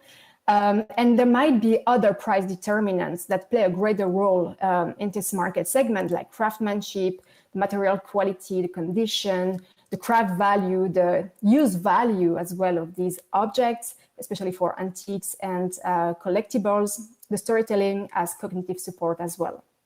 But more broadly, what we see is that technically the behaviors in this market segment would be intuitively non-investment oriented.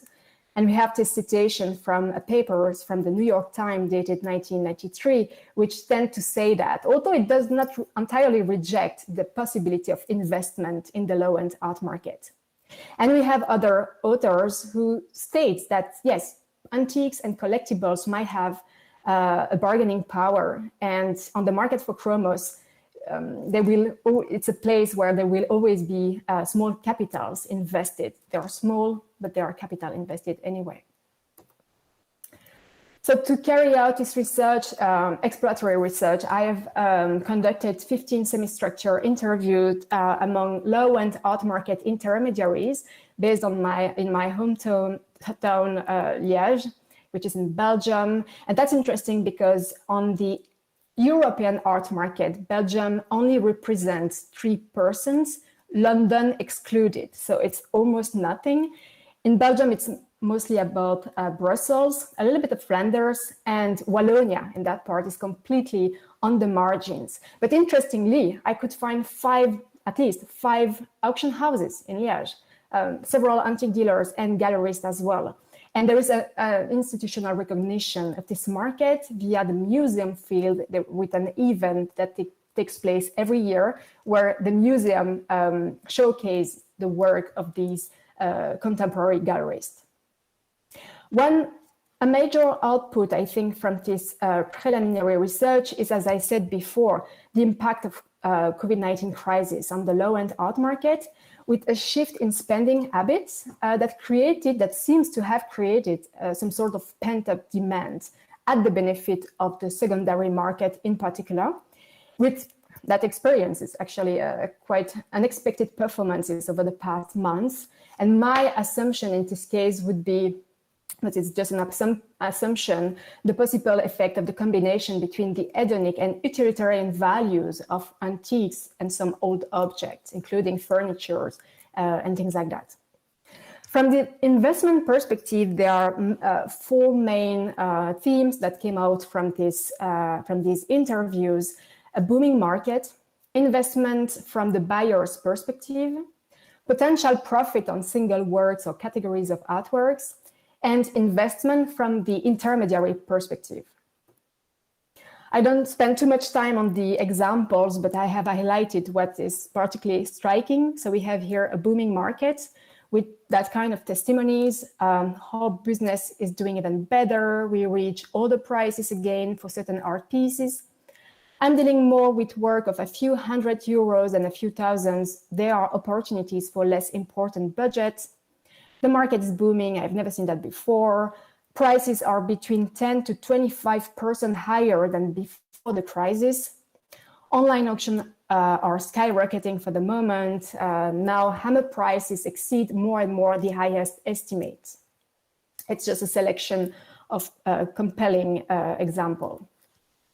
Potential profit on single artworks or categories of artworks. Certain pieces can make very good investments. Some pieces that we would not accept for sales in the 90s now sell for several thousand euros.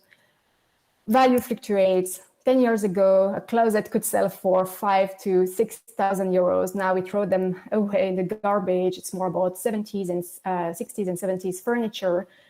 With antiques, it's always good to invest, even a small amount of money. You never know what will happen in 10 or 20 years. And there is also this notion, this emphasis on the material value of some furniture in particular. From the buyer's perspective, we have these keywords coming out from time to time. There's maybe a speculation effect for certain goods. It's the right moment to buy. People can still access more historical works at a better price. Art remains a good investment.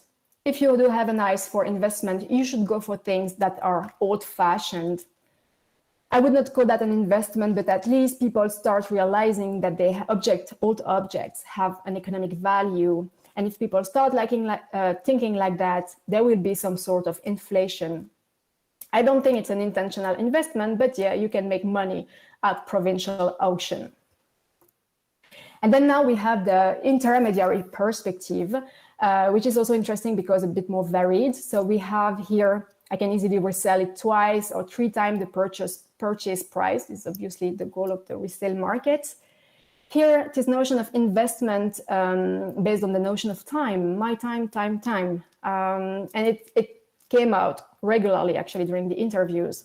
I think books are what cost me the most so far. It's essential in this job to make your knowledge grow. That's key. So there is really this notion about investing in expertise, in knowledge, which is something that happens, of course, also in the high-end market. But in the low-end market, I think it's also very interesting. I expect to make at least 50% on resales. That will make my day. The more you learn, the more you want to learn. That's in my head all the time, 24/7. Investing in social relationships is also necessary. It's all about network. And in fact, that's some sort of investment because that makes you save a lot of time and money at the end. So this notion also of social relationships, which seems to be also important in the low-end market. I've known people for years, now their kids are buying in my store. I try to spend at least 1.5 hours per day to read and keep up with recent sales and new books on artists. So still this notion of expertise that has a price and that people do not always realize because of internet and they want everything quickly and for free. And these two last citations are very interesting because during the pandemics, some respondents noticed the emergence or at least the appearance of pseudo-experts, pseudo-sellers, which apparently are bad for the reputation, for the business. So it would tend to say that it's about reputational markets as well. And this is also interesting because it's very much connected to another paper that states that in times of crisis, when the market's booming, this is also the place for fakes and forgeries, or at least frauds. So that was a quick overview. Based on this, I think it's important also to get back to the main definitions of investment. Obviously, in many research, we use the notion of investment as a way to allocate money in an asset with the expectation of a positive benefit return in the future. I also like the distinction between benefit and returns. So that's what most studies are concerned with. However, if we look further at other meaning of investment, we have the act of putting money into a business to buy new stocks, machines, so the resource investment. The act of putting money, effort, time into something to make a profit or to get an advantage or to achieve a result.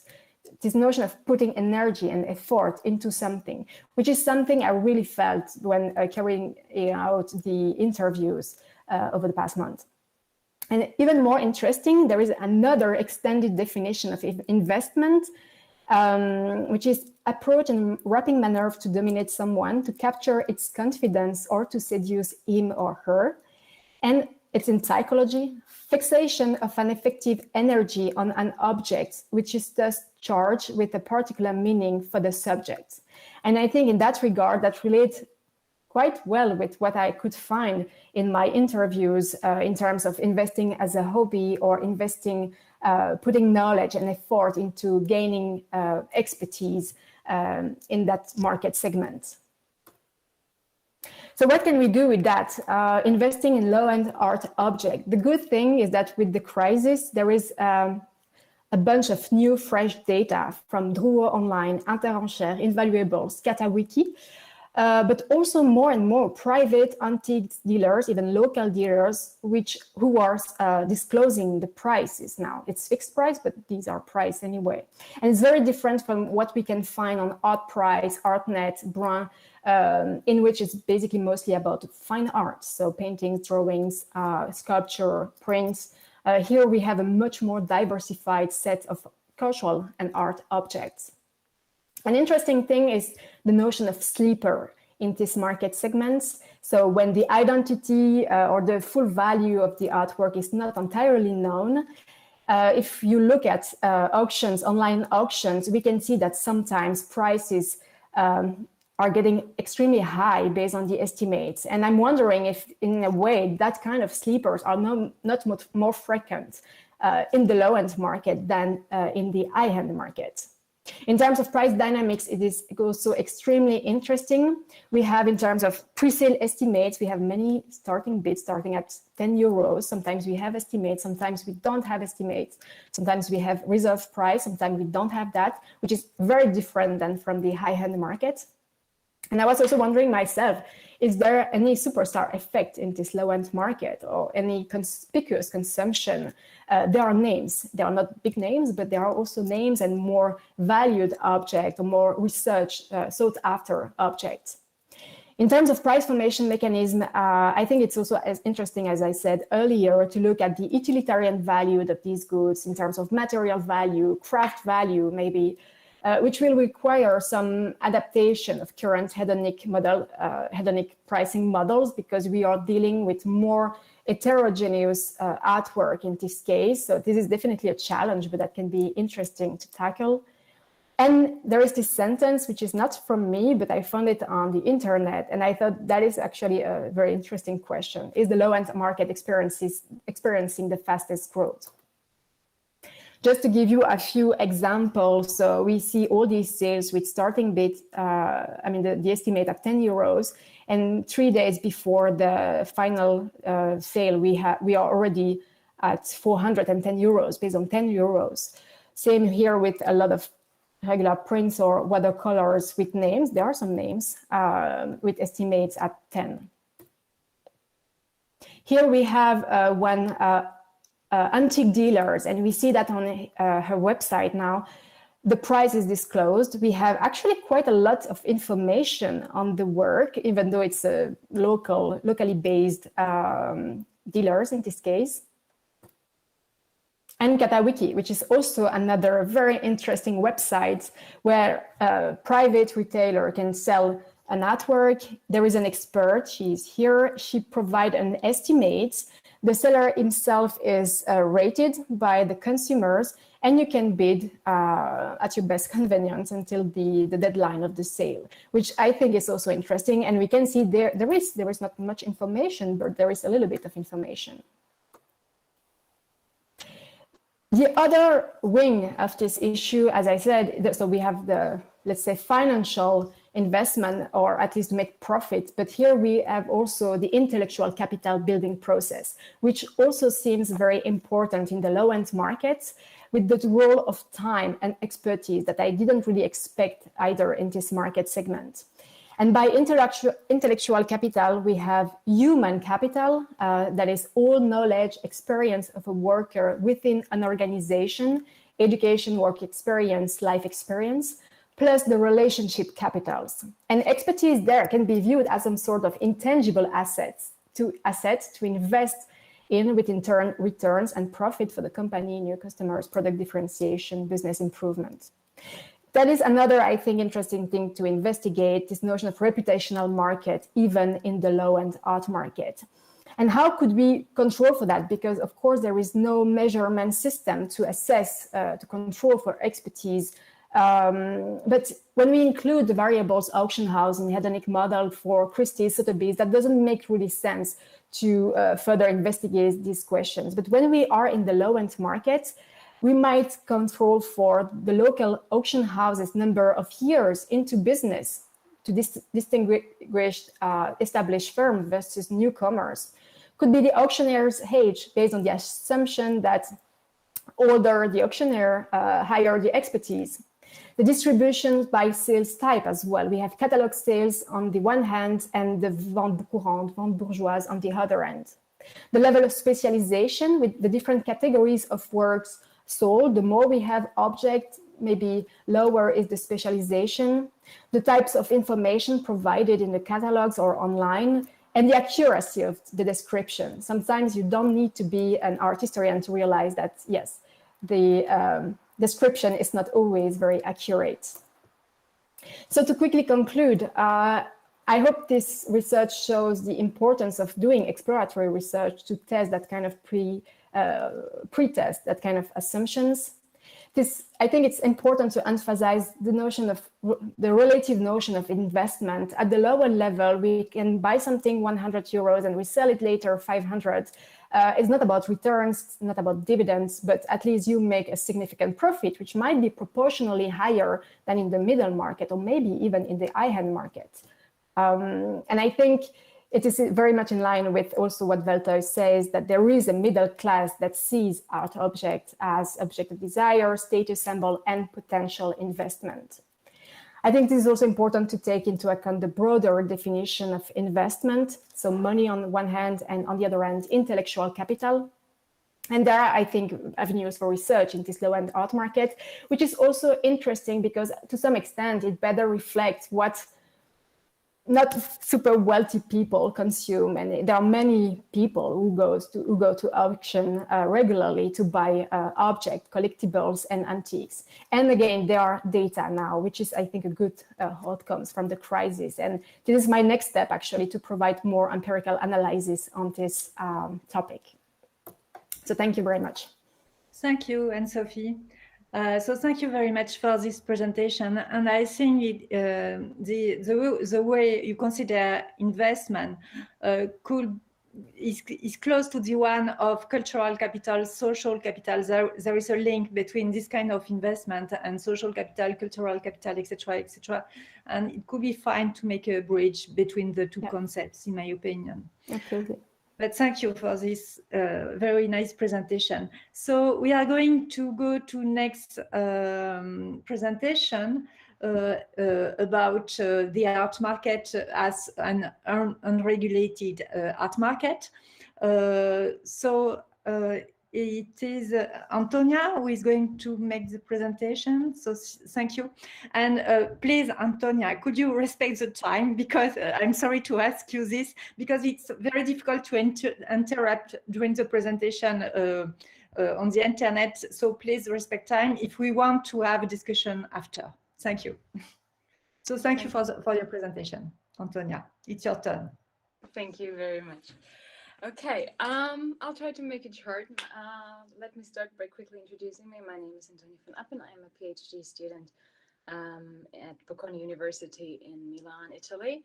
And what I'm going to talk to you about is practically my PhD project. So it is a work in progress. Hence, I do not aim and I don't want to give you a final and definite answer to the title that you see here on the slide, but rather I would like to give you an overview of the current status that allows you to recognize the interrelationship among finances and art, and make maybe at the end of the 20 minutes your own well-founded considerations as to whether you think that stronger regulation is needed and whether the similarities in the art market and the financial markets allow for, let's say, building a bridge to transfer legal concepts from one to the other. So I think what we have established before is that art now is a new financial asset class alongside traditional investment classes, such as securities, bonds, or collectibles. And this has developed over the last years, with now more than 50% of collectors saying that for them, investment returns and portfolio diversification is a very strong motivation for even entering the art market. And when you compare annual return numbers, I think the art market does not have to shy away comparing to other asset classes. So now art has been recognized, or art is used as a hedge against inflation and as a way of indeed diversifying the portfolio, given that there is no direct correlation with other indexes or stock exchanges directly.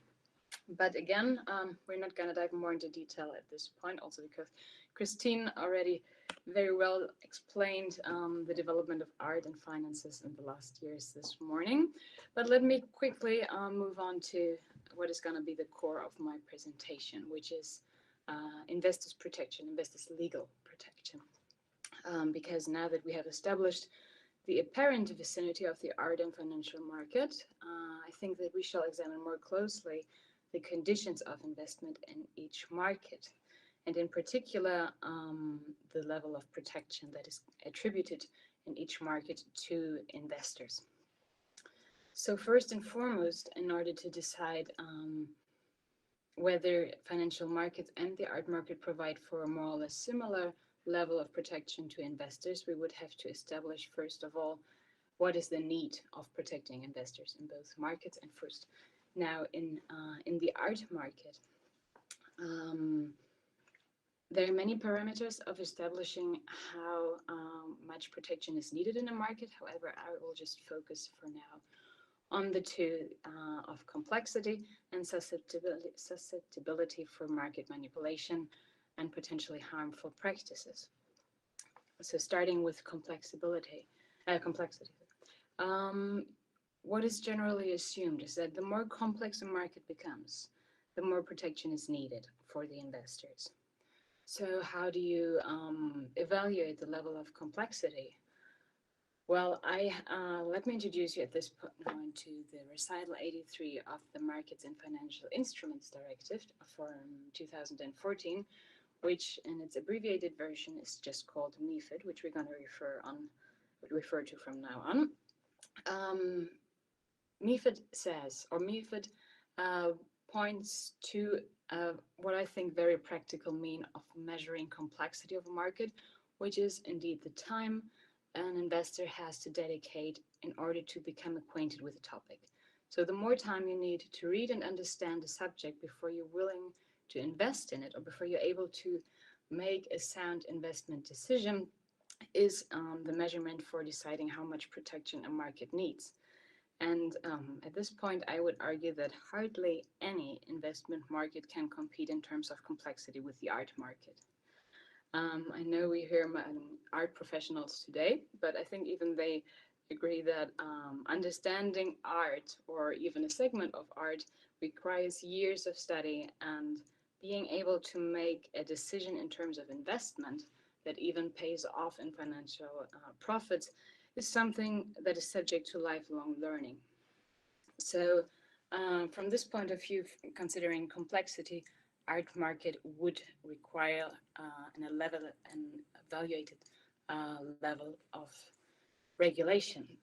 But let's move on now to the second point, which was susceptibility of the market for manipulation and harmful practices.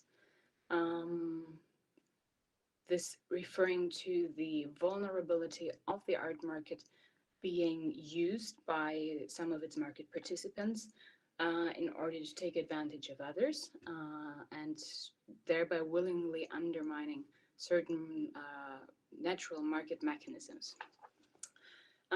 So in this regard, the Basel Art Trade Guidelines of 2018 have established that in comparison with other trade sectors, the art market faces a higher risk of exposure to dubious trade practices. The question arises, why is that? Well, of course, there is a large variety of reasons to say why the art market is particularly susceptible for dubious trade practices. But for obvious constraints in time and space, in this PowerPoint, I will just limit myself to the following 4 points. So first of all, what makes it difficult to oversee transactions and judge their reasonableness, of course, first of all, is complexity, as we have said earlier, which is strongly linked to the next point, which is the involvement of intermediaries. Intermediaries indeed play a key role in the art market, and they often assume the role of an art advisor.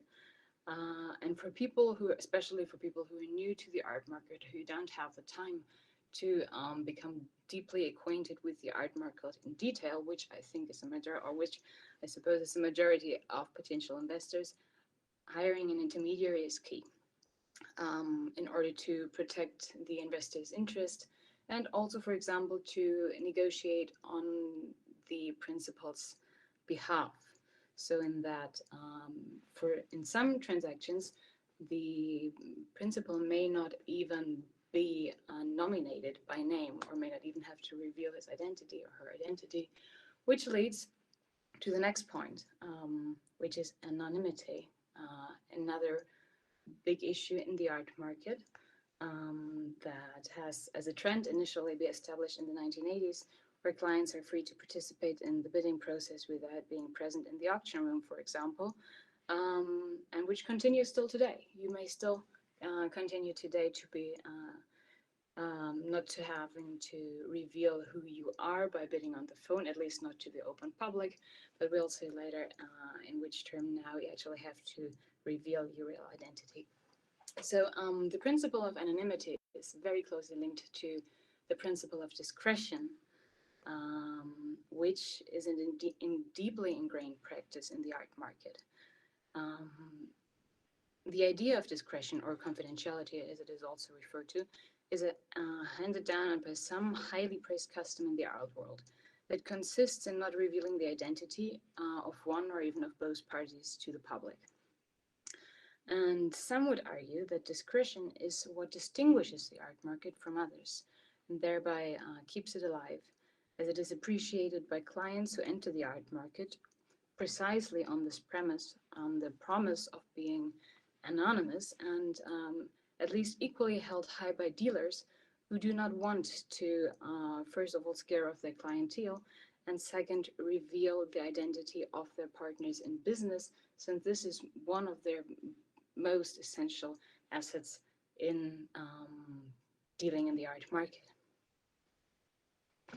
So last but not least, of course, we have also the point of subjective pricing mechanisms in the art market that make it harder to monitor and predict price developments. And this, of course, refers to the fact that usually there's one individual work of a kind, so there's no market value to it, if you want to. There's the art prices, or the prices in the art world, are always subject to personal inclinations, to fashion. So it's very hard to evaluate in retrospective whether a price was justified or not. So in light of all that has been said so far, it becomes clear that sums invested in the art market are scarcely subject, or can scarcely be subject, of scrutiny by regulatory bodies, given how unpredictable price developments are. And viewing all of this together, one may see that all the points that were just raised relate to the umbrella term of a lack of transparency, which the art market has stood reprimanded of for a long period of time, and which indeed is still perceived even by those who are already part of the art market, as is shown here in this survey conducted by Deloitte and published in its Art and Finance report in 2019. Since here, 67% of collectors name lack of transparency as one of the most threatening challenges to the art market. This, of course, this is strongly intertwined with the other phenomena, also as emerging from the lack of transparency, which, for example, is insider dealing and secret commissions and undisclosed conflicts of interest, all of which are very closely related to the lack of transparency. Usually in a market, when there is detected a lack of transparency, that commonly goes hand in hand with a loss of trust by investors, since when investors see that information is not sufficiently available, they become skeptical of investing more money, since it is not foreseeable how this investment will go. So usually when this arises, what happens is that the legislator installs new regulatory systems that reduce asymmetries of information and increase transparency. And this can very well be seen from what happened in Europe and the US and many, many other countries in the aftermath of the global financial crisis. Because here, in response to loss of investors' trust in the financial system, the EU legislator installed a vast legislative framework for financial markets, which included directives such as MiFID, but even MAR, MAT, or EMIR, and you name them. So all of these specifically targeted the lack of transparency, and had as a primary objective to reinstall trust in the art market through extensive monitoring, documentation, and disclosure rules. Sorry, I forgot that.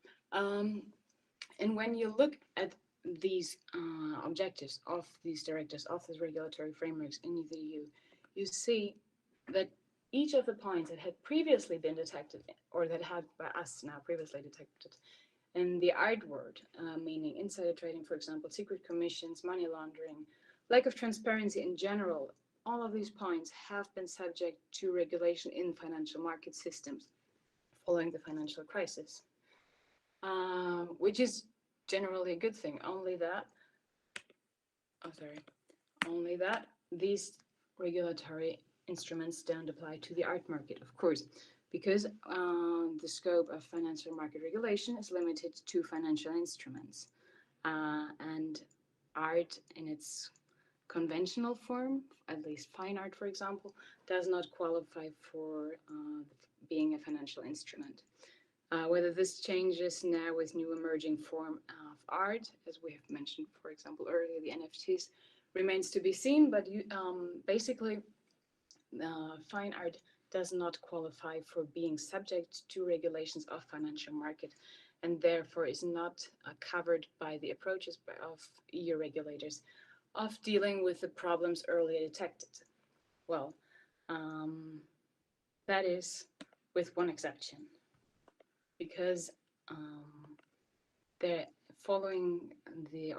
2018, the European legislator decided to extend one directive, which was the anti-money laundering directive, to the art market, and has thereby taken a pioneering role in the world to extend financial market regulation also to the art market. And we're gonna see a little bit more on that now. So before 2018, the Anti-Money Laundering and Terrorist Financing Directive addressed principally credit institutions, financial institutions, and alike players of the art market. However, following 2018, the scope was extended to now also include, and now side persons trading or acting as intermediaries in the trade of works of art, including when this is carried out by art galleries and auction houses, where the value of the transaction or a series of linked transactions amounts to 10,000 euros or more. And additionally, persons storing, trading, or acting as intermediaries in the trade of works of art, when this is carried out by free ports, where the value of the transaction or a series of linked transaction amounts to 10,000 euros or more.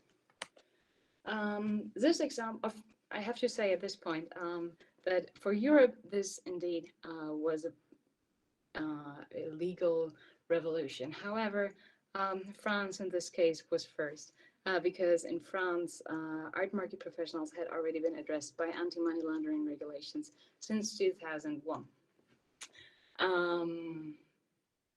However, Europe and France were followed later by new regulatory approaches on anti-money laundering regulation, also by the US, who only in last December finally decided to incorporate not the art market in general, but only the antiquities market, following a long discussion, into their Bank Secrecy Act through the Corporate Transparency Act that was enacted as part of the National Defense Authorization Act. Awareness on this topic was raised earlier by an earlier published report highlighting the risks of the art market for money laundering. And right now, the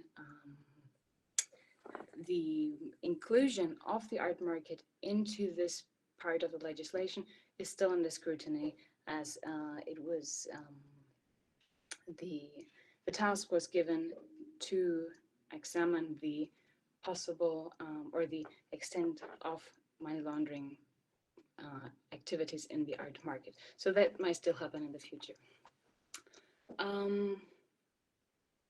Once you qualify as an addressee under anti-money laundering directive, there are several obligations that you have to fit, which are, for example, enhanced customer due diligences, meaning that art market professionals under the anti-money laundering directive in Europe now have to identify the beneficial owner of each transaction. So, but in this way, you no longer have to, or may be satisfied by just naming the intermediary who acts on behalf of someone else. But the auction house, for example, has to inquire as who shall become the ultimate beneficial owner, thereby attributing or contributing to transparency in the art market. Moreover, there are now mandatory disclosure rules installed, which means that art professionals have to report to local financial intelligence unit any suspicious transaction that maybe has been detected by them as potentially involving money laundering or terrorist financing. And there has been a common reporting system installed by all the member states.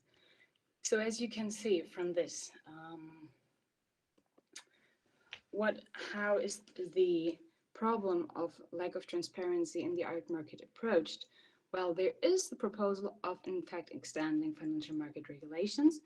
However, this comes hand in hand with the duties of monitoring and reporting and, of course, disclosure.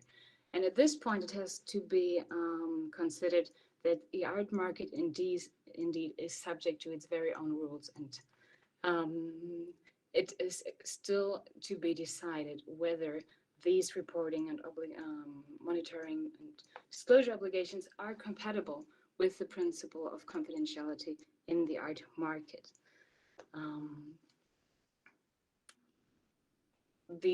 Again, as I mentioned in the very beginning, I will not answer to this question right now, but I will only leave you with the following quotation, which is by Erling Kagger, an art collector and adventurer, who in an interview with the journal Blau in 2015 said, "I admit I enjoy that.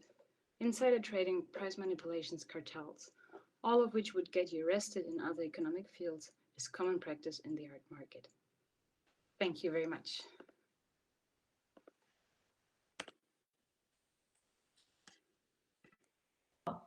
Thank you very much for respecting the time. Thank you.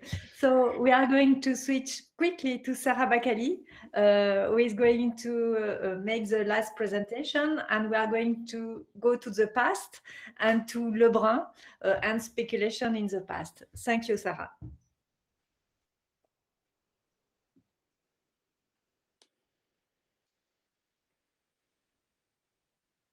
Is it okay, Sarah? Can you hear me? Yes, it's okay. It's perfect. And do you see my presentation? For the moment, there is nothing on the screen. Yes, it's okay. That's perfect. Thank you. Okay, perfect. Hello to everybody. So let's start. The art market and its player during the French Revolution remains a little studied subject compared to the one during the second half of the 18th century, 19th century, and here to the 20th century. Generally, the interest is focused on collecting, on the history of taste and commercial practices, but rarely on the financing of this activity. It is for this reason that I found the topic of this workshop particularly fascinating. To understand the tricky issue of the financial structures of the art market during the French Revolution, I am going to present to you some rather exceptional documents kept at the New York Historical Society Library and at the Yale University. They trace all the stages of a speculative operation set up by two Americans who bought old masters painting in Paris in 1785 with the aim of exporting them to London. These documents illustrate in a very enlightening way a whole series of practices linked to the business world and which extend to the art market. We will first look at the circumstances surrounding the birth of the partnership between Lebrun, Trimble, and Parker, and while presenting the various archival documents, the different stages of the speculative operation, as well as the origin of the fund advanced, we will conclude by taking a closer look at the collection itself and asking how the selected works can constitute safe investments. The icon book, whose cover you can see here, is entitled Pictures and Books, 1795, Guy Parker, and GT. These are Daniel Parker and John Trumbull, two Americans, one from Massachusetts and the other from Connecticut. If we have a little information on Daniel Parker, apart from the fact that he got rich during the Revolutionary War by selling arms, that he also invested, like many Americans, in national property. He is purely a businessman. The second one, on the other hand, has a more atypical profile. He's the son of the governor of Connecticut. He first went to the continent to be taught art by the painter Benjamin West in the 1780s. You can see here a self-portrait exhibited at Yale. Alongside his artistic education, he was introduced to politics by his father, Jonathan Trumbull, a close friend of George Washington. Trumbull Jr. subsequently made numerous visits to Europe, notably in 1794, when he followed John Jay to London to negotiate agreements with Great Britain that led to the G Treaty. The following year, during a visit to Paris, he built up the collection which was put up for sale 2 years later in London. Let us briefly review the circumstances that led to this partnership. Indeed, it was during one of his first trips to Paris in 1785 that he met one of the key players in this affair, the dealer Jean-Baptiste Pierre Lebrun, almost by chance. Lebrun opened him the door to all the principal artists and connoisseurs in Paris and introduced him to most beautiful painting in the French capital, as well as to all the key players in the field of ancient and modern paintings. In a letter to his former mentor Benjamin West, Trumbull explained that he had benefited from the assistance of Lebrun's judgment, and most of them from celebrated collections. The idea of investing in old masters' paintings certainly came from Lebrun, who was not new to the business. Even before the end of the Ancien Régime, he had made a specialty in importing and exporting artwork, as the Dulwich College or the Codman family archives testify. We remember in particular this famous letter kept at the Custodia Foundation, and you can see here in the middle of this chart, in which Lebrun denied being a painter dealer in order to avoid paying any patent. Concerning his activity as an intermediary with foreign collectors, he wrote, quote, "Various art lovers are afraid of being deceived if they were dealing with what is rightly called a dealer. So they ask me to guide them, to bid for them, and to acquire. I do this with pleasure. And certainly I do not have to pay a patent when I do not get any wage from my complacency. Foreigners consult me and ask me to collect the money to ensure the restoration of the purchase they make. I do this for the success of trade and the benefit of my country. And I only get the pleasure of obliging. Witness 150 paintings which are now with me and which belong to Mr. Crawford, English, and which were bought from various dealers." It is true that the art dealer was very active on all fronts, and that on many occasions he assisted amateur foreigners or speculators, sometimes even both, in their acquisitions. Few are as well documented as our present case. Here we not only have the account book that traced each stage and each financing of the operation, but also the letter that Trumbull addressed to his partner, in which he provides numerous details, explaining his choices, and records the opinion of his associates and financiers. I therefore retrieved all these papers from the New York Historical Society Library and from the Sterling Library at Yale. There is a large collection of papers there related to the Trumbull family, correspondence, family and financial documents, etc. This enormous documentation allows us to illustrate this speculative adventure in a unique way. Of course, we will not be able to discuss and present all the documents we have, both because of time constraint and because this is a work in progress.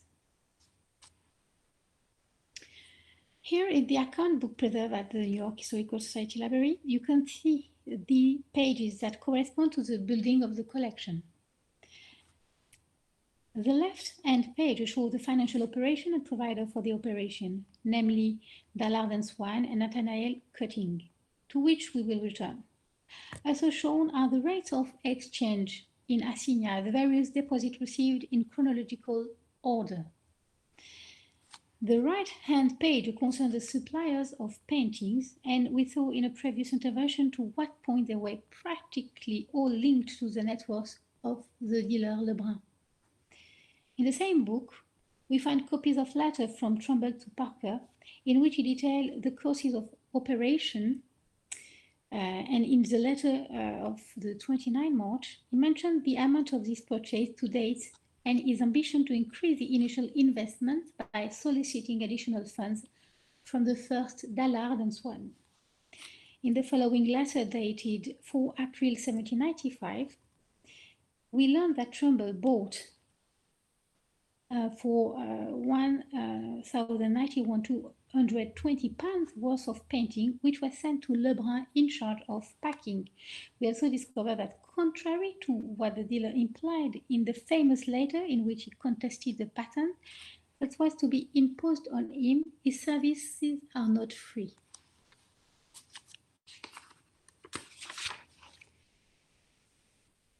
Quote, many of the pictures are bought literally at the hard money price, so they are, in my opinion, a very great bargain. Notwithstanding the terms which Mr. Lebrun opts from us, that is 10% on the purchase and 1/3 on the profit. I have not agreed absolutely to this until I shall have consulted you. I think it high, but we must consider that with the addition of this commission, the pictures are still very cheap, that without his head it would have been impossible to have done so well. And that I have no doubt that what we get for 1,000 will sell at least for 3,000. This profit is still handsome. So who are these financiers who supply Trumbull with funds so that it can go bargain hunting? The names that appear on the pages of this account book concerning the financing of the collection are those of Nathaniel Cutting and Dallard and Swan here. There are many others involved, but we cannot present all of them as we do not have the time and sometimes we do not have enough information. We can nevertheless underline that there are American businessmen who went to France in order to invest in biens nationaux. The case of Swan and Dallard is particularly interesting. This house was created by James Swan, who associated himself with the Baron Dallard, a French deputy, a former elected member of the États Généraux, who dropped this particle, and given the context, this can easily be understood. James Swan, whose portrait you can see here, painted by Gilbert Stuart, is much better documented and for good reason. He wrote a number of reports to the Committee of Supply and proposed, in particular, to reduce the state debt and provide the country with basic necessities to exchange them for luxury goods, wine, and brandies. He obtained the authorization to proceed with this type of exchange in 1794, and it is that one can find in the Boston Fine Art Museum, where his portrait is preserved, with furniture and other decorative objects coming straight out of the garde-meuble. You can see some of these pieces here, including this series of furniture delivered in 1787 to Marc-Antoine Thierry de Ville-d'Avray, intendant général of the garde-meuble de la Couronne, whose flats in the Hôtel de la Marine will soon be open to the public. This aside is not gratuitous. It brings us to the tricky issue of transporting this artwork in a hostile context. Let us recall the protestation against the loss of treasures that could have enriched the museum or the state treasury. It was a time of witch hunting, and by participating to such operations, Lebrun could easily appear as a traitor to the nation, whereas he was not shy about denouncing his colleagues or calling for great vigilance in this area. The risk of being suspected and arrested was not the only thing that could obstruct this kind of business. The risks associated with shipping were increasing, and to avoid capture and seizure by the British, the goods are to be carried under a neutral flag and on the property of a neutral country's citizen. The complete neutralization of ships and shipmen was the only way for traders to continue some of their activities. the instruction given by Trumbull in a letter he addressed to a certain Monsieur de la Motte, American consul in Le Havre de Grace, testified to the necessity of transporting his goods on a neutral ship. Quote, in 6 days from the date you will receive by a wagon which left town yesterday 12 cases of pictures and drawings, of which a list is enclosed, and which I beg you will ship on board the first good American vessel bound from your port to Guernsey, to the address of Monsieur Langa, agent of the American consulate. Then he followed here. You will be careful that the vessel on board which you ship them be bona fide American and the papers perfectly clear, and if it be necessary that the cases be opened at the custom house at Havre, I beg you will take the trouble to see that it is done with great care, as the articles are valuable and easily damaged. The bills of lading will be made out in conformity with the enclosed memorandum for account and risk of John Trumbull of Lebanon, Connecticut, United States of America.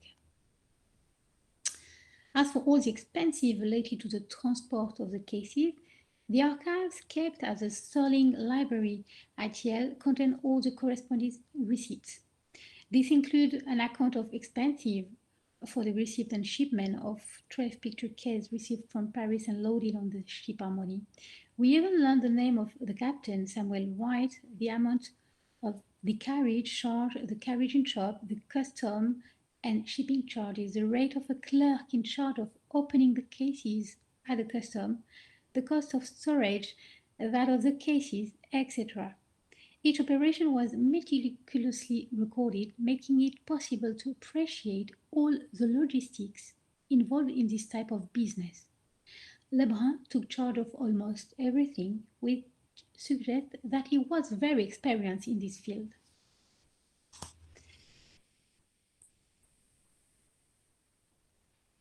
This must have been an important factor in deciding both Trumbull and Parker to embark on this venture, but also to invest such important funds. But what other factor might have motivated these financiers to support them?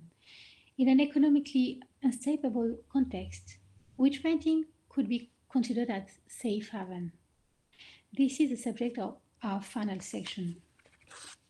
The invoice used to secure the value of the merchandise gives us an idea of the criteria considered by Trumbull, Parker, and their supports, and the main one might have obviously been the pedigree of the artwork, its provenance. This is indicated on the invoice, as you can see here. The provenance is mentioned when the work is worth seeing as a guarantee of its artistic value. Each lot is marked with the expert estimate, and this is Lebrun, a second important point that probably comforted the partners and financiers. The expertise and connoisseurship of the dealer Lebrun, who had recently been working on the formation of the National Collection, future Louvre, were firmly established in Paris, all the more he had just published a collection devoted to Flemish and Dutch painting that you can see here, in which he was one of the most important connoisseurs of the time. Trumbull carries 100 editions of this famous publication in his cases, as you can see on this extract of invoice. So prestigious provenance, appraised by a fine connoisseur. All we need to do is to ask about the works likely to have an important commercial value. You can see a rather eclectic sample here: Italian, French, Nordic painting, history, portrait, genre painting. Sarah, sorry to interrupt, but could you conclude quickly? Otherwise, we couldn't have time to discussion. So yeah, I will conclude really soon. Thank you. So the catalogue of the 1797 lists 91 laws. Pictures from the Flemish and Dutch school are more represented than any other school. Conclusion.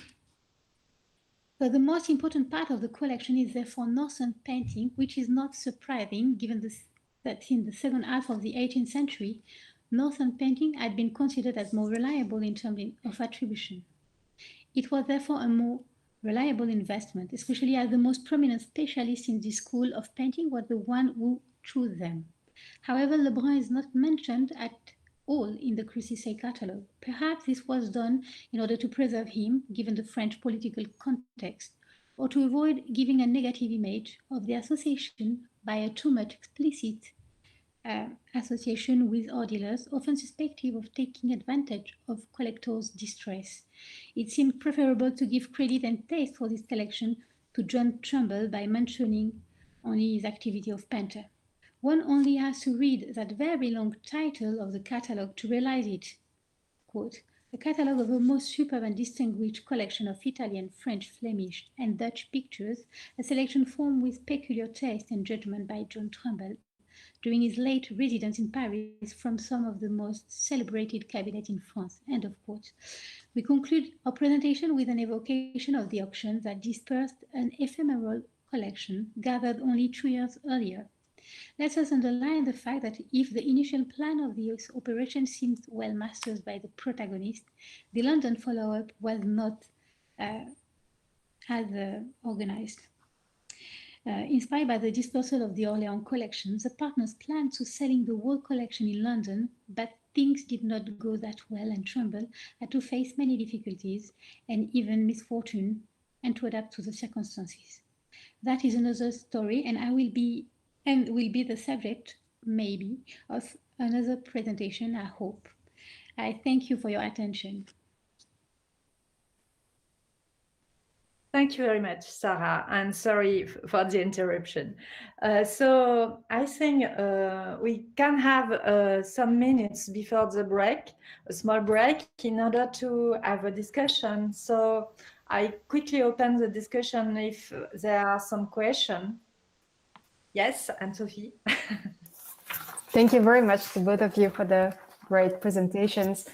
Antonia, I have a question regarding, have you been considering in your research also the role of reputational mechanism within the art market and compliance mechanism as well? We know that the art market is quite opaque and there is a lot of opacity and potential for frauds, but there is also this reluctance from art market players to get that kind of regulation. And I'm asking because I've been working a little bit on another regulation in France with a specific decrees to protect the buyers against misattributions or errors in authentications of old masters. No, actually in any kind of works, not only old masters.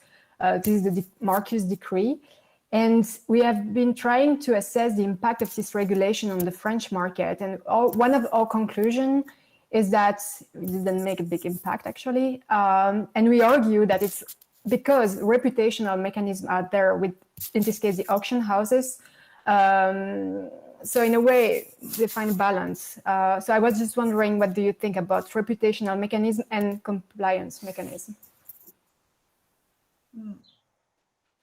Thank you very much for this question. Thank you to both of you for your contributions to this panel. I have some questions later, but let me first answer your question. When I started out writing about the PhD, I was indeed, or the aim of the project was to examine whether indeed exterior regulation would present an advantage to, for example, self-regulation. And this is where I started digging a little more into the RAM initiative and other initiatives of self-regulation. And in the end, it came out that this would probably be a little too much for the years of the PhD that I had planned, if I included not only exterior regulation, but also self-regulation. Indeed, I have not been able to come to a conclusion yet whether strict regulation, like formal regulation, is an option for the art market. The more I get to know the art market, the more indeed I have the feeling that although following overall trends, even financial market trends, it is subject to its very own rules, and it cannot be even though the problems seem alike, it cannot be treated like any other market. So I think the compliance mechanisms and reputational mechanisms are a very valid choice, but I am unfortunately not qualified for giving you a more extensive answer for that. Thank you very much. If I may, I have just a quick another question. If we consider this, again, vertical differentiation of the art market, so of course we understand that it's necessary to regulate the high-end market, because it is where there are the most important money transfers and risk for money laundering. But if we look in terms of buyers' protection, if we look at the low-end market, so we have often, these artificial, it's about 10,000 euros for resale rights, it's about 2,000 euros. It depends. But on the other end, for buyers in the low-end markets, you can be cheated, or you can also, you don't have the same amount of money, but you are making big loss if you are, again, cheated or something like this. So what do you think about that? I find it very interesting, and I was going to ask you a question that goes into the same direction.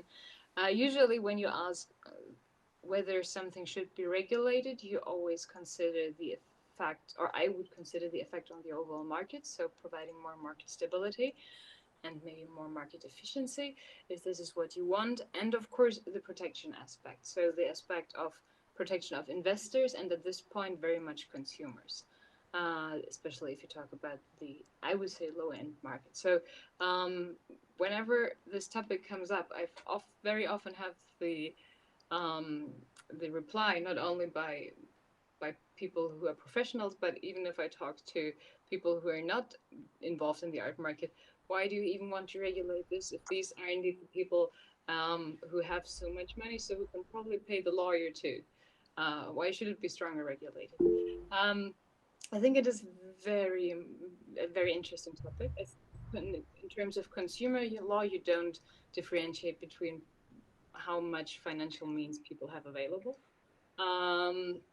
But it does give it another justification trend to me if you say that lots of people are indeed running risks investing in the art market, which is of course an essential point of why you have to regulate the financial market, because now that it is regulated, more people try to enter the market and feel safe by the safety net that has been provided by European legislation. And the question is whether you want to give this initiative to people to enter the art market, and maybe not starting with works that cost more than 50,000, but for a start with a low-end art market.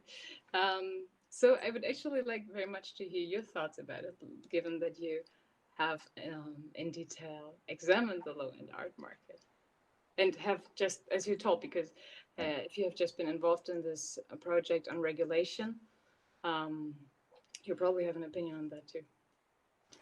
Philippe, do you want to intervene? I see you have a question. Yes, not necessarily following up on the discussion between and Antonia and Sophie. And by the way, thank you all for your presentations. I do have a question about the low-end market aspect of and Sophie, which is very interesting. It does seem to be somewhat unexplored or an unexplored aspect of the art world. And you mentioned a few studies, but I was immediately thinking about historical examples, the 17th century Dutch Republic, which is supposedly the first mass market for paintings in Europe. And there's some very interesting work, as I'm sure you very well know, by Michael Montias, Neil de Marquis, Hans van Miegroet, and so forth, looking at the mechanism of that particular art market.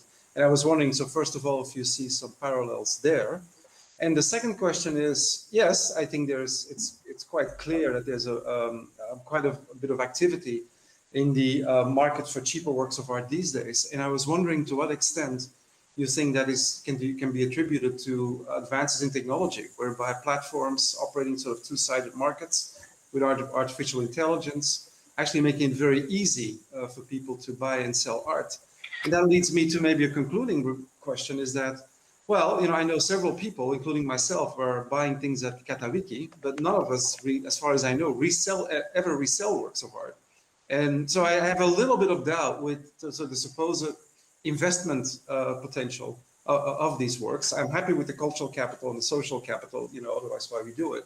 But I'm not sure, yes, in theory there's investment potential, but I'm not sure that's a primary motive for people active in that market segment. Thank you very much, Philippe.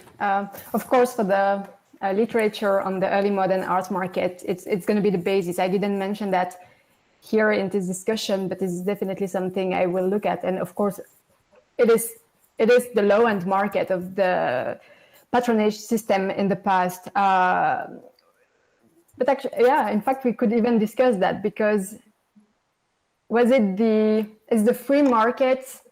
So we know Antwerp, Mechelen in the 16th century. Is it because we have the low-end market, which was the commission system, then the emergence of the free market?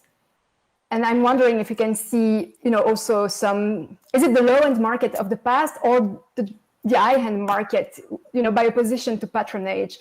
Because if you look at, I would assume that very, very cheaper paintings, and we know that many disappeared, especially on Tuclane, and these paintings who were very fragile and didn't pass the test of time. So maybe that was the low-end market, and we maybe don't have any evidence today of this low-end market in the 16th century. So I think that's an interesting question that we might look at to see if this trade, this exploitation of cheaper paintings, where is that the high-end market of the past or already the low end? I think there is a nice question. I would assume that for really cheap paintings, it's even worse to get data about that, because we know how hard it is to get data in the 16th century about these paintings, quantitative data. So I would assume that these paintings are not even longer available. But this is something we can discuss. For the second one, with the two-sided platform, of course, it has played a role. What I was surprised in my research is that many of antique dealers jumped into the digital era before the crisis, and they really want to renew also their image. And it's not an hazard, right? Because when I conducted the interviews, most of them are young people now. It's no longer the dusty stereotypes of antique dealers, at least in Liège. But I think there is a renewal like this. And if you read some press like Collect in Belgium, you will see there is a full papers on the new generation of antique dealers. And I think it's not only digital platform, but also a new way of branding the antique market, which makes things more appealing. I think it's a lot about branding in this case. If you can show that, yes, buying a Delft blue or Valsaint-Lambert glass, it's something beautiful that you can have for a cheaper price in your apartment. Why to buy something at IKEA? I think there's this thing happening right now with newer generation, especially with the Y generation in particular.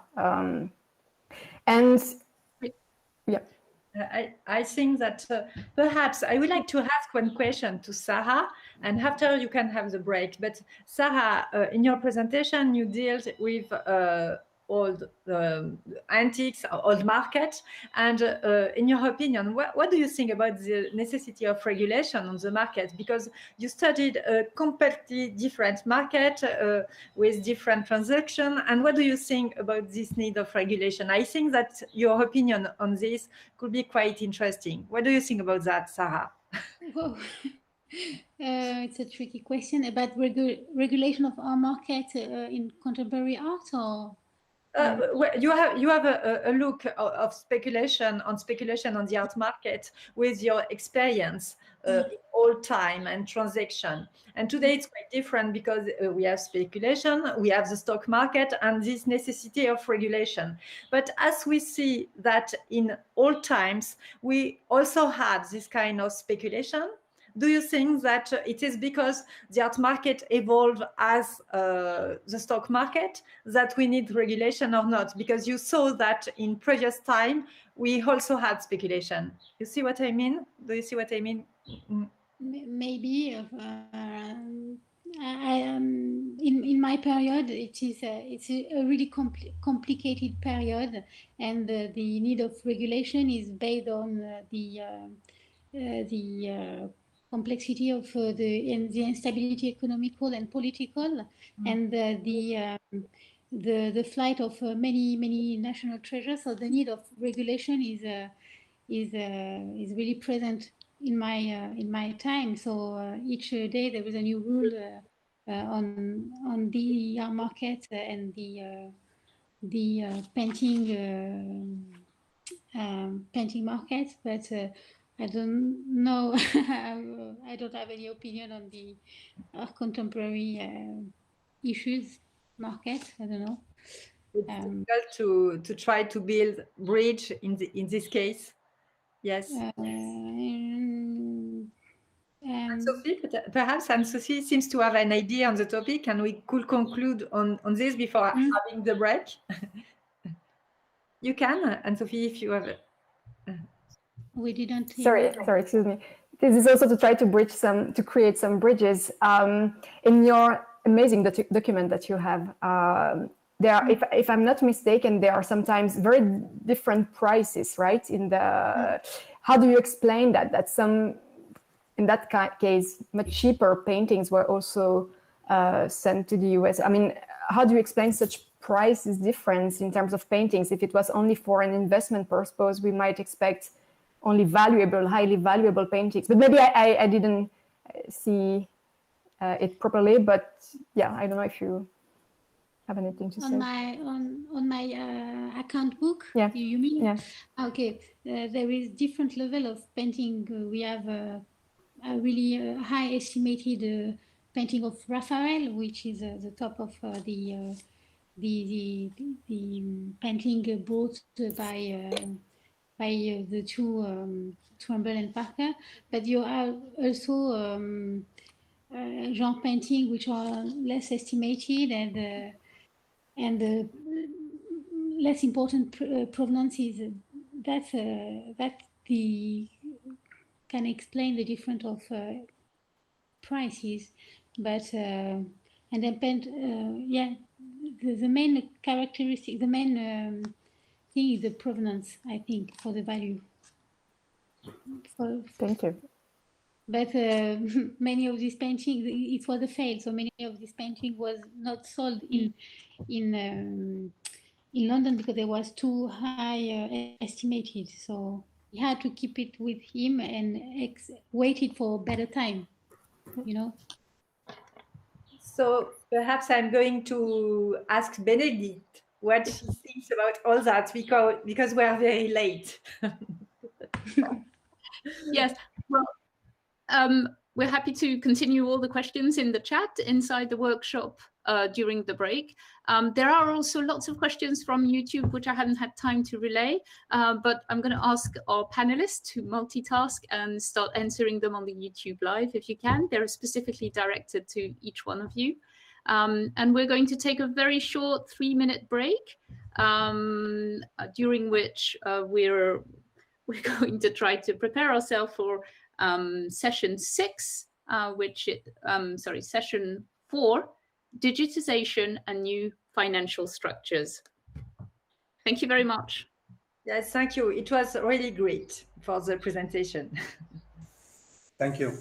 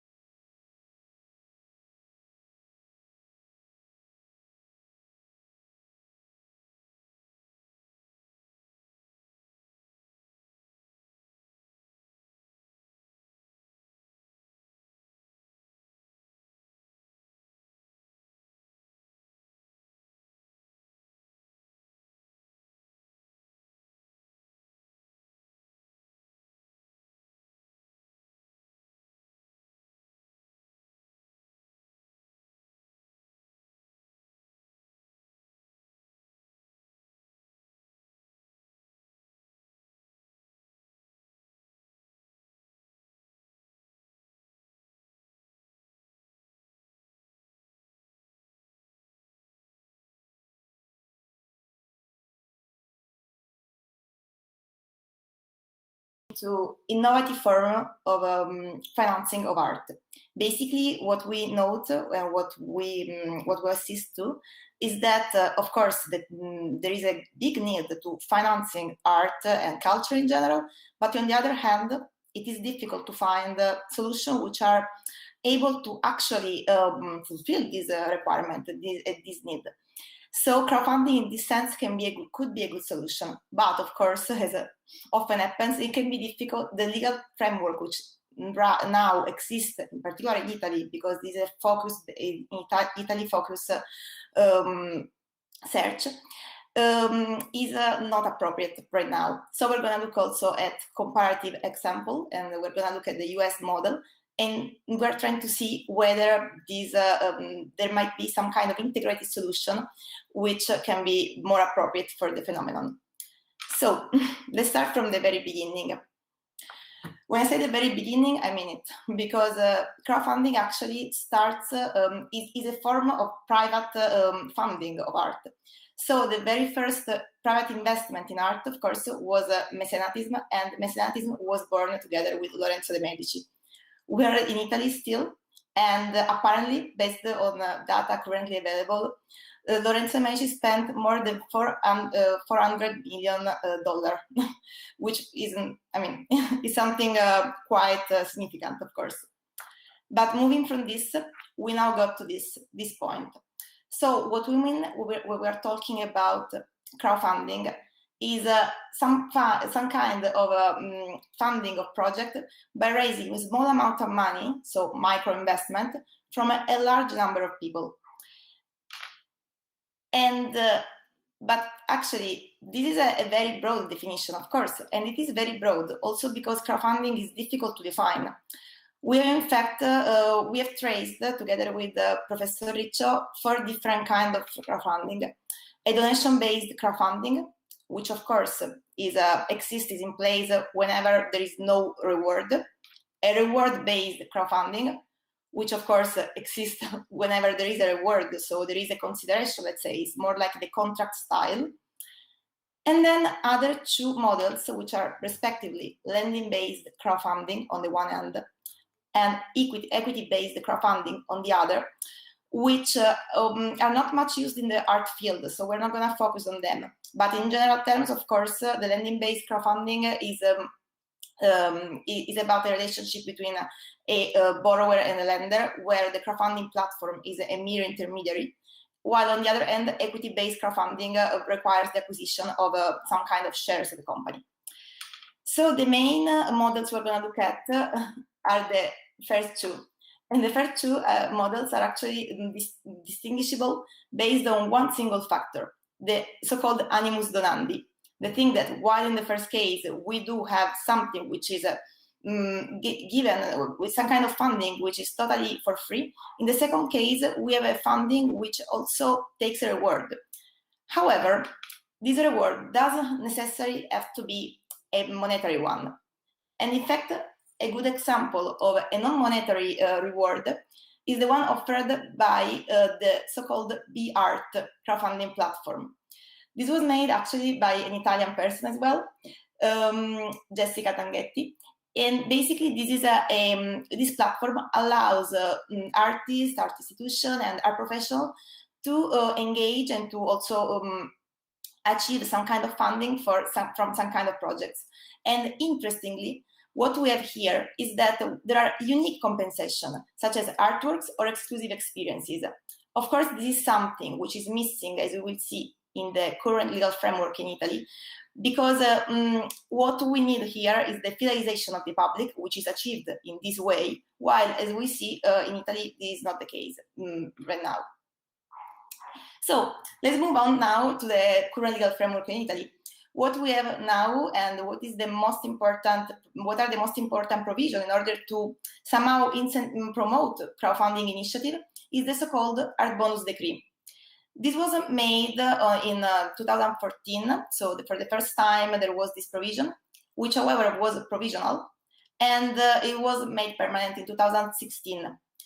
What we have here is a tax credit of 65% of the investment made, which is calculated on the 15% of of the taxable income.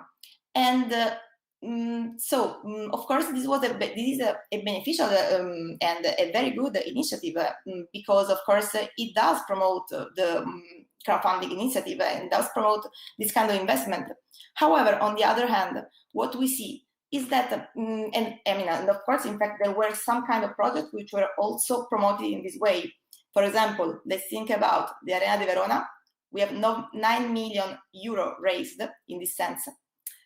And let's also think about the Egyptian Museum in Turin, where 1,500,000 euro were also raised. In total, numbers for 2020 were very good, because we also can see that there were 500 million euro in the sole 2020. So this was, of course, great. On the other hand, there are some drawbacks. There are some problems with this provision. And the very first one, when looking also at number, is that the most of the investment takes place only in the northern part of Italy, while in the south there are not many investments. Also, as we will see, there are three, we identified together with Professor Riccio, three main issues of the provision. So, the first one is the subjective scope. It is the most important problem of the provision, I'd say, because as things now stand, what we have is that the art bonus only applies to public art. Of course, this is a very narrow vision of art, because there are some lots of forms of art which are taken off, which are taken out in this way. Let's think about contemporary art. Let's think about also performances. Let's think about any kind of private artwork. This is not considered. Also, we assist in this sense to what is called legislative paternalism. This paternalism is very much connected also with the thing that is the legislator, as we have seen, who decide what is art and what is not.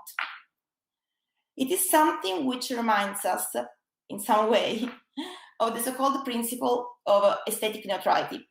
So, of course, what is normally to avoid for the is that the legislator decide what is art and what is not.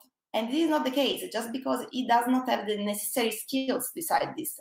And also, of course, this would be at the cost and at the sacrifice of lots of artworks, which instead have to be protected. Third limit. The third limit we identified, and the final one actually, is the thing that, in a nutshell, the art bonus decree is not purpose-based. The donation is addressed to a single initiative, a single intervention, and there is not a purpose to achieve. This means that on the one hand, it is not possible to achieve that kind of fidelization, which instead would be very great to achieve, and it would allow also people, expats like me, people who are out of Italy, for example, to identify with a specific purpose rather than with a single intervention. And on the other hand, having a specific purpose identified would also allow a more efficient allocation of resources in the case the financial objective is not reached. This is what happened also in the US, as we will see, where it's possible to change the destination of funding in the case the object is not reached, as long as the overall purpose is met. An example, a sad one, of a bad implementation of the art bonus decree is the so-called Real Albergo dei Poveri in Naples. This was made in 1751, and basically this is a very important building in Naples, and of course it is a part also of it is recognized also as a part of the UNESCO World Heritage List. However, what we have here is that for the way the project and its actual funding is promoted and advertised, let's say, in the art bonus platform, because there is a proper platform in order for this investment to be made, no adequate funding was reached. This is very sad, because as you can see from this screenshot, actually what we have here is a contribution of €5 only. And of course, I mean, we cannot say what would have been the outcome in the case there would have been more transparency about the about the actual purpose to be met, and there would have been more information. We cannot tell, but maybe this would have contributed to create a better trust. So, Moving from this premise and moving from the Italian legal system, let's have a look at some other experience and let's compare them with the Italian system. Let's see to what extent these experiences can be used to build a better model. We are in Europe, we are in France, virtually right now actually, and le loi Ligo, pardonnez-moi, it's actually a regulation which is somehow way better than the art bonus decree. This because while in the art bonus decree, the contribution, which is subject to a tax relief, can only be made in cash. In this case, it can also be made in kind or in expertise. Also, there is a kind of a tax relief in case of performances, and also a certain kind of reward-based crowdfunding is also promoted. On the other hand, also in the UK, more flexible approaches and more flexible models are promoted. An example is the one of the social investment tax relief, providing for a 30% deduction of the investment directed to certain kind of organization. And this is very much used also in the crowdfunding sector.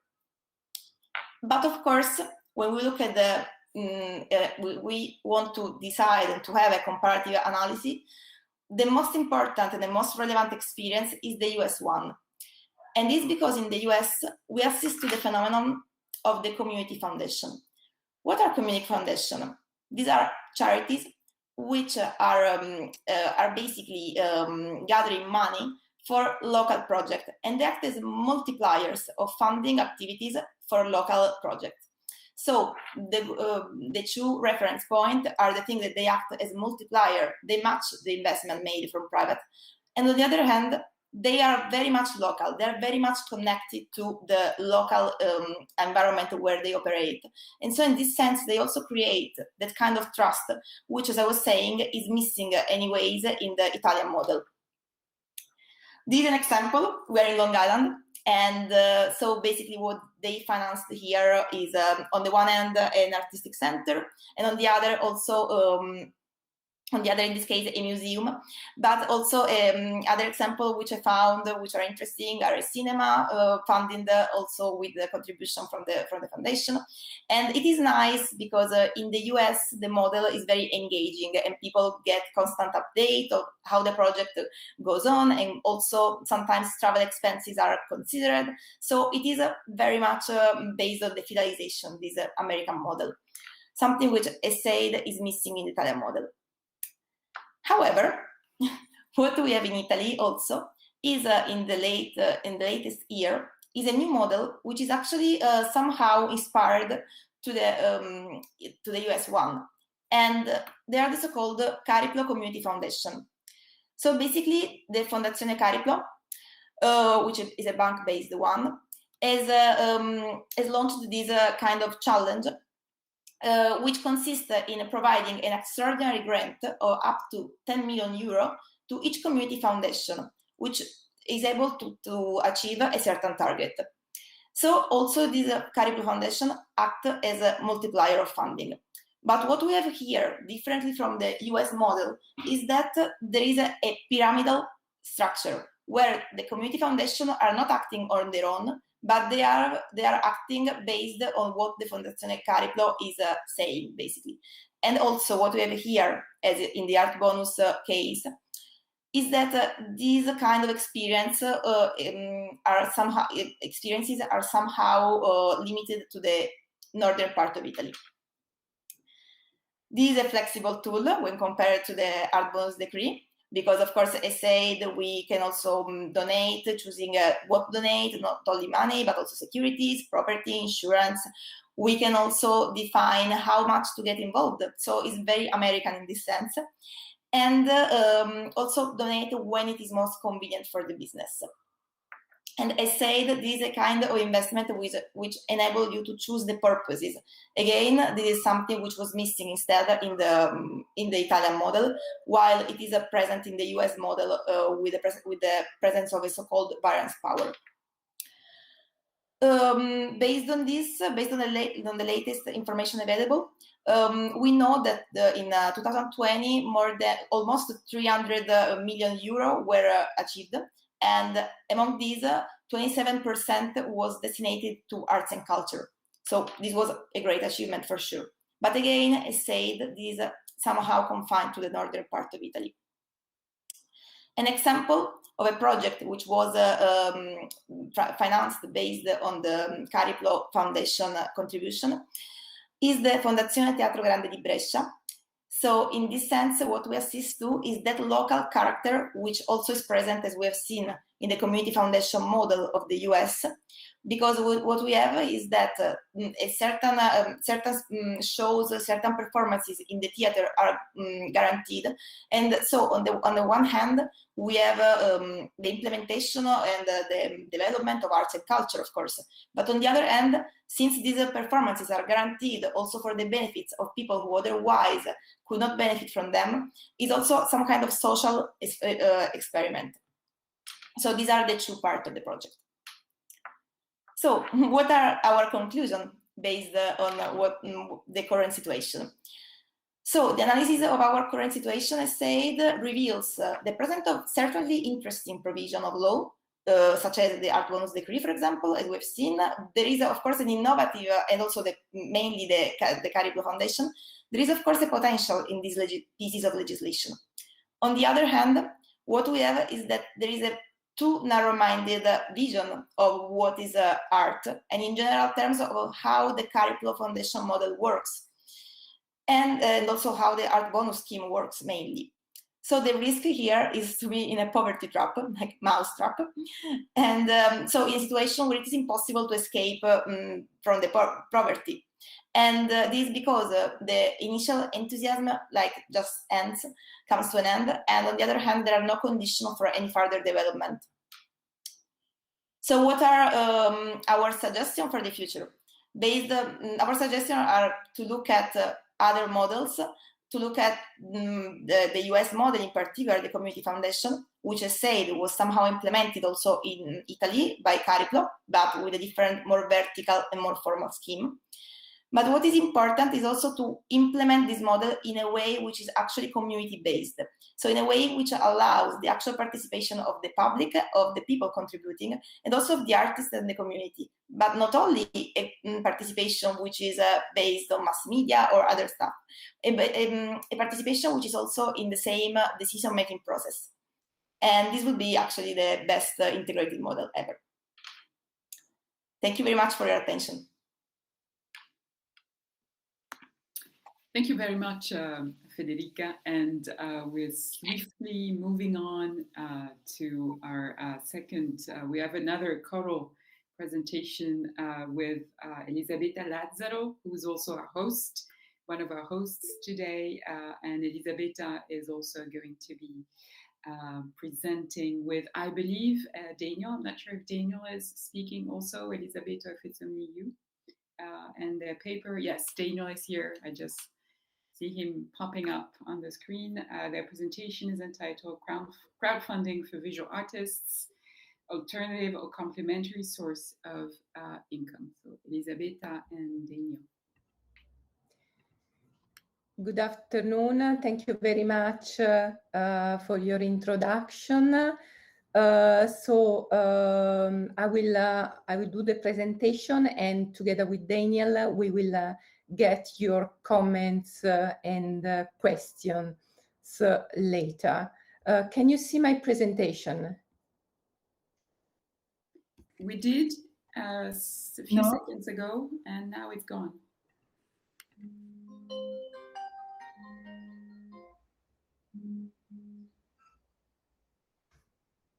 It's fine, Elisabetta. I guess you just need to go presentation mode, and it will be set. I thought I was already in presentation mode. It says that I'm presenting to everyone. If you can just start the PowerPoint, it'll be fine.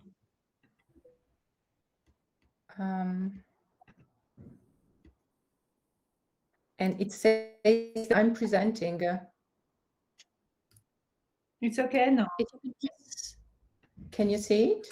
Yes, but we can see it, but you have to press on the PowerPoint on the slides. You have to put that in presentation mode. To have the full page, it's just half Can you page. see it now? No, it's the same. Yes. Because I am on full. It's okay. Can you see?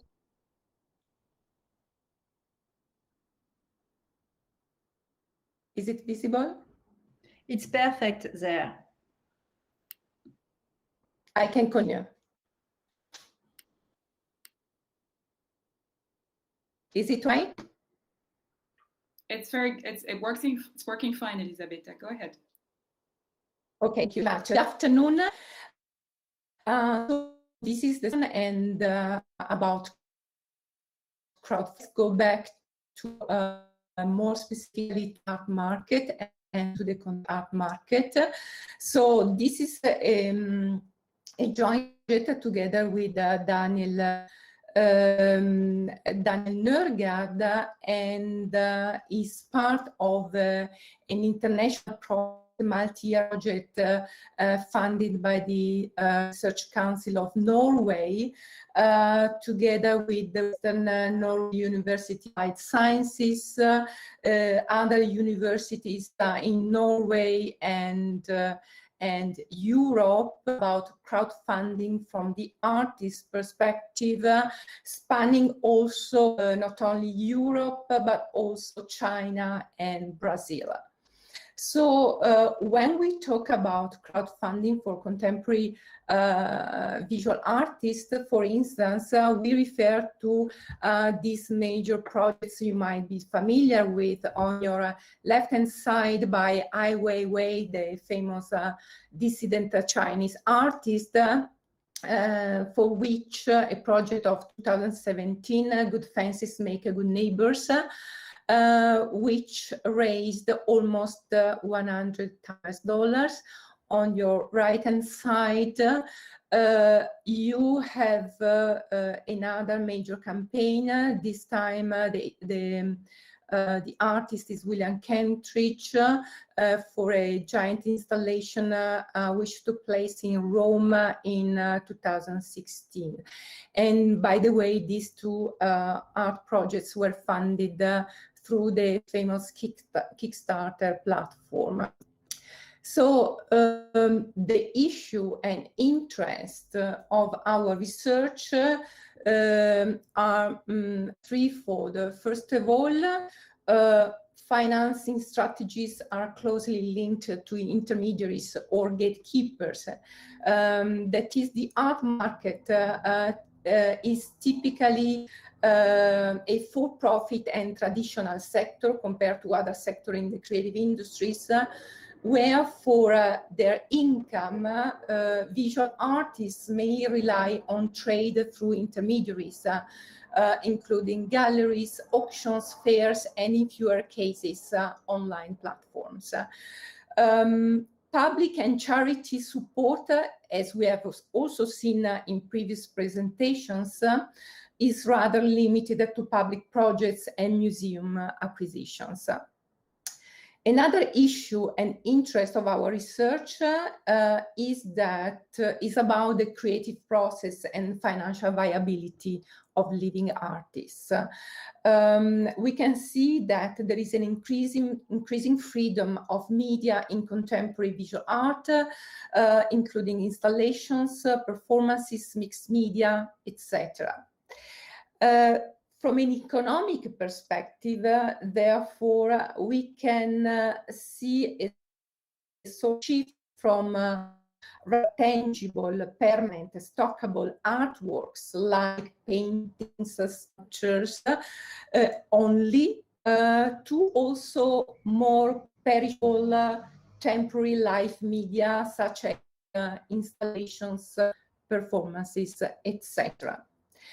A third major issue and interest of this research is the impact of emerging or already emerged new digital technology, interesting also financial and marketing strategies. So the aims and the implications of our research concerning the aims. We are addressing the financing patterns of contemporary visual artists. We aim to test evidence of crowdfunding benefits drawn from theoretical and empirical literature in the case of contemporary visual artists, if available, but especially on crowdfunding in general. And we aim to offer a taxonomy of crowdfunding of visual art projects, in particular in the case of installations and performances, that is less traditionally tradable artistic expressions. And to our best knowledge, this is the very first research on crowdfunding applied to the contemporary visual art market. For what concerns the theoretical and practice implications, we are interested, and the scope of this research includes the possible substitutional effects and disintermediation in the art market, the impact of crowdfunding on the art market value chain, and on the role on commercial intermediaries in artists' income, the freedom of artists from gatekeepers, possibly, and but not least the impact of artists.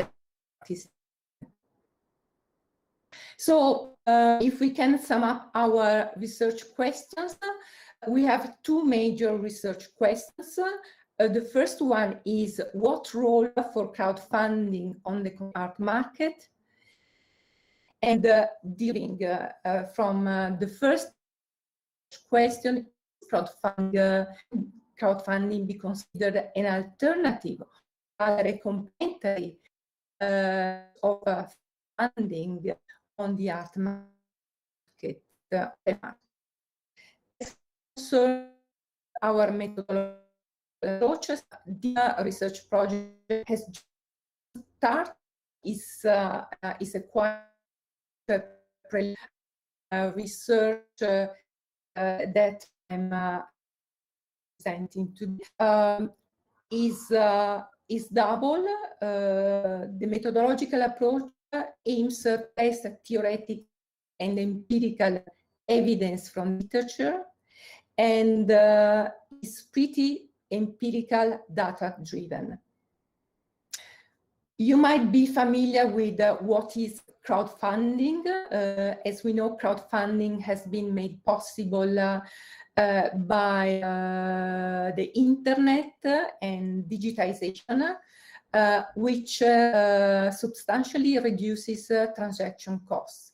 It is a form of sourcing and of alternative complementary finance, which has not originated in the arts and culture sector itself, but in other sectors. And crowdfunding is typically used to fund a project or a venture rather than structural finance by raising monetary contributions, which are called pledges, for a given amount from a large number of people. Crowdfunding in the arts is increasing, also due to the increasing to the shrinking of public and private funding. We have two major regions, two major markets interested by for the namely the United States and Europe, and the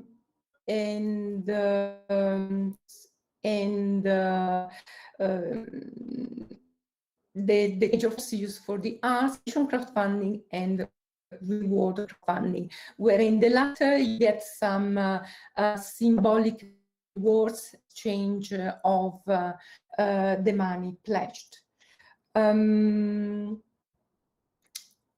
If we look at the literature on the benefits of crowdfunding, the cultural sector more in general, well, there are two rather recent contributions together with of myself together with Doug Noonan doing a literature review on the benefits of funding for the arts, culture, and creative industries. And the major findings are that seemingly crowdfunding culture and creative industries offer a number of direct as well as indirect benefits, including lower transaction costs for fundraising, better outreach of the market, better viability, geographical spread, market research, improved information and lowering of asymmetric information, interaction between the creator and prospective backers, democratization of funding, fostering of business skills of artists, community involvement, and co-creation with audiences. So far, so good. So given this series of crowdfunding benefits, what we're doing in our research, we, through a taxonomy that we have built, or that we have at least started to build, we are testing the different benefits of crowdfunding through groups of hypotheses, and then finally listed here in these slides. More specifically, major question, which also titles our presentation today, is crowdfunding alternative or complementary funding. Our taxonomy includes some measurements in order to respond to this question, including the proportion of crowdfunding campaigns by so-called institutionalized artists or creators, that is, those living artists who belong to the established network of professional art galleries as well as museums. This first hypothesis is further measured by rewards are the art project itself or not. And then trends in the number of campaigns per year and the trends in money raised.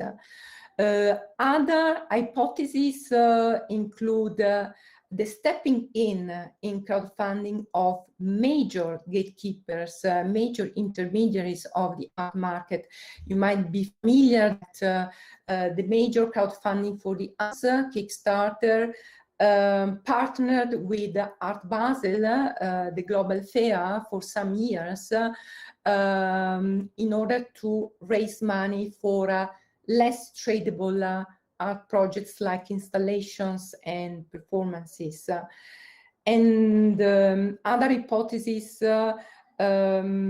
is what about a possible role, additional role of Kickstarter, this major crowdfunding platform, as a gatekeeper on the art market.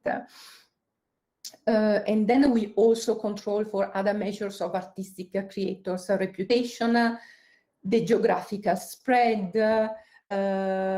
Is it true that through crowdfunding there is a higher dispersion of people funding the arts?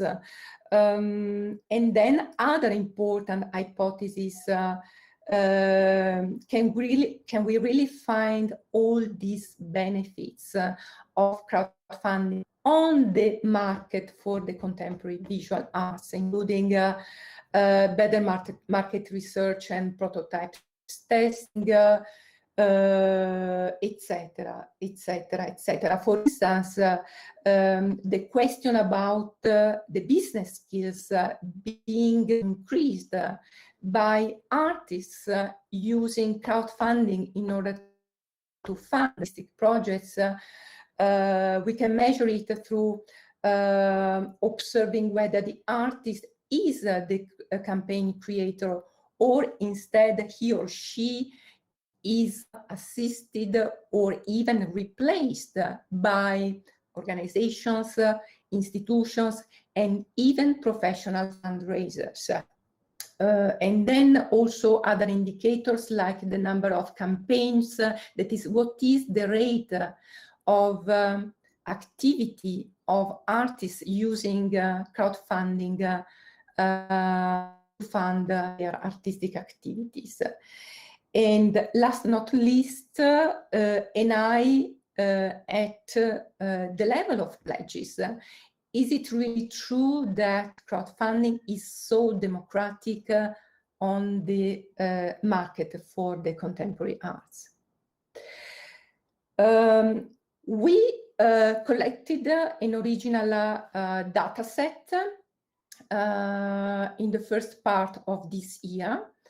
The main source is Kickstarter, so from the website of Kickstarter, which is, as we know, by far the most important, the most international, the most specialized, with the highest turnover crowdfunding platform for the arts. It is a all or nothing reward crowdfunding platform, meaning that you need, in order to get the money for your art project, to fetch the declared goal of your campaign. Otherwise, you will not get the money from a crowdfunding platform. And into start information on bios and the art projects fundraised, for which fundraising was made on general internet. We launched completed campaigns all over the world. Kickstarter launched in 2009. We focus on all media, animation and performance above 10,000 euros. And we also work value current, and within to start 70 installations, 126 performance entries since 2011. So put that into brackets because installation and performance art are two format categories used by Kickstarter. When they are, you have to know that Kickstarter is not completely exhaustive in applying its categories, and so installations and performances may also fall into other categories like general art, etc. But to start with, we focus on installation performance art. Then we manually cleaned our data set, which was quite time consuming, in order to select true visual contemporary art installations and art performances differently from infrastructure campaign, just the money for our museums, differently from performing arts like theater or music, etc. To control for Kickstarter categorization. And we ended up with this first data set, including 44 art installations, so 63% of the initial number, and 25 art performances, that is 20% of the initial number. Some preliminary results. So going back to our hypothesis and taxonomy. So basically, these are the different measures responding to each. These are different groups of measures responding to each hypothesis. So the first four respond to the very core question: is crowdfunding alternative or complementary. Well, if you look at the first measurement, this is quite indicative, because you can see that about 1/2 of the art performances are from institutionalized artist creators. So the institutionalized artist creators use crowdfunding also to fund contemporary art. And the other half is for art performers who don't belong to the professional art gallery circuits and at least national or even more local museums. The situation for art installation is rather different, because a lower number of institutionalized artists use crowdfunding. Okay. Then indicators that tend to bring us to the fact that crowdfunding is less for institutionalized artists or creators is that the rewards are not the art project, almost the entire number of entries. You can see other figures, the average amount of US dollar raised per project. And also it's interesting to look at the variation and the standard deviation of these average figures and the campaigns per year. We can see that Art Basel, this very global important intermediary, is especially present for art performances and less for art installations. Then we have these two measures and Kickstarter art project, which is sort of Kickstarter labeling in order to legitimize or increase the reputation of the quality of these art performances and art installations. And another interesting indicator, are these artist creators still active or have disappeared? The majority of them, but the quality of them are still active.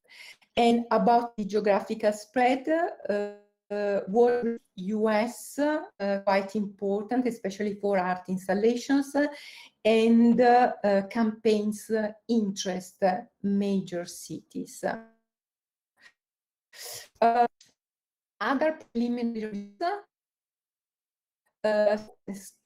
of artists campaign, you can fix measurement.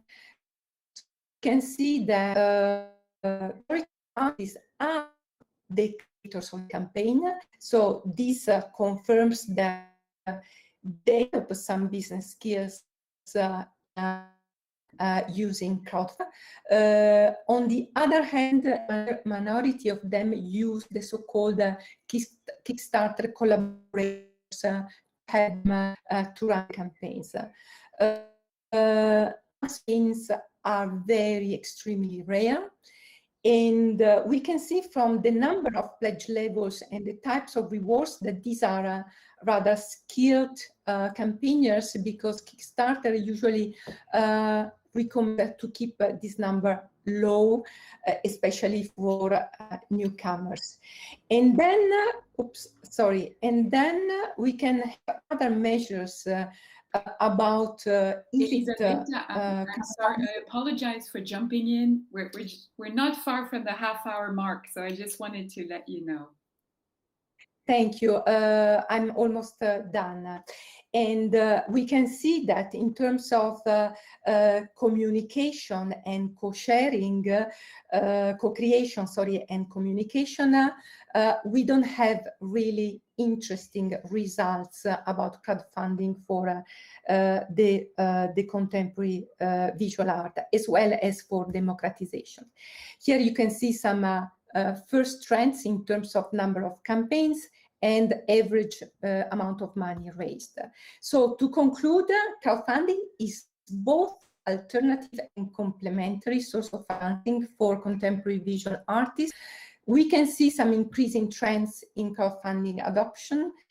The artists, creators are skilled campaigners. However, other crowdfunding benefits were not confirmed so far in terms of geographical spread, in terms of market research and improved information, and as well as in terms of interaction with backers, co-creation, and democratization of funding. So to conclude further research, to expand on our database, also to allow for a comparison with other sources of funding for living visual artists. Thank you very much. Thank you very much, Elizabeth, and sorry for jumping in. It's very substantial presentation and very substantial presentation, and I'm sure that there will be a lot of questions and thoughts that will be coming to during our Q&A at the end of this panel. So thank you very much again. We're continuing with our last panelist of this afternoon, Paul Melton, from the Fashion Institute of Technology from SUNY in the US. And Paul has been with us since this morning. And I'm happy to give him the floor. All right. Thanks, Christine. Thanks to everyone else for organizing and also for bearing with us through today. In the interest of time and also in the interest of leaving time for discussion, I'm going to move through this very rapidly. I also know we're at the end of a very long day. So I'll go through it very briskly and we can fill in any details, answer any questions during the discussion. My background, just to give you a little bit of where I'm coming from, I started my life as an academic, as a mathematician or a student of mathematics and Spanish literature. And within math, I focus specifically on numerical methods for partial differential equations, so looking at computational fluid dynamics. And so that was kind of where I got my interest in computational analysis. But I didn't stay in academia. I left and I worked in research and communications, largely market research, particularly in the telecommunications market, but also in international development, which then got me very familiar with sort of the media environment. And that then led me to do a PhD program in media studies, where I focused more specifically on the financialization of the art market. And that interest in the financialization of the art market was somewhat a matter of historical coincidence. About the time I was starting my PhD, we had the spectacular convergence of Damien Hirst's Beautiful Inside My Head Forever auction at Sotheby's, which was itself purported to be, you know, this event that was going to be a radical restructuring of the market, because here was a major artist selling primary work on, you know, through a more secondary market mechanism. That just happened to start on the same night that Lehman Brothers collapsed. And then the second day of the results were the sale were also spectacular, right? So the impact of the financial market, you know, this sort of global financial apocalypse didn't really affect the art market, at least not immediately. And so thinking about then crisis as, you know, kind of disjuncture and a certain sort of revealing of various disjunctures, but also convergences or conjunctures, right?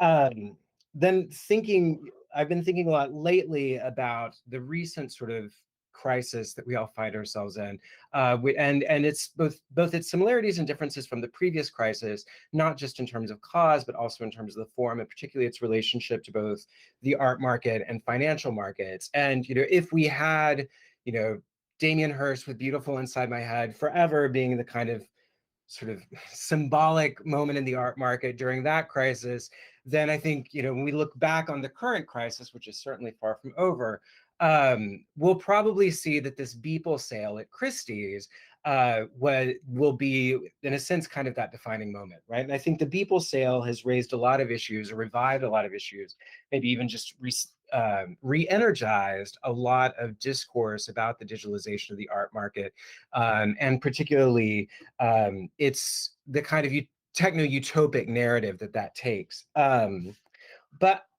I would caution us to sort of against overstating the novelty of the Beeple sale. I do think it's important, and I think it's important particularly because I think it points to a shift in the answer to this question that Melissa Grunland raised and her art historical book on contemporary art and digital culture, which is a very thorough and rigorous accounting. But she says in the last chapter, she talks about the post-internet art world infrastructure, which is largely the art market. She says the short and perhaps disappointing answer to whether the art world infrastructure has been fundamentally altered by the internet is not really. And I think that, at the time of her writing, that was a very reasonable and I think in many ways viable answer to that question. But now I feel like we've moved from not really to more of a yes, but, right? And so what I want to argue then is that what the pandemic has revealed most vividly, among other things, to be sure, has been the connection between financial markets and information and communications technology, right? And this is something that these are two things that have been historically intertwined for a long time, which we'll look at. But I think they're relationship has been disclosed much more spectacularly through the last year, right? Through this particular crisis. And so this is what I want to present today as part of a larger project, which seeks to explore how social media reshapes relationships to art objects and relationships within the art world according to the logic of finance, and thus to query the possible futures of art market financialization. The central argument of this larger project is that social media financialize the art market / world, two things that are increasingly collapsed into each other, through twin processes of, on the one hand, informationalization, which is quantitative, calculative, objective, and objectifying, and informationalization on the other hand. And informationalization being a process of ephemeralizing, liquefying, deinstitutionalizing, entrepreneurializing, and celebritizing. And that these two processes then impact or have affected certain shifts in power, knowledge, and value. I mean, not just within the art market, but more broadly. So within the limited scope of this presentation, I'm going to try to make it even more limited in the interest of time. My goal is to weave together some threads, particularly in social science, but I also want to point to some other fields that would be interesting, and to build a framework for advancing what's sort of known as the sociocultural approach to studying art market financialization, and the deposit some directions for future inquiry. So what I'm going to do is I'm going to start very briefly with a review of financialization generally, right? So thinking about, how do we theorize financialization, some of which we heard this morning, so I'll reduce that part. We'll move on to art market financialization and sort of the primary contours within which I'm working within that literature, and then move on more specifically to this question of how social media financialize the art world. So in terms of financialization studies within social science and its adjacent fields, right? So sociology, political theory, political economy. There are basically two ways of structuring studies of finance or parsing the myriad work that's been done, particularly in the wake of the last financial crisis. And one is in terms of scale, right? So studies of financialization tend to look at the economy, as Christine pointed to this morning. So there's a lot of work that's been done on that level, particularly thinking about the role of the state in promoting financialization, but also thinking about the global politics, right? And thinking about financialization as a political strategy of hegemony. There are also firm level studies, which look particularly at the way in which financial practices restructure organizational culture and organizational operations. And then there are also, on the level, sort of the more micro level, the level of the person, right? So studies of financialization that focus more on the individual or the household. And these studies then also sort of, that sort of, scalar, right, parsing could also be related to the other way studies of financialization have been parsed between the more market-oriented studies, right, or the more market-oriented approach, which really looks at market structures and dynamics, or the more sociocultural approach, which is, in a sense, is basically, are we looking at things that are more economic or political, or things that are more social and cultural? But again, I don't think these approaches are mutually exclusive. They're often quite complementary, and they're often blended together. One of the things that's particularly interesting, when we look at that broad body of research, is that there are certain themes that run all the way through it, right? And two that I'm most interested in are, one, quantification, right? So the way in which metrics become very much a part of financialization. And this is, on the one, very much tied to this concept of informationalization, right? So when we think about the way in which economic measures produce the economy, as Timothy Mitchell has argued, but particularly the way in which the share price, right, becomes the primary metric for determining shareholder value, which then becomes the logic of, within the firm level, the logic of managerial practice, right? And so then there's a way in which I think, particularly at the firm level, we get a nice kind of overlap of these market-oriented and sociocultural approaches. But particularly, and this is a quote from van der Zwan's Making Sense of Financialization, is that shareholder value operates as a discursive construct, a language that operates independently of a firm's performance, right? As it discloses the decoupling of the reality of a firm's performance from the representation of its valuation. So this question of metrics is tied very much to questions of representation, questions of value. But when we think about the sociocultural approach, particularly within the studies of financialization at the level of the person, there's a lot of rich overlap with studies of neoliberalism, and particularly the subject of financialization, right? And the way in which financialization produces a new form of subjectivity that's specific to this latest phase of capitalism. And there we go. Again, quoting from van der Zwaan, what sets the investing subject apart from prior forms of identification is his, and she's very specific in using the masculine pronouns because that's the way this discourse is often articulated, his individual nature. He acts in his own, on his own for the benefit of himself and of his household, right? So there's a particular kind of subjectivity, right? And this is what I mentioned earlier at the beginning in terms of the idea of identity being a question of capital that is perpetually invested and revalorized, right?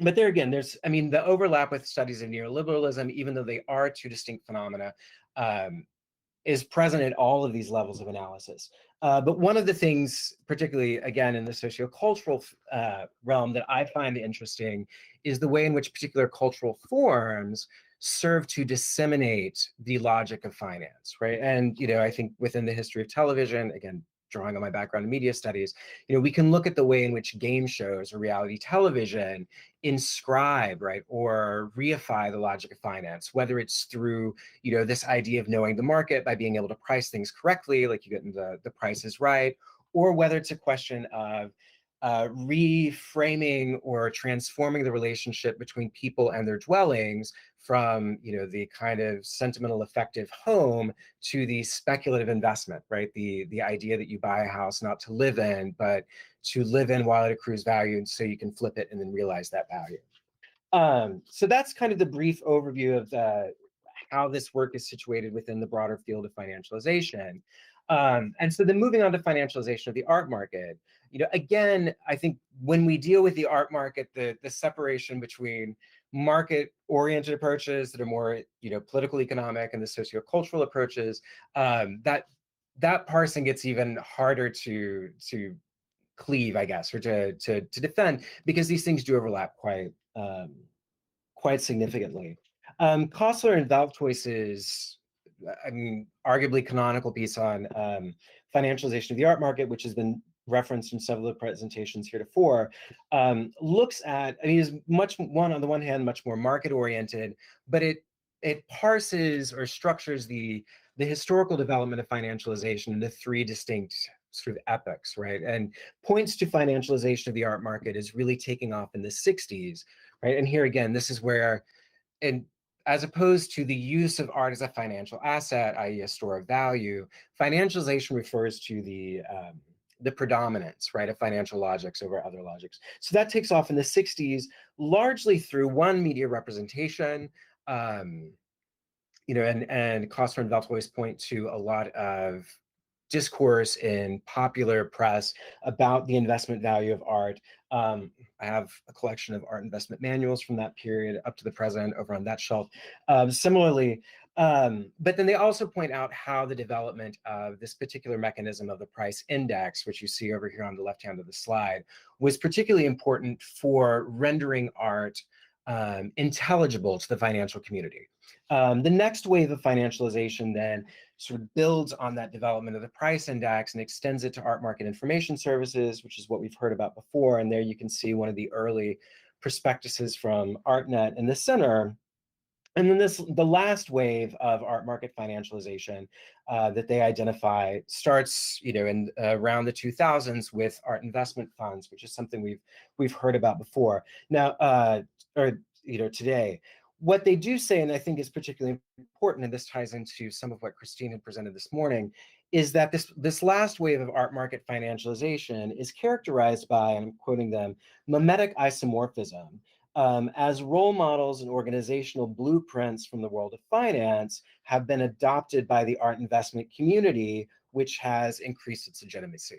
Right? And this is where, if you go through and look at prospectuses from the Fine Art Fund Group or from Fernwood Investments or any of these other art investment funds, you'll find that they're formatted very much like S1s, right? So, the documents that the prospectuses that companies will, I was going to say, they're not yet public when they do an S1, but companies that want to go public will produce a prospectus. And that formatting is used to present art as an investment opportunity. What they do highlight, and this is something that's again come up a bit today, is that this financialization at the time of their writing, which is 2012, remains incomplete. And it does so, in their account, largely for structural reasons, right? The lack of liquidity, the lack of intermediaries to ensure continuous trading that would help generate that liquidity, and then also the lack of shared or stable standards of value. And I think it's that incompleteness that then creates the opportunity for sociocultural approaches of financialization of the art market to really contribute. And this is where both Ivanova and Taylor have written about the derivative logic of contemporary art. So I'll start with Ivanova and then make a few comments about Taylor.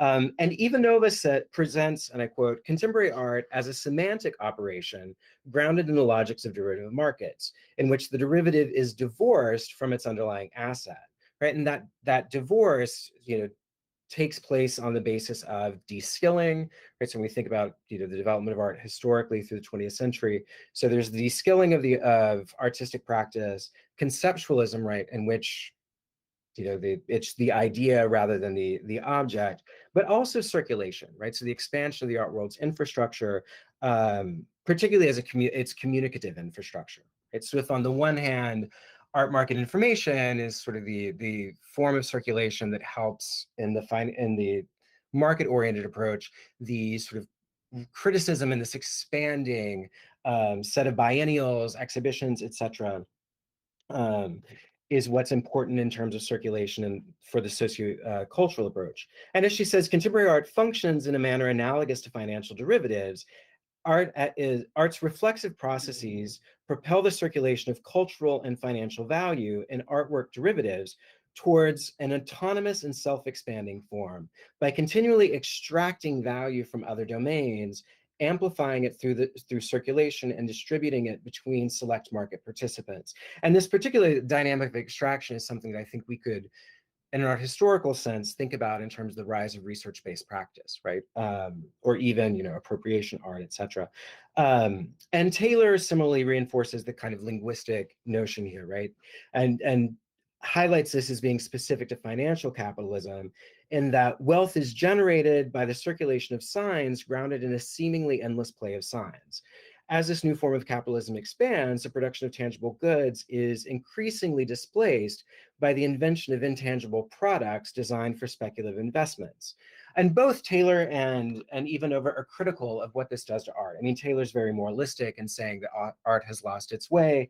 Ivanova is, I think, a little more nuanced, or at least maybe uncritically romantic, in that she says that the derivative logic of contemporary art, in a sense, kind of neutralizes its critical gestures. And I think this is something that Hal Foster has taken up more recently, particularly around the work of like Guido Steyerl and some other artists. One of my concerns with this literature is the depth of historicization, right? So I think art historically, there's plenty of room, as we saw this morning with Professor Krau's presentation, to more rigorously engage with art history. But there's also, I think, a lack of historicization in terms of the history of finance, and particularly the shift in the moral valence of finance. And this is where historians or sociologists of finance like Alex Preda, Marieke de Good, have built on the work of sociologists like Viviana Zelizer, who's done phenomenal work about the way in which life insurance, you know, as a financial product, was resignified from being a morally offensive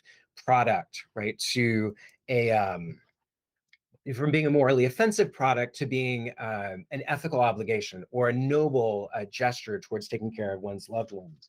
But I think there's also a need to historicize more deeply the role of technology, and particularly the category of information, which is something that emerges only in the mid-20th century, right? So information theory, which is the basis for, you know, all of our computer systems and information and communications technology, only comes about with Claude Shannon's mathematical model of communication, right? So when we uncritically, you know, use this notion of information to talk about things like transparency, et cetera, then I think we're risking a lack of precision in our analysis.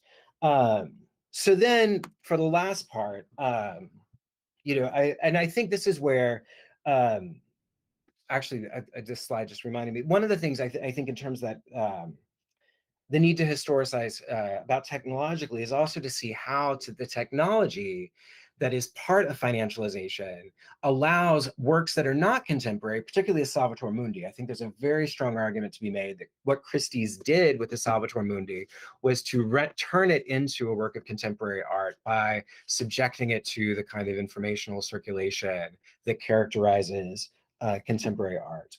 But in terms of this sort of work, right? I think part of the problem, or I think where this limit comes from, right? Where this sort of lack of historicization or the need for deeper historicization comes from is largely a product of the framing of financialization of the art world in terms of derivatives.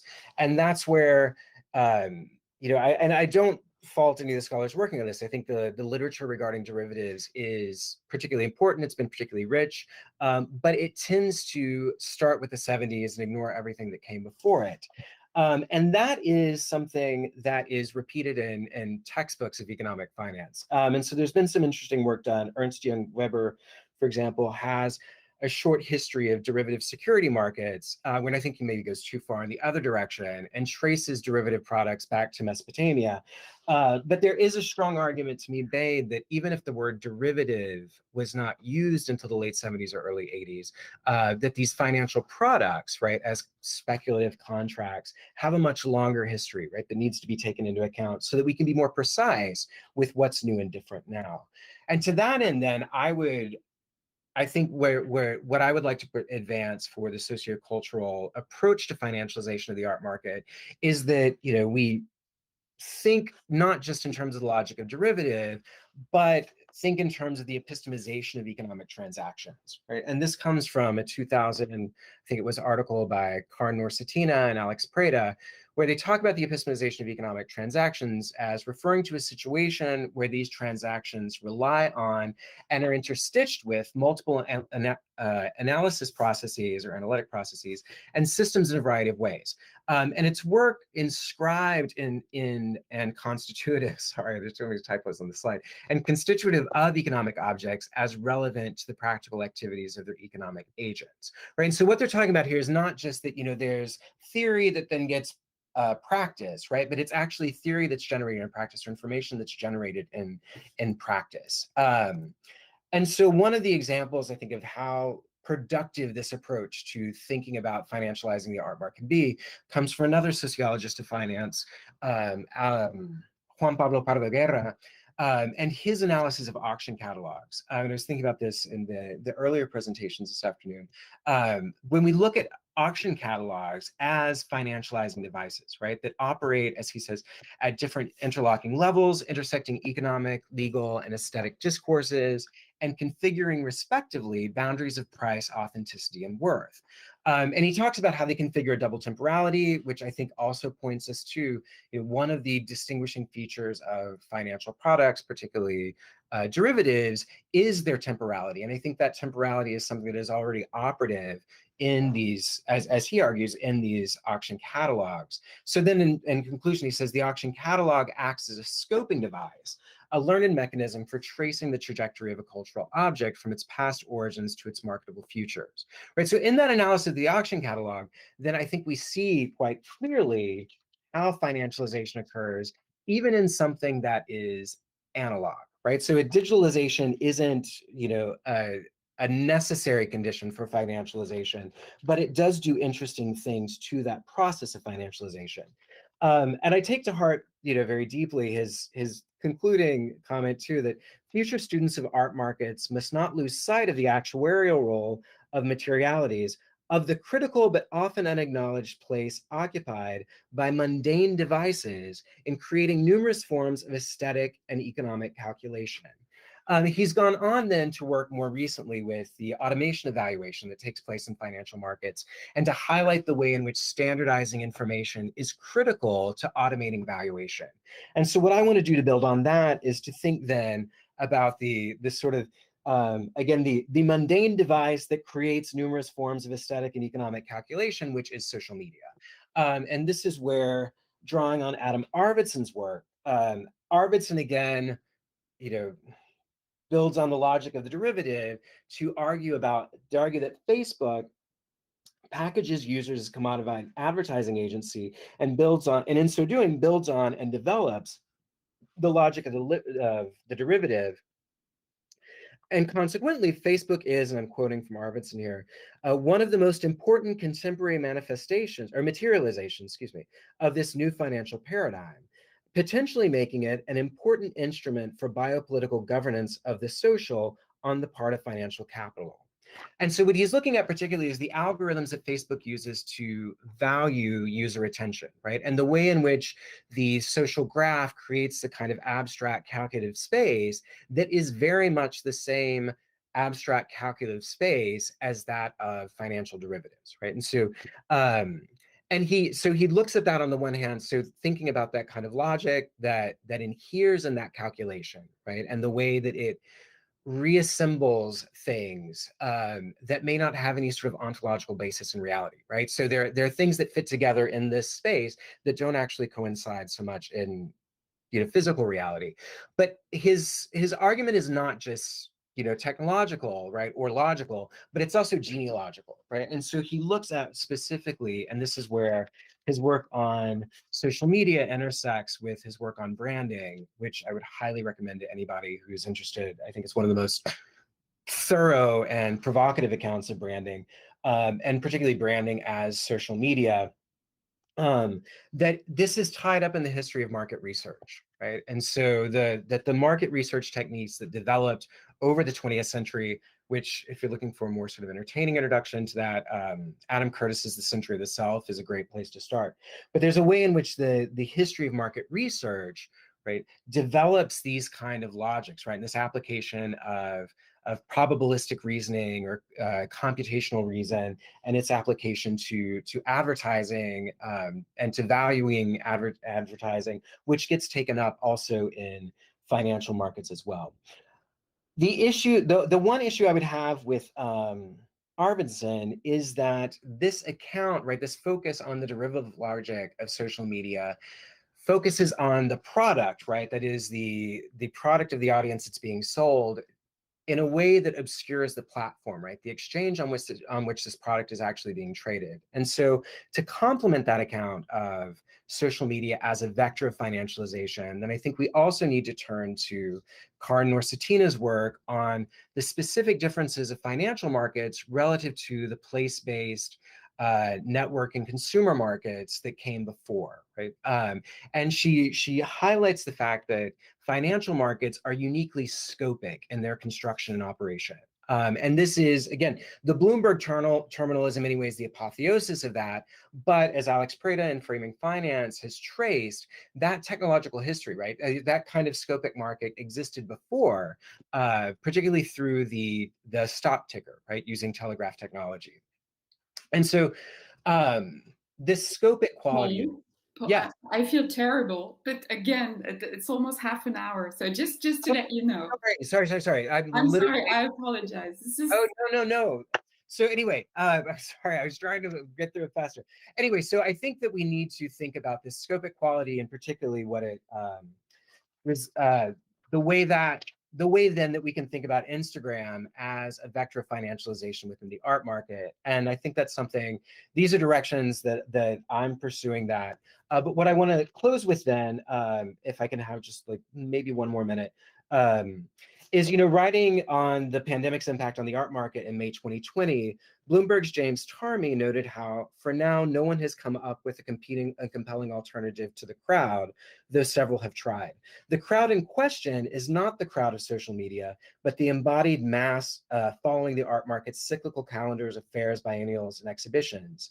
And so how do we account for that difference? I think one explanation is the idea of embodied co-presence, which is something Patrick Kearney has talked about in Touch. But I think the other thing that points to is that these market structures are not just places of exchange, but in a sense, they're rituals that bind a community together. And this is where I think Byung-Chul Han's work on the disappearance of rituals is something we could think about in relationship to communication studies and a ritual model of communication. And ultimately, I think aesthetic philosophy is something that we should think about as part of this discussion. Again, sorry that went over, but there we go. Thank you so very much, Paul, and I apologize. It's terrible to interrupt, and it's even terribler when we're online. I think it's awful. Well, without the ability to look out and see a card going up, it's hard.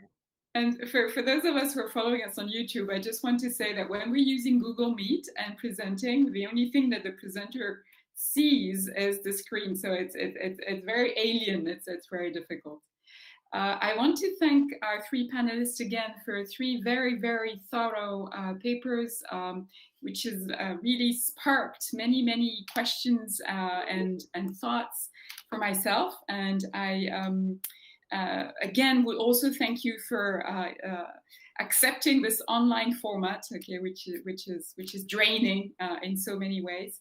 And there's a lot of echoes between your papers, and maybe I would want to start with just one general question for the three of you, and the four of you, because Daniel is here, and maybe just one question each, and then we can obviously open up the floor to everybody. I guess the one question that I would have for the three papers has to do with, and I'm going to dig up a little bit old-fashioned Schumpeter here, and Paul alluded to him with his disruptive, so the disruptiveness or the disruptive nature or not of the internet in art markets in particular, and crowdfunding and Instagram that Paul was talking about. So I would like to have maybe a little more of your thoughts on the disruptive nature or not, or how disruptive it is, or is it sort of still more of the same, but on a different platform. That's my first general question. And then I have just one, I have many, but I decided to choose one question, one for Federica. When at the beginning of your paper, Federica, you said that, so you mentioned the decree from 2014, and you said that this decree, which is basically aimed at public places, public works, and I was wondering how are the works of art, the heritage sites that are funded? Is there a commission? Is there a panel? So could you tell us more a little bit about how who decides, basically, who is the so that's my question for Federica, amongst many questions. I also have one question for Elisabetta and Daniel. It's fascinating, the distinction that you make between alternative and complementary financing for crowdfunding. And I was also very, very interested in this new approach that you have to crowdfunding as a marketing technique. And I was wondering if you could maybe expand a little bit on the marketing aspect of crowdfunding, which is not necessarily the way it's put forward in general. So thank you very much for that. And Paul, I have a bunch of questions, obviously, but it's more of my field. Also, I thought it was very interesting that you made the distinction between financiers and actuaries, which definitely is something that comes back again and again. Very interested in what you said about derivatives being divorced from the underlying matrix, okay, which is not exactly what you would expect from a derivative, which needs a root.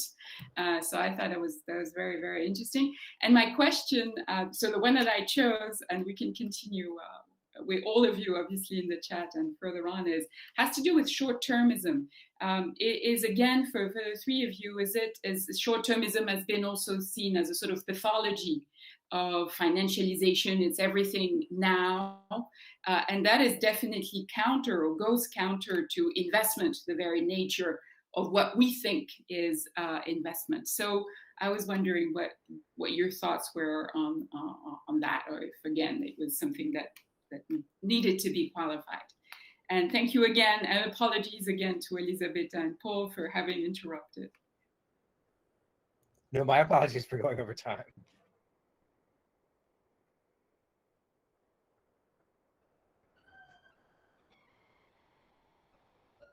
Well, I was going to say, I guess just quickly then, with the question of short-termism, I think so the temporality of finance is super interesting, right? And so we think about particularly how that relates to valuation, and I think this is something we saw before too,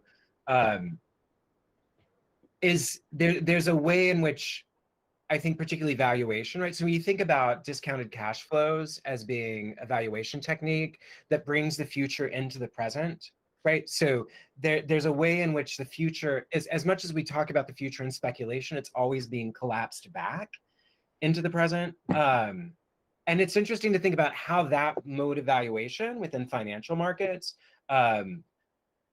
relates to the value of art, right? So when you think about art being something that is going to, and I think this is something, Nizan, you mentioned earlier, is that you see like some of these people who are fetching really high prices right now, who are not going to be art historically important, right, in the least. So there are two different, I mean, I think that one of the issue, maybe one of the fundamental sort of barriers then for the financialization of the art market is reconciling these very fundamentally different forms of valuation. And they're fundamentally different in their relationship to time, right? Because that historical legacy, right, the art historical legacy can't be brought into the present. In that sort of, in the same way, right, sort of calculatively that, you know, projecting a cash flow from, you know, say a rental property, right, could be brought into the present, right, to value the real estate. I don't know if that gets at your question, but yeah. I don't know if it's appropriate to respond to that because the other panelists haven't spoken to one another, but I can do it later, like pick up on Paul's thread, and I guess it's a question to the moderator. Can I respond to Paul? Sure, if the panel agrees. Because I was going to ask you in a very American way, you know, because you were in your I loved your presentation. Thank you so much, by the way. But I was going to ask you, like, okay, so what's at stake? But now I'm getting a picture of it. And the other thing that I was going to say to you is that you should try and replace your term, the crowd, with the public. Because then you have that kind of stake where if you're bringing in these works that are not going to matter for the future into the museum today, you're actually, so that's where, you know, for me, the more political aspect of it is like, you're doing it at the expense of the public, you're allowing wealthy people to leverage at the expense of the public. But we can evaluate, actually, because we have art history and we have disciplines that are dedicated to criticism. So, and we have peer review and we have all these systems that are not being used.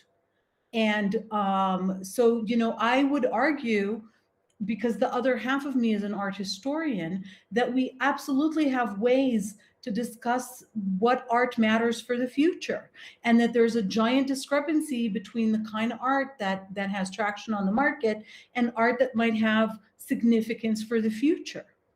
And if you replace the notion of the crowd with the notion of the public and politicize this crowd, you know, I think Paul DiMaggio has this very interesting discussion of the public of museums as including the potential public that is not actually coming to museums now. And all these protests that we see and criticism of the museums as, you know, perpetuating white supremacy are actually, the stakes are the kind of public that is not showing up right now. Okay. Oh, yeah, no, and if I could just quickly respond to that, but I wanted to take that actually into the question of crowdfunding, right? Because that was James Tarmey's word about crowd, right? And I think it's an interesting distinction to make between crowds and publics. Arvidsson incidentally has an article on brand publics where he looks at the difference between brand communities and brand publics. And so thinking about the question of public, right?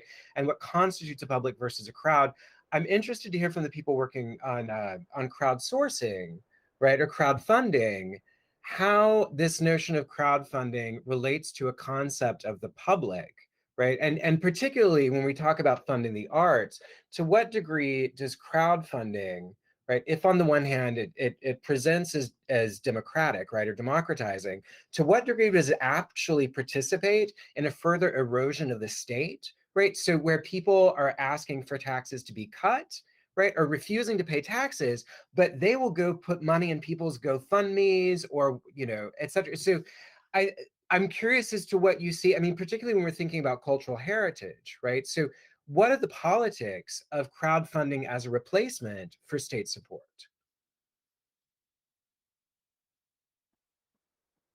But in fact, we are showing that it's not a replacement for the contemporary arts.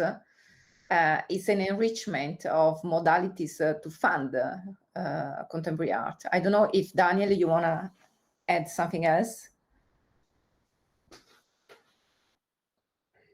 Let me see. No, I think that's spot on. It's not really, and I thought it was a good quote by Federica, I think, when you quoted to who it was who said that digitalization, and it ties with your comments, Christine, on the Schumpeterian expectations of digitalization, whether it's going to disrupt everything, and I think. From what we can say, yes, it does have an effect for some parts of it, but it doesn't, you know, it doesn't have a paradigm shift, right? It doesn't turn things, you know, upside down in any way. And this ties very much with my own research from music business and music industries, and which has been the expectations for 2 decades now, that everything's going to change, and I think. A lot of my own research and you know, building on the research of David Hasselhoff and others, you know, there's a lot of continuations within the digital cultural industries or cultural arts business, and we have to acknowledge that at the same time as things do change.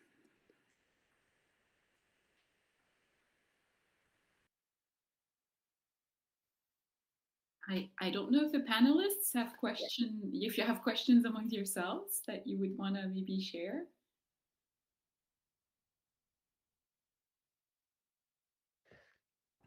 I have a question for Federica. Federica, are you planning to do some comparative analysis with other countries, or at least at European level? Because you know that crowdfunding in Europe has been the object of some tentative harmonization. I don't know if you are aware about that. Well, actually, thanks for your query. So actually, the main focus was a comparison between Italy and the US rather than other countries in the EU. But we just had a look at other countries, but a very preliminary one. And yeah, I know about the initiative, but that's why, since there is something, I mean, we would open the Pandora box. So we were not focusing on this for this specific research. But yes, this is a very good point, actually. And also there is a project of harmonization at the level of community foundation in the EU. So these would be another interesting point to look at. And if I can take the chance also to reply to some of the queries you were asking before. Shall I, Christine? Okay. So basically, for what concern the way you were asking about the way the art bonus work in Italy. And so what we have is that there is no process at all, basically, because what we have is that the good, in order to be, in order to be considered in the list of goods which are also subject to this tax relief, has to be a cultural good, a cultural public good. And there is a very narrow list which is already provided, from the legislator. So there is nothing new. Nothing to be properly decided. And afterwards, what we have is that only intervention of restoration are possible. The only thing which is a bit more interactive is that, of course, what we have in Italy is that you have you have an online portal, and so in fact, on that portal, on that platform, I already uploaded all the information about the selected cultural good, but I'm sure you can also add additional one as long as they are considered to be cultural good according to Italian law. And so you can see that everyone can just give its money to that. And yeah, so this is more or less how it works.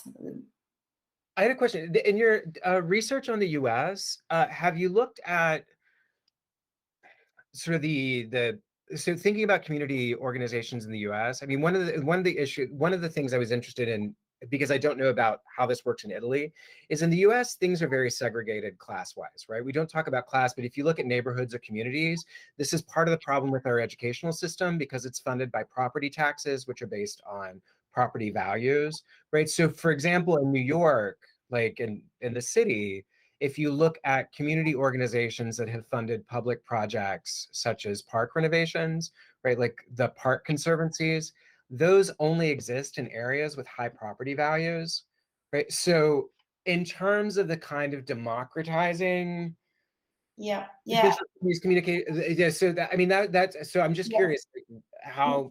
No, this is actually a very good point. I mean, what I noticed is that in the US, by the way, this is of course a good point from an external perspective. I noted that, by the way, there were lots of community foundations. I mean, of course, in the US is a very big area, but there are 900. And in Italy, what I was looking at was the situation in Italy. In Italy, we have the very same thing with the Cariplo Foundation and with the Art Bonus. Because as I was telling you, we have this gap south-north. So of course I can imagine, and I'm sure this very same pattern happens also in the US. And what I was also considering while talking with a friend of mine who is an artist actually, so he took part. He somehow took part to some of this project. He was telling me that actually it's very difficult for your project to be given any kind of grant. It's very much about people knowing each other, and it's very, so I can totally see the point that you are raising. Thanks. Thank you very much, Paul, for your question. I see that Daniel's raised his hand, so. Yes, I thought that was just a quick comment which I posted in the chat on this article that kind of suggests that the very discussions on crowdfunding has a potential negative effect on the public support for the arts or the financing of the art, because it means that politicians can say that we no longer need to have the same responsibility and the crowd can now take over, which is, of course, a potential threat, yes. Yeah.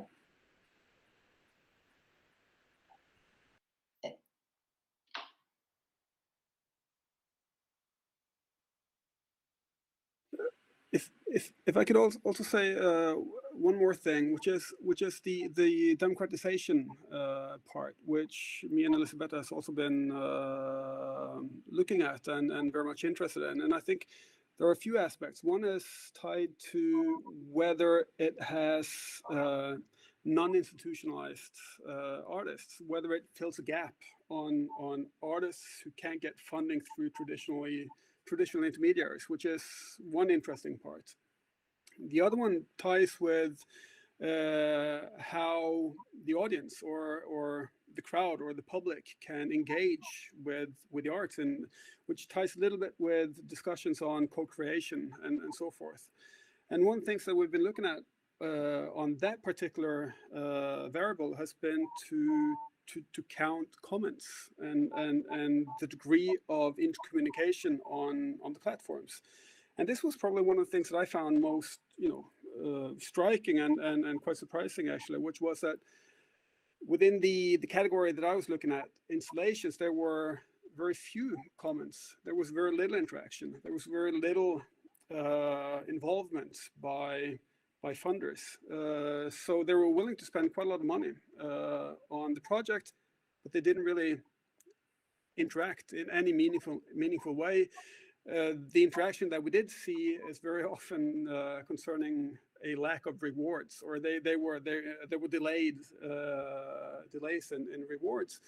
So to a certain extent, you can see that one of the things that a lot of literature on crowdfunding is expressing and highlighting, which is democratization and co-creation or involvement. We don't really see huge evidence of this, which I find interesting.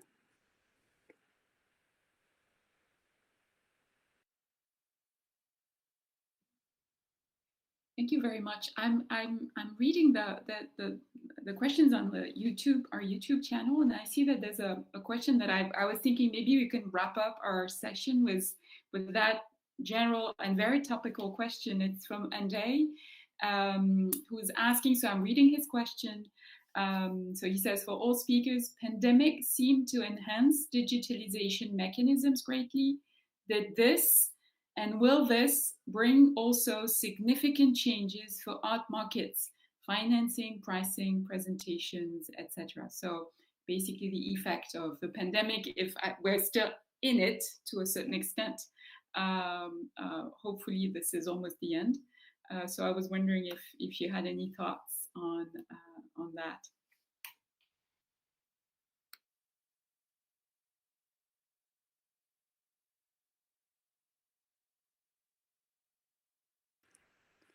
Elisabetta, are you?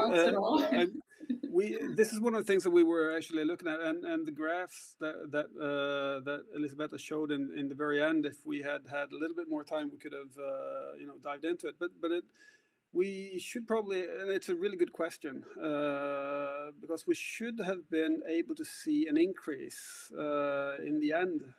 However, we don't really. But I think that probably has to do, you have to tie in at least two things with this. One is that the pandemic has led to the need for alternative financing. On the other hand, the pandemic has also shut down everything. So the places where you do perform and where you do make have also been shut down.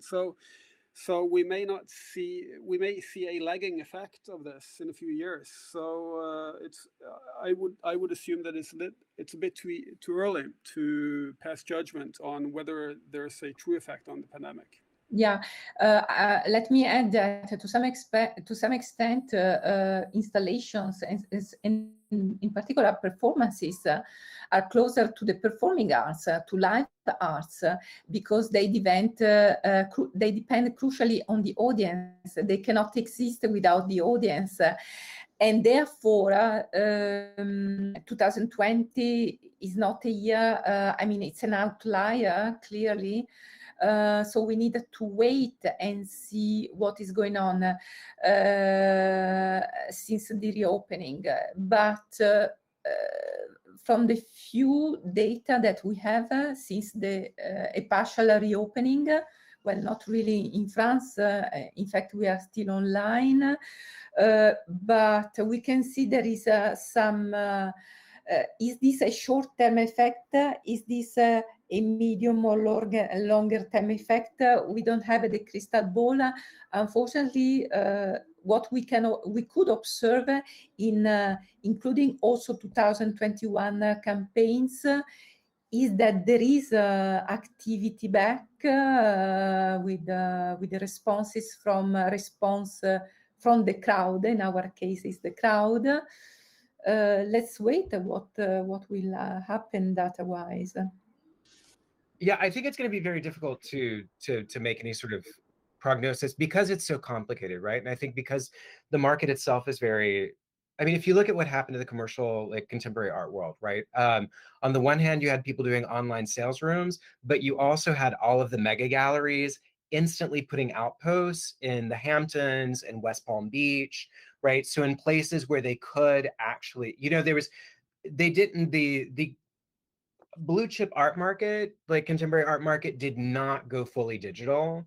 And, you know, here in New York, and people were desperate to resume seeing art in person. So I think there is, but that might just be a certain cleavage in value, right? And this is where I think we tend to think of the art market as being, you know, this sort of monolithic whole, and art publics as being this kind of monolithic whole. But I think what we might see, much like we've seen politically, is like an increased sort of polarization, fragmentation. And so the other thing, and the other thing I think that's going to depend on that is also the way in which the real estate market reshuffles, particularly here in New York, where there's a lot of speculation that commercial real estate prices particularly are going to be radically restructured. And I think actually they already have. But there's some hope that that a lot of commercial space will be evacuated and then made available to artists so that we'll see something akin to like Soho in the 70s. I think that, yeah, Nizan and then Federica raised their hands. So just to respond to that, and continuing with all the information one has that one cannot disclose where one gets, the high-end art market never stopped. The galleries never stopped. Everybody continued illegally to do everything that they were doing because they really think they are exceptional. And in many ways they are, because the evidence is just right there. They kept on doing business, and flying and meeting and all of that. So. Federica, and maybe Daniel also has some comment again. Yep. So I just wanted to add in the topic that also from the few data that I collected on this, what we see that is either both the art bonus in Italy, at least the art bonus on the one hand, and also the Caribou Foundation did not see a decrease in the amount of money collected. Neither an increase, but neither a decrease.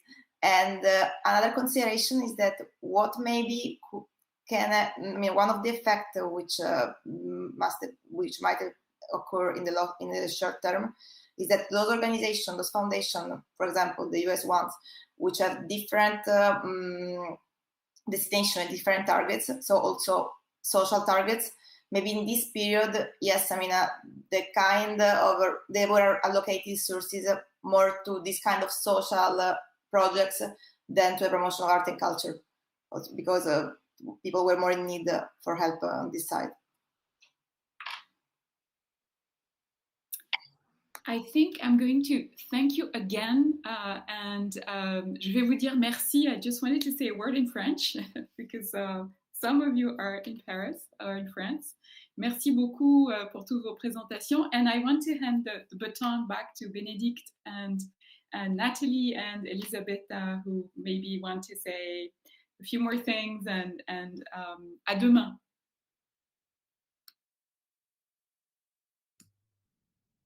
Yes, the technician team is going to wrap up the live. So this is the last 2-3 minutes to say one last word publicly to the whole live YouTube.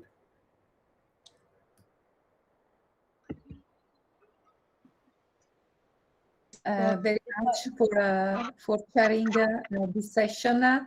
Was hard because it was the end of the day, and thank you for enduring in fairly doing your job. I think we have to thank all the viewers if they've managed to stay. That's wonderful, and we look forward to seeing them tomorrow. Yes, I think that it was really a great day, and thank you, Benedict, for all this organization. Merci beaucoup. Absolutely. And It's also not so thank you very much to the technology colleagues. Exactly. Next time in Paris. Yes, absolutely. So thank you, and have a very great evening, all of you.